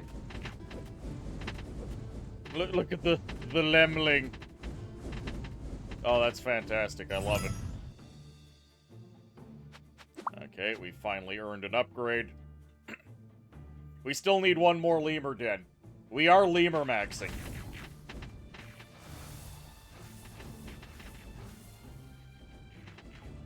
Ooh, soul vein. The soul vein is technically more important here. Oh, there we go. We got both. And now I'm gonna just save my money, because we're gonna have to start getting higher tier buildings. Oh wait, 4,400 and then 30,000. This tower is a little bit stronger.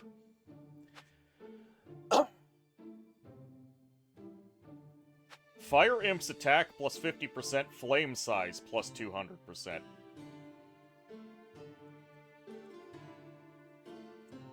Or we go for the Flying Grenadiers.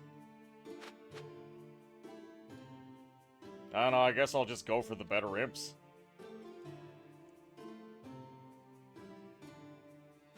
Oh, wait, but the Grenadiers will give me... I'll go for the Grenadiers. And we'll start feeding it with these.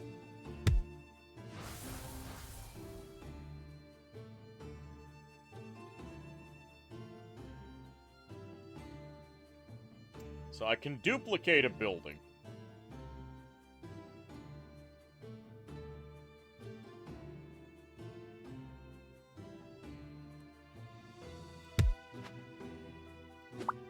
Put that in here. So this will start producing more. So it's only 7 a.m. Oh, jeez. So you are far in the future. The day is just beginning. Yeah, it's 11 at night for me.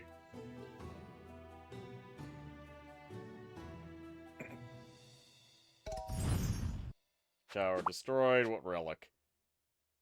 Resets relic refresh costed marching time -1 permanently when refreshing relics. Oh my. The tainted coin.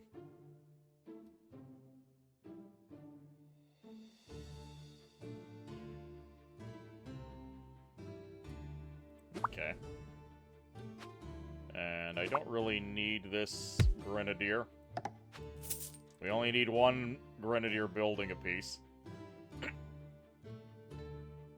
Gate of Omens triggers the surge of the building to the left.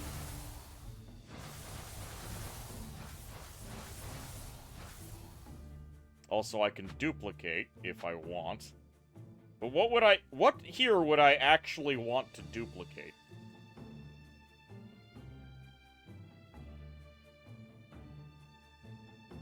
And again, this would combo really well with the cage.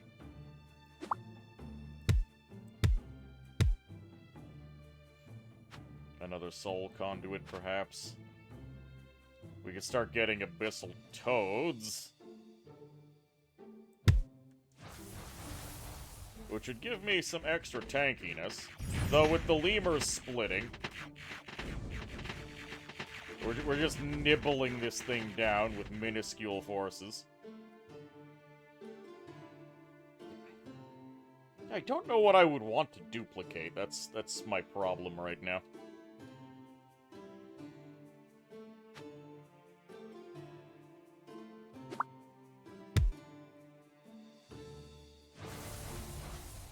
Gee, we probably just want to duplicate a soul vein.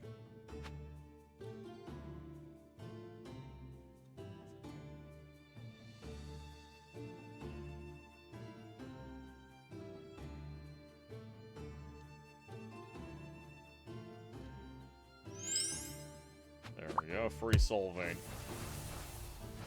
And well, that'll contribute to getting more wailing lairs.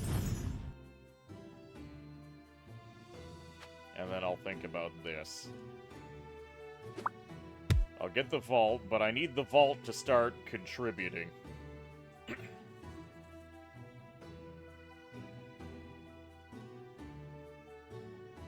I need something... Wait, Peachtree. Returns 2 injured units to the portal and restores their HP. When I have tougher things, that'll be useful, but for now, not so much.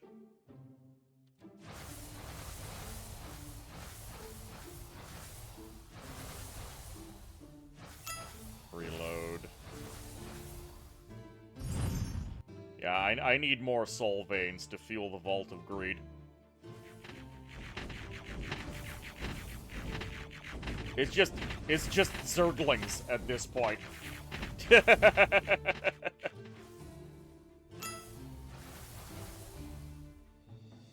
We have not rolled the gacha box yet. I don't really have an intention of rolling it either.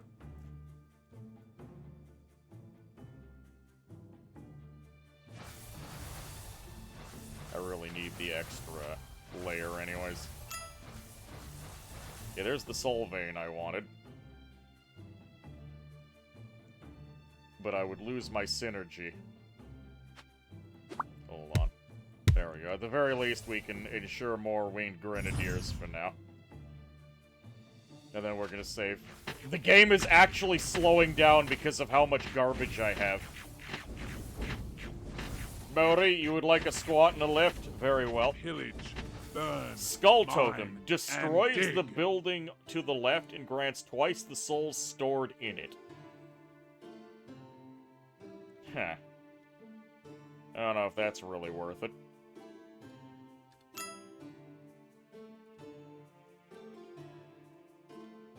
That's how you know you have a good build. You've hit your unit limit, max 500. I hit the unit limit, guys. That should be an achievement. Why did I not get an achievement for that? 1, 2, 3, 4, 5, 6, 7, 8, 9, 10. There we go. And a stretch while I'm standing. Oh, God. All right. Thank you, Mari. Relic.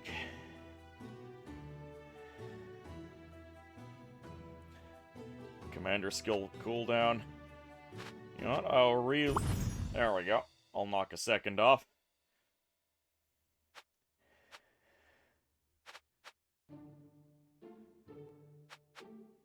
I don't care about any of this, and I want the money to upgrade my shop.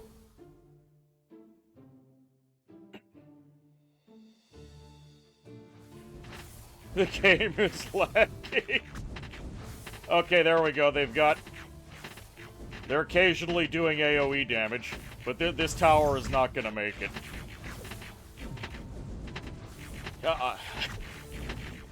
I'm really starting to like the demons now that I've kind of grasped what they do. Are we even gonna get the dragon?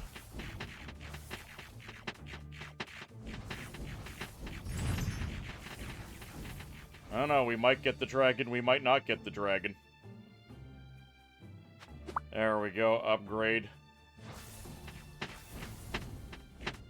That one cat in the middle is now Greg. You got it. I forgot to disable that, but funny nonetheless.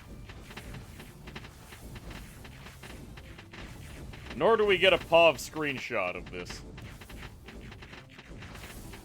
I don't think we can save either, so I'll disable that. 2 whole relics to choose. I don't even need them. Here, sure.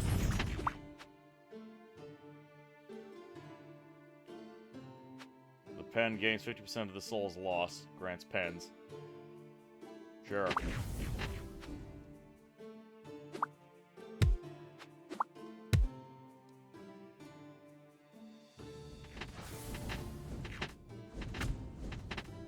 Down it goes. Wow.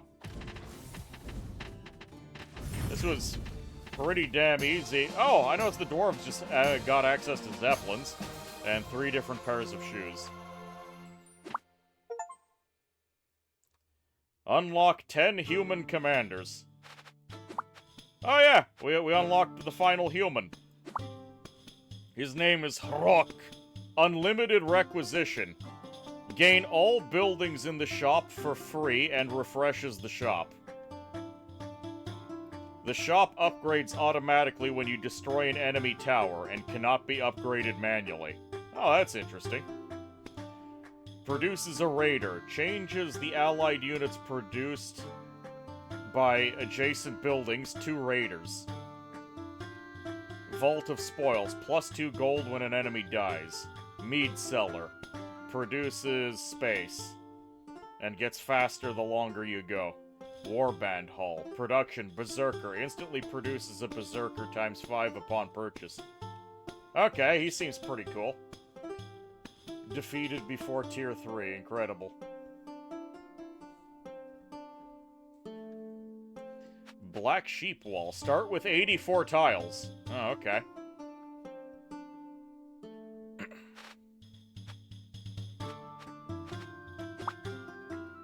And we unlocked the Monkey King. The 6-eared macaque. Renders all enemy units in the target area unable to move or attack. Grants damage immunity to your units for 5 seconds after spawning or transforming. Interesting. Hey, Churl, welcome aboard. How you doing? Thank you for the sub. 19 months! You're getting up there. Have a shout-out. Monkey King, let's go. Oh, there's the Cudgel of Stability. We had that on a run that I did off-screen. And the Peach Tree. Alchemical Furnace. Grants a random unit of yours plus 50 max hit points and plus 10 attack. Oh, that's pretty cool. Demon King's Lair. Allows you to spawn mimics. Imagine having to clean all 6 of your ears. I mean, if you find it an enjoyable experience. However, we have access to one of the dwarves. That's chaos, chaos, chaos. Win a game on chaos difficulty without overflowing your spare parts. Win a game on chaos difficulty overload capacity. Win a game on chaos difficulty with luggage present on the battlefield. Ooh, that's a tricky one.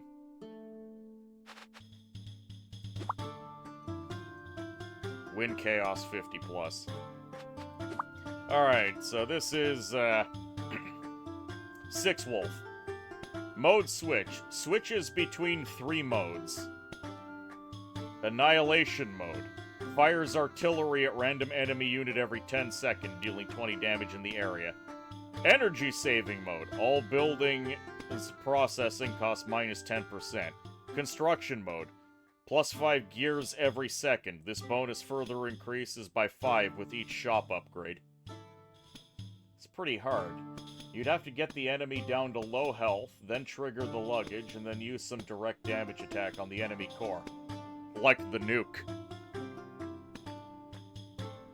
Research module. Outputs 40 gears. This building gains double the effect in energy saving mode.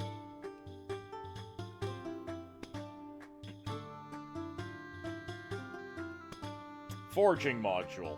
Output, 60 gold in construction mode. Or in construction mode, output. That looks like a gear, but it's not a gear. War module. Output, ascendant in annihilation mode. In annihilation, it gains plus 100% attack. Specialty chip. When sold, current mode's effect plus 20% and skill cooldown plus 30 seconds. This looks complicated.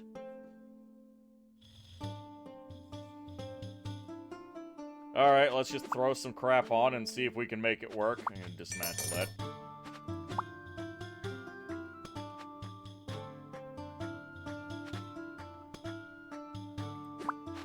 Big enemy wave delay while I figure out how the hell I'm supposed to make this work.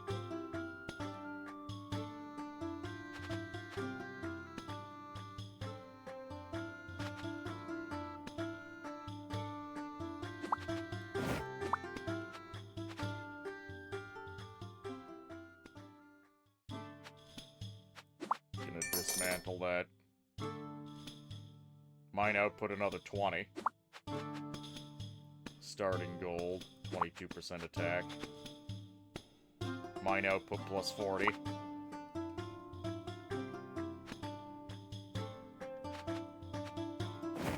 Okay, let's see. The question is, how can you trigger luggage when the enemy on low health? By then you should be swarming them, so getting them to do enough damage to trigger luggage seems difficult. I think this is a trap that you accomplish with the demons. You get to the cusp of victory, you make sure you have that nuke. The druid could also do it, though it's a little trickier.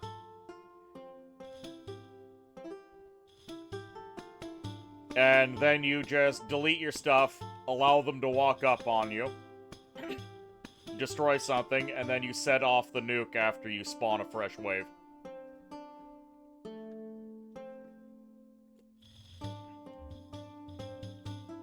Because remember, the Mimic sticks around for quite a while, so you'll be able to finagle it. Alright, new faction, Dwarves. Dwarf buildings process once every 20 seconds. Processing requires cost to produce output. The cost required for processing is shown on the card. Okay. Right-click a building to halt its operation. While halted, the building will pause processing. Middle-click the building to overload its operation. While overloaded, the building will process at double speed. You can overload 3 buildings at the start. Upgrade the shop also increases overload capacity by 1. Buildings have a unique special effect while halted or overloaded.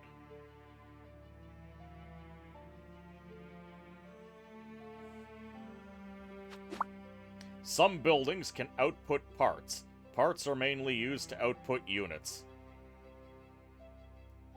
Parts cannot exceed your part capacity.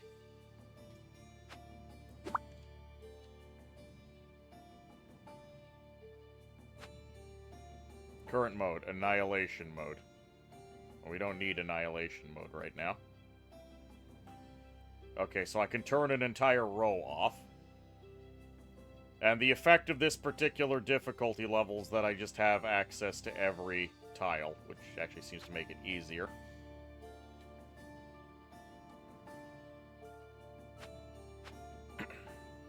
Stock exchange. So you put 20 gold in, and it outputs 0 to 100. Okay.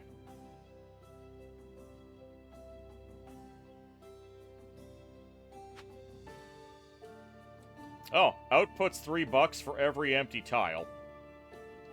Well, I happen to have quite a few of those.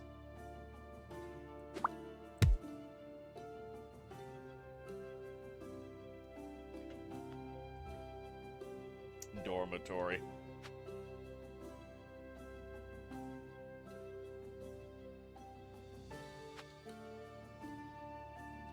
This takes 20 parts.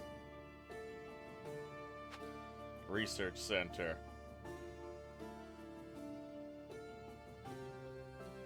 Okay, so this thing needs to be turned off and on constantly. So it takes 80 damage, but then when you halt it, it starts healing. Okay, so we need a couple of these.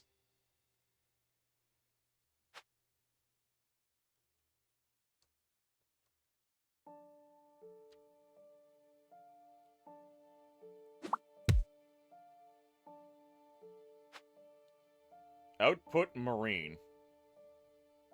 Grants it armor piercing if you overload it.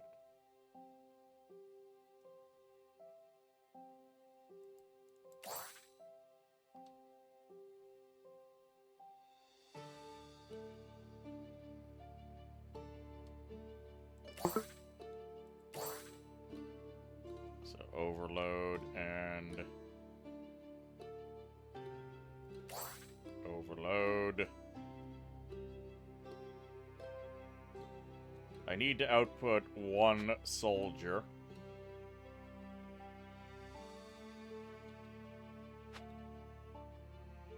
Okay, I've gotten some money. I need 1 soldier.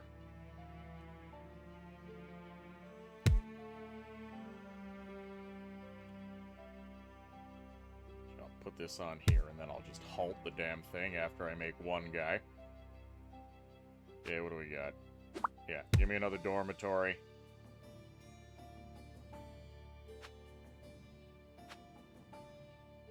Give me another research station. Construction office. Yes, I need one of these.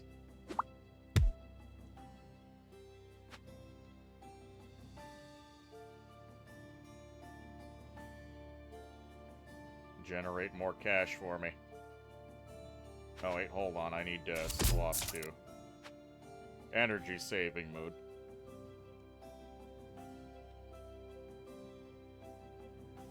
There we go. Give me that part output. Worker camp. Outputs workers. A basic melee unit. Okay. There we go.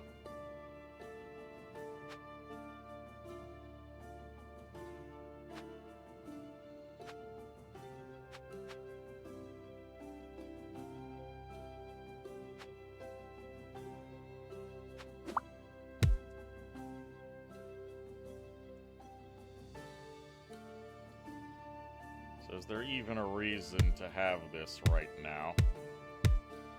I think the answer is actually no.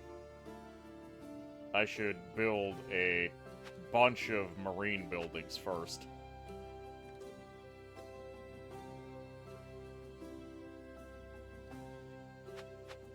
Okay, upgrade.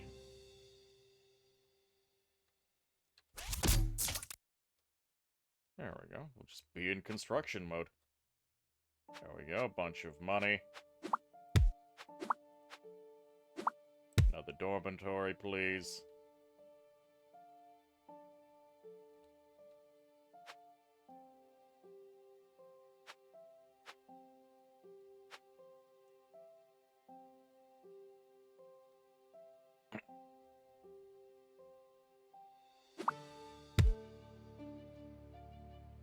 Okay, I need more money. First wave hasn't come yet.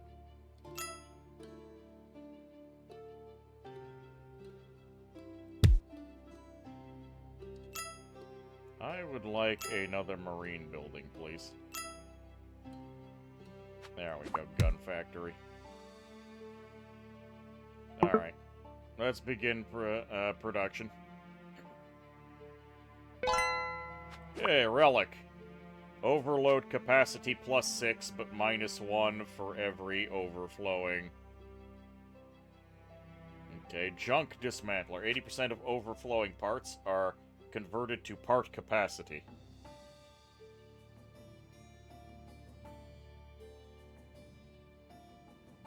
Sure. Now I have something to do with my overflow. And now I can overload another building. I will let these things repair for now.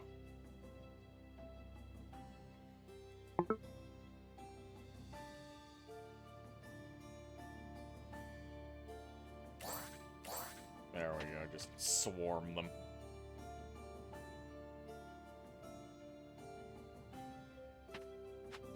I'm gonna end up needing another one of these. Okay, refresh. Construction outpost. Okay, that... I mean, my overflow is already handling all that for me.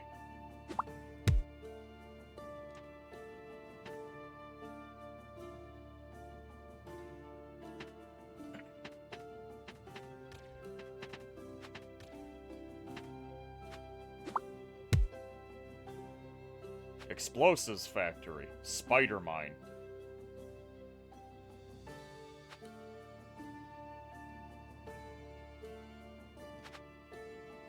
Security center. Yes, give me a guard.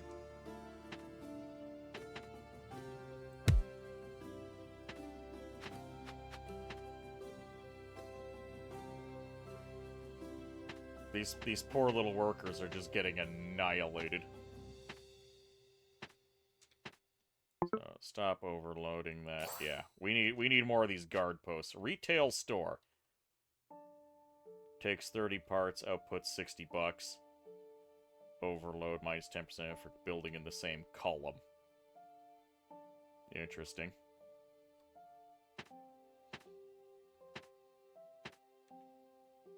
The gun factory.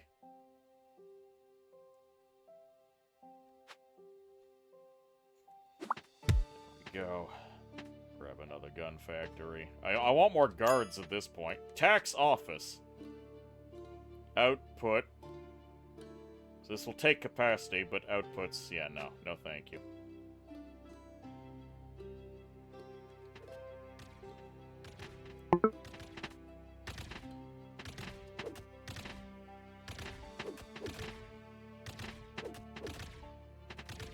Yeah, I need more tanks for the front line. And these workers are actually completely useless.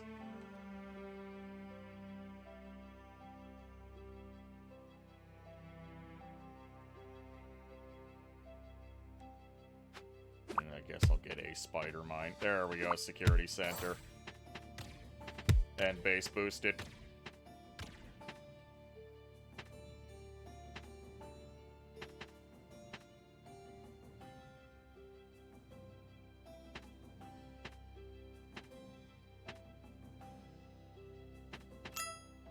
Gonna need another guard. Alright, supply depot. Upon purchase, if parts are below 50% capacity. Otherwise, plus 500, I see. Let's just upgrade.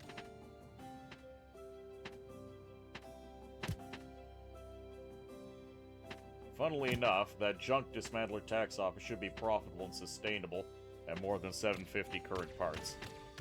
Well, we're well above that. If we see it again, we'll take it.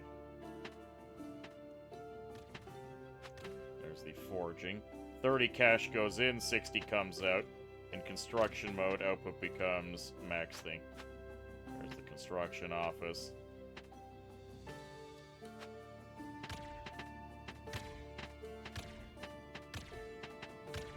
The mine is just going to get hit and do nothing.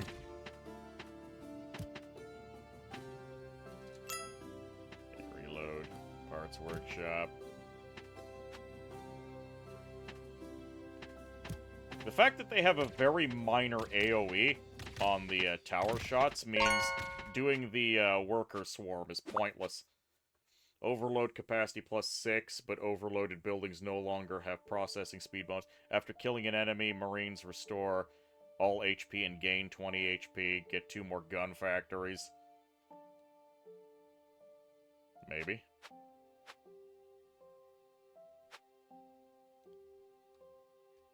I'm skeptical of this, but sure.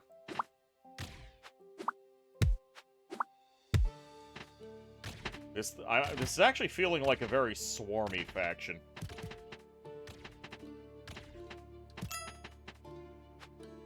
Fuel refinery. Output, pyro.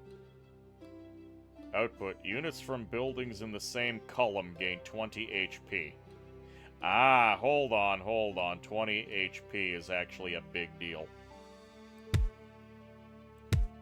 So we put this here, and then we disable it. And then we start producing.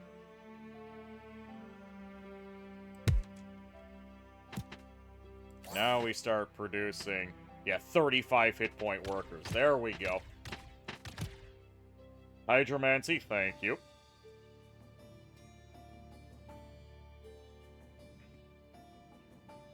Training school. Input money. No. Recycling station. No.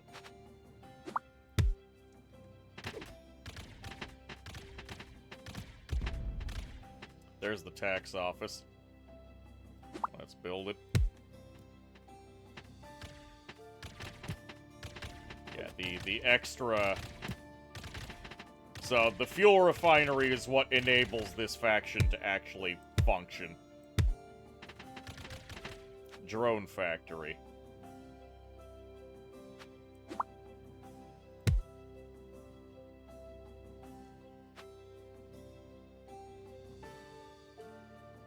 Do I want another tax office? Maybe. I want another fuel refinery. There we go. Disable, so all of my units are getting that health bonus. Oh look, another tax office. I'll take it. We're no longer getting nearly the amount of efficiency out of the dormitory.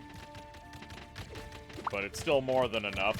The dormitory is the perfect item for this difficulty challenge.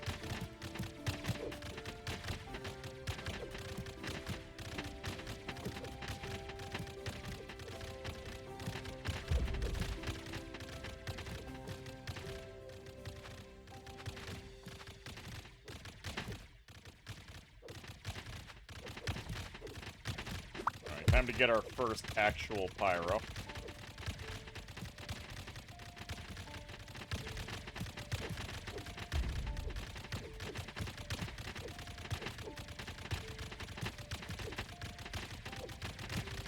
That's the first one that actually does that. I like that. Alright, let's take a look at our pyro. Look at him! Look at that little dwarf. I love him. He's great.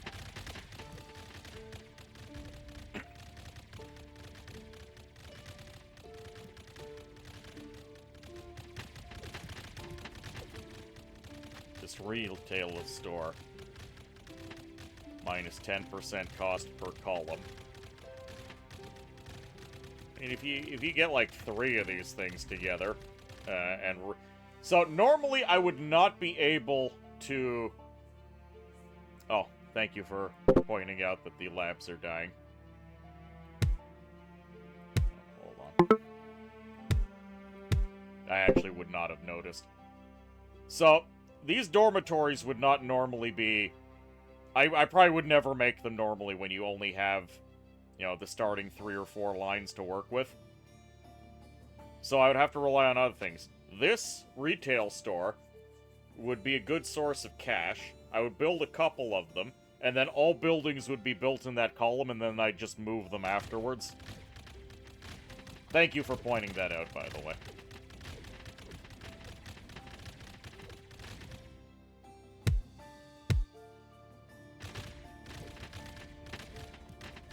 You use the right click. Yeah, but this button, I like using it more. Okay, there we go. Marine HP minus 50%, but attack speed plus 100%. Ooh. Fake liquor, oh boy. Grants 2 more gun factories. No, these guys... I can't afford to lower their HP or the towers would start one-shotting them. Reroll. Helicopter fires bullets that do not explode at double attack speed. Armor containers effect becomes plus 30% when purchased, and minus 50. So yeah. Armor container. When purchased, melee units gain plus 15% HP. When sold or destroyed, they lose 10% HP. So this is a net gain, but if you get the armor order, it's a net loss.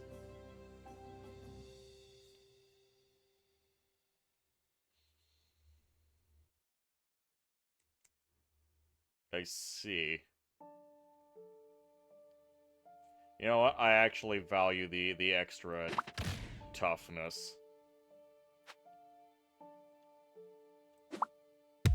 There we go.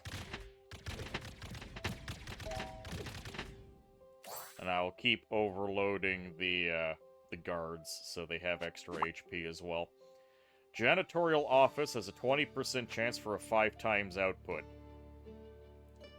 So you feed this thing 4 tiles. Might send in the same column permanently. Oh my. Costs 1,000. So a couple of those retail stores will knock a couple hundred off of that. Every 10 seconds, Tyrant Buster deals damage equal to its attack to nearby ground units. I don't have that yet, but I can get it. Tyrant Buster hauled output units from the building in the same column gain 4 armor. Good lord. Yeah, I would like a free Tyrant Buster.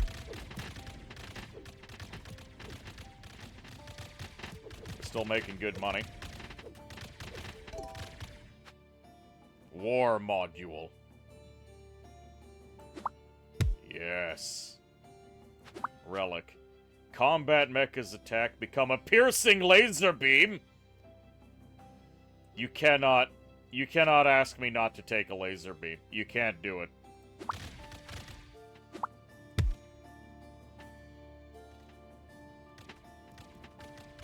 It's late for you, so... Alright, Yama. Thanks for hanging out. I hope you had a good time.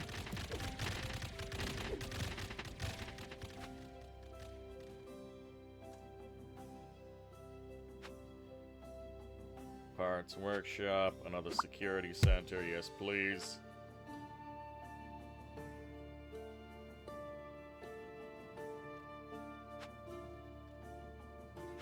Energy station.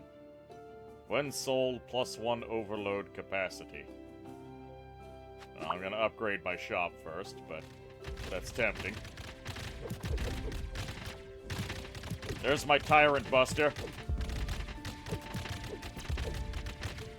Little drones, flamethrowers.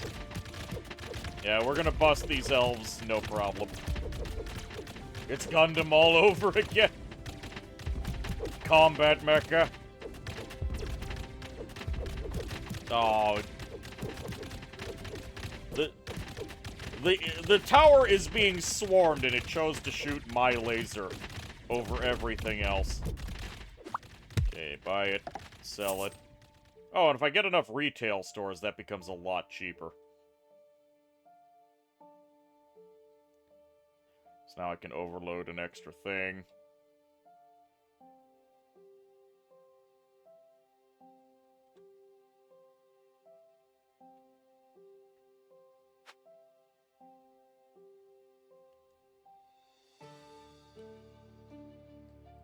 Alright, let's swap over to annihilation mode. There we go. Let's get extra range on our lasers.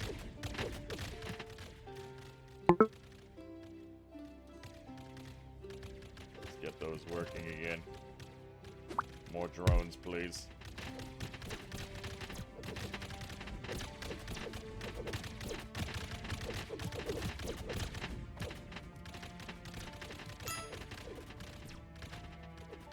More drones. I'll take them.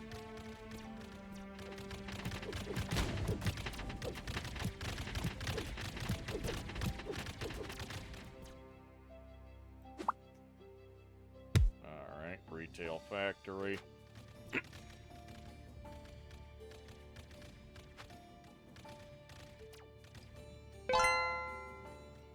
Think I'm gonna need another one of those. Okay, we have max level shop. Carrier factory. Airship summons one drone every 30 seconds. Grants airship. Output units from building in the same column get 20% attack.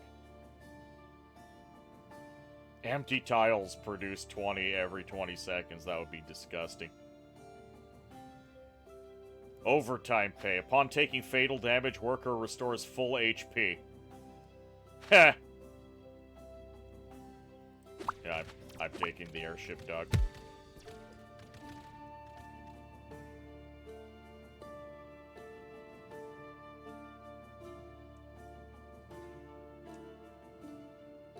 Three times worker output. Sure.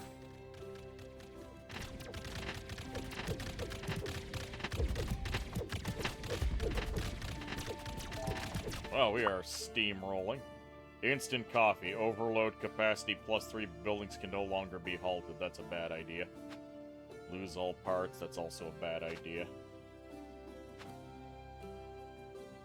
After purchasing a building, another different level building in the shop will have their cost reduced.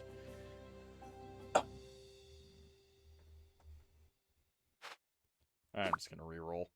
4,000 gold. Upon death, Pyro leaves a burning area that deals damage over time.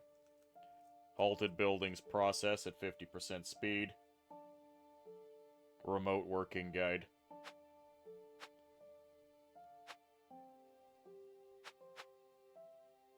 I'm gonna take the money, and I'm gonna get more armor boxes.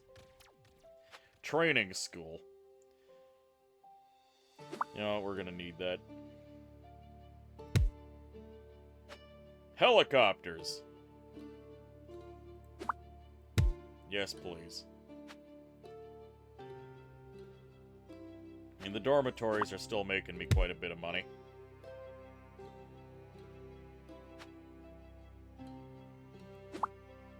There we go. More tax offices. More armor. Specialty chip. When sold. Current modes effect. Eh. Ecology station. Output tiles. Whatever. We don't need that.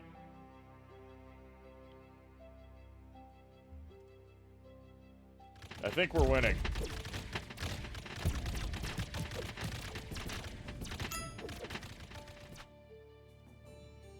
Output module. Ascendant of Annihilation. What is this? An Ascendant. 32 hit points, 2 armor, 30 damage. Weapon container. Ranged units gain plus 15% attack. Yes, please.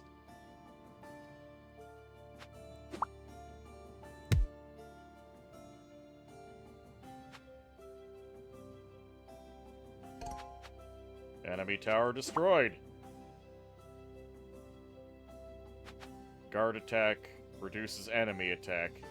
Grants 2 security stations. Or I get 6 copies of the next building I build. Okay. Well, let's, what do we want for free?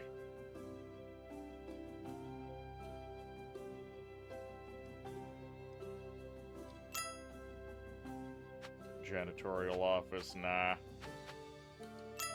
Come on, what do I want? Give me something good, game. Combat mecha. Tier 4. I mean, we could keep re-rolling to try and get the blimp factory.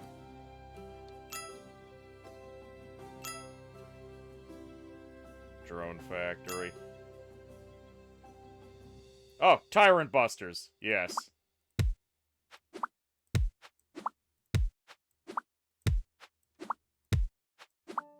There we go. We're producing a bunch of Tyrant Busters now.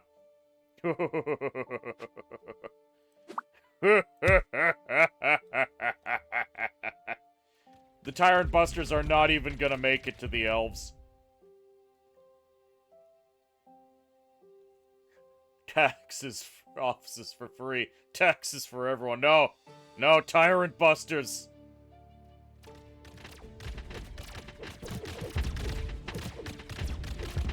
Alright, turns out just having all of the tiles is pretty good for you. Outstanding. Alright, we've been going for 5 hours. It's basically midnight. I think I'm done for now. I think this is a suitable showcase of this game. Hope y'all had a good time. Who's around that I can throw y'all at? Let's see.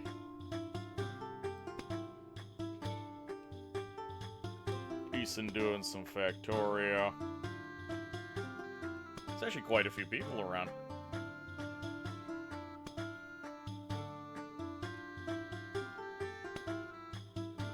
Looks cool. Thanks for the stream. Thanks for dropping by, everybody. Always feels good to see you drop by. Let's see.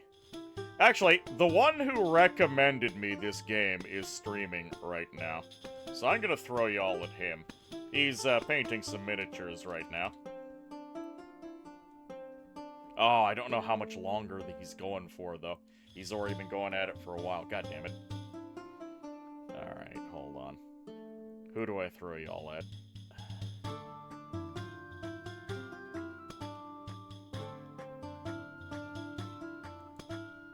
Hoob. What is Hoob doing? He says he's just chatting. Okay, he's fishing. You know what? Yeah. I'll throw y'all at Hoob. Y'all can go fishing. What shall the raid message be?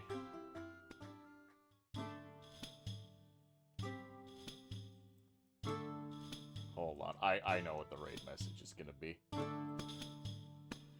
No orcs were harmed in the playing of this game. There we go. Alright, everybody. Until next time, take care.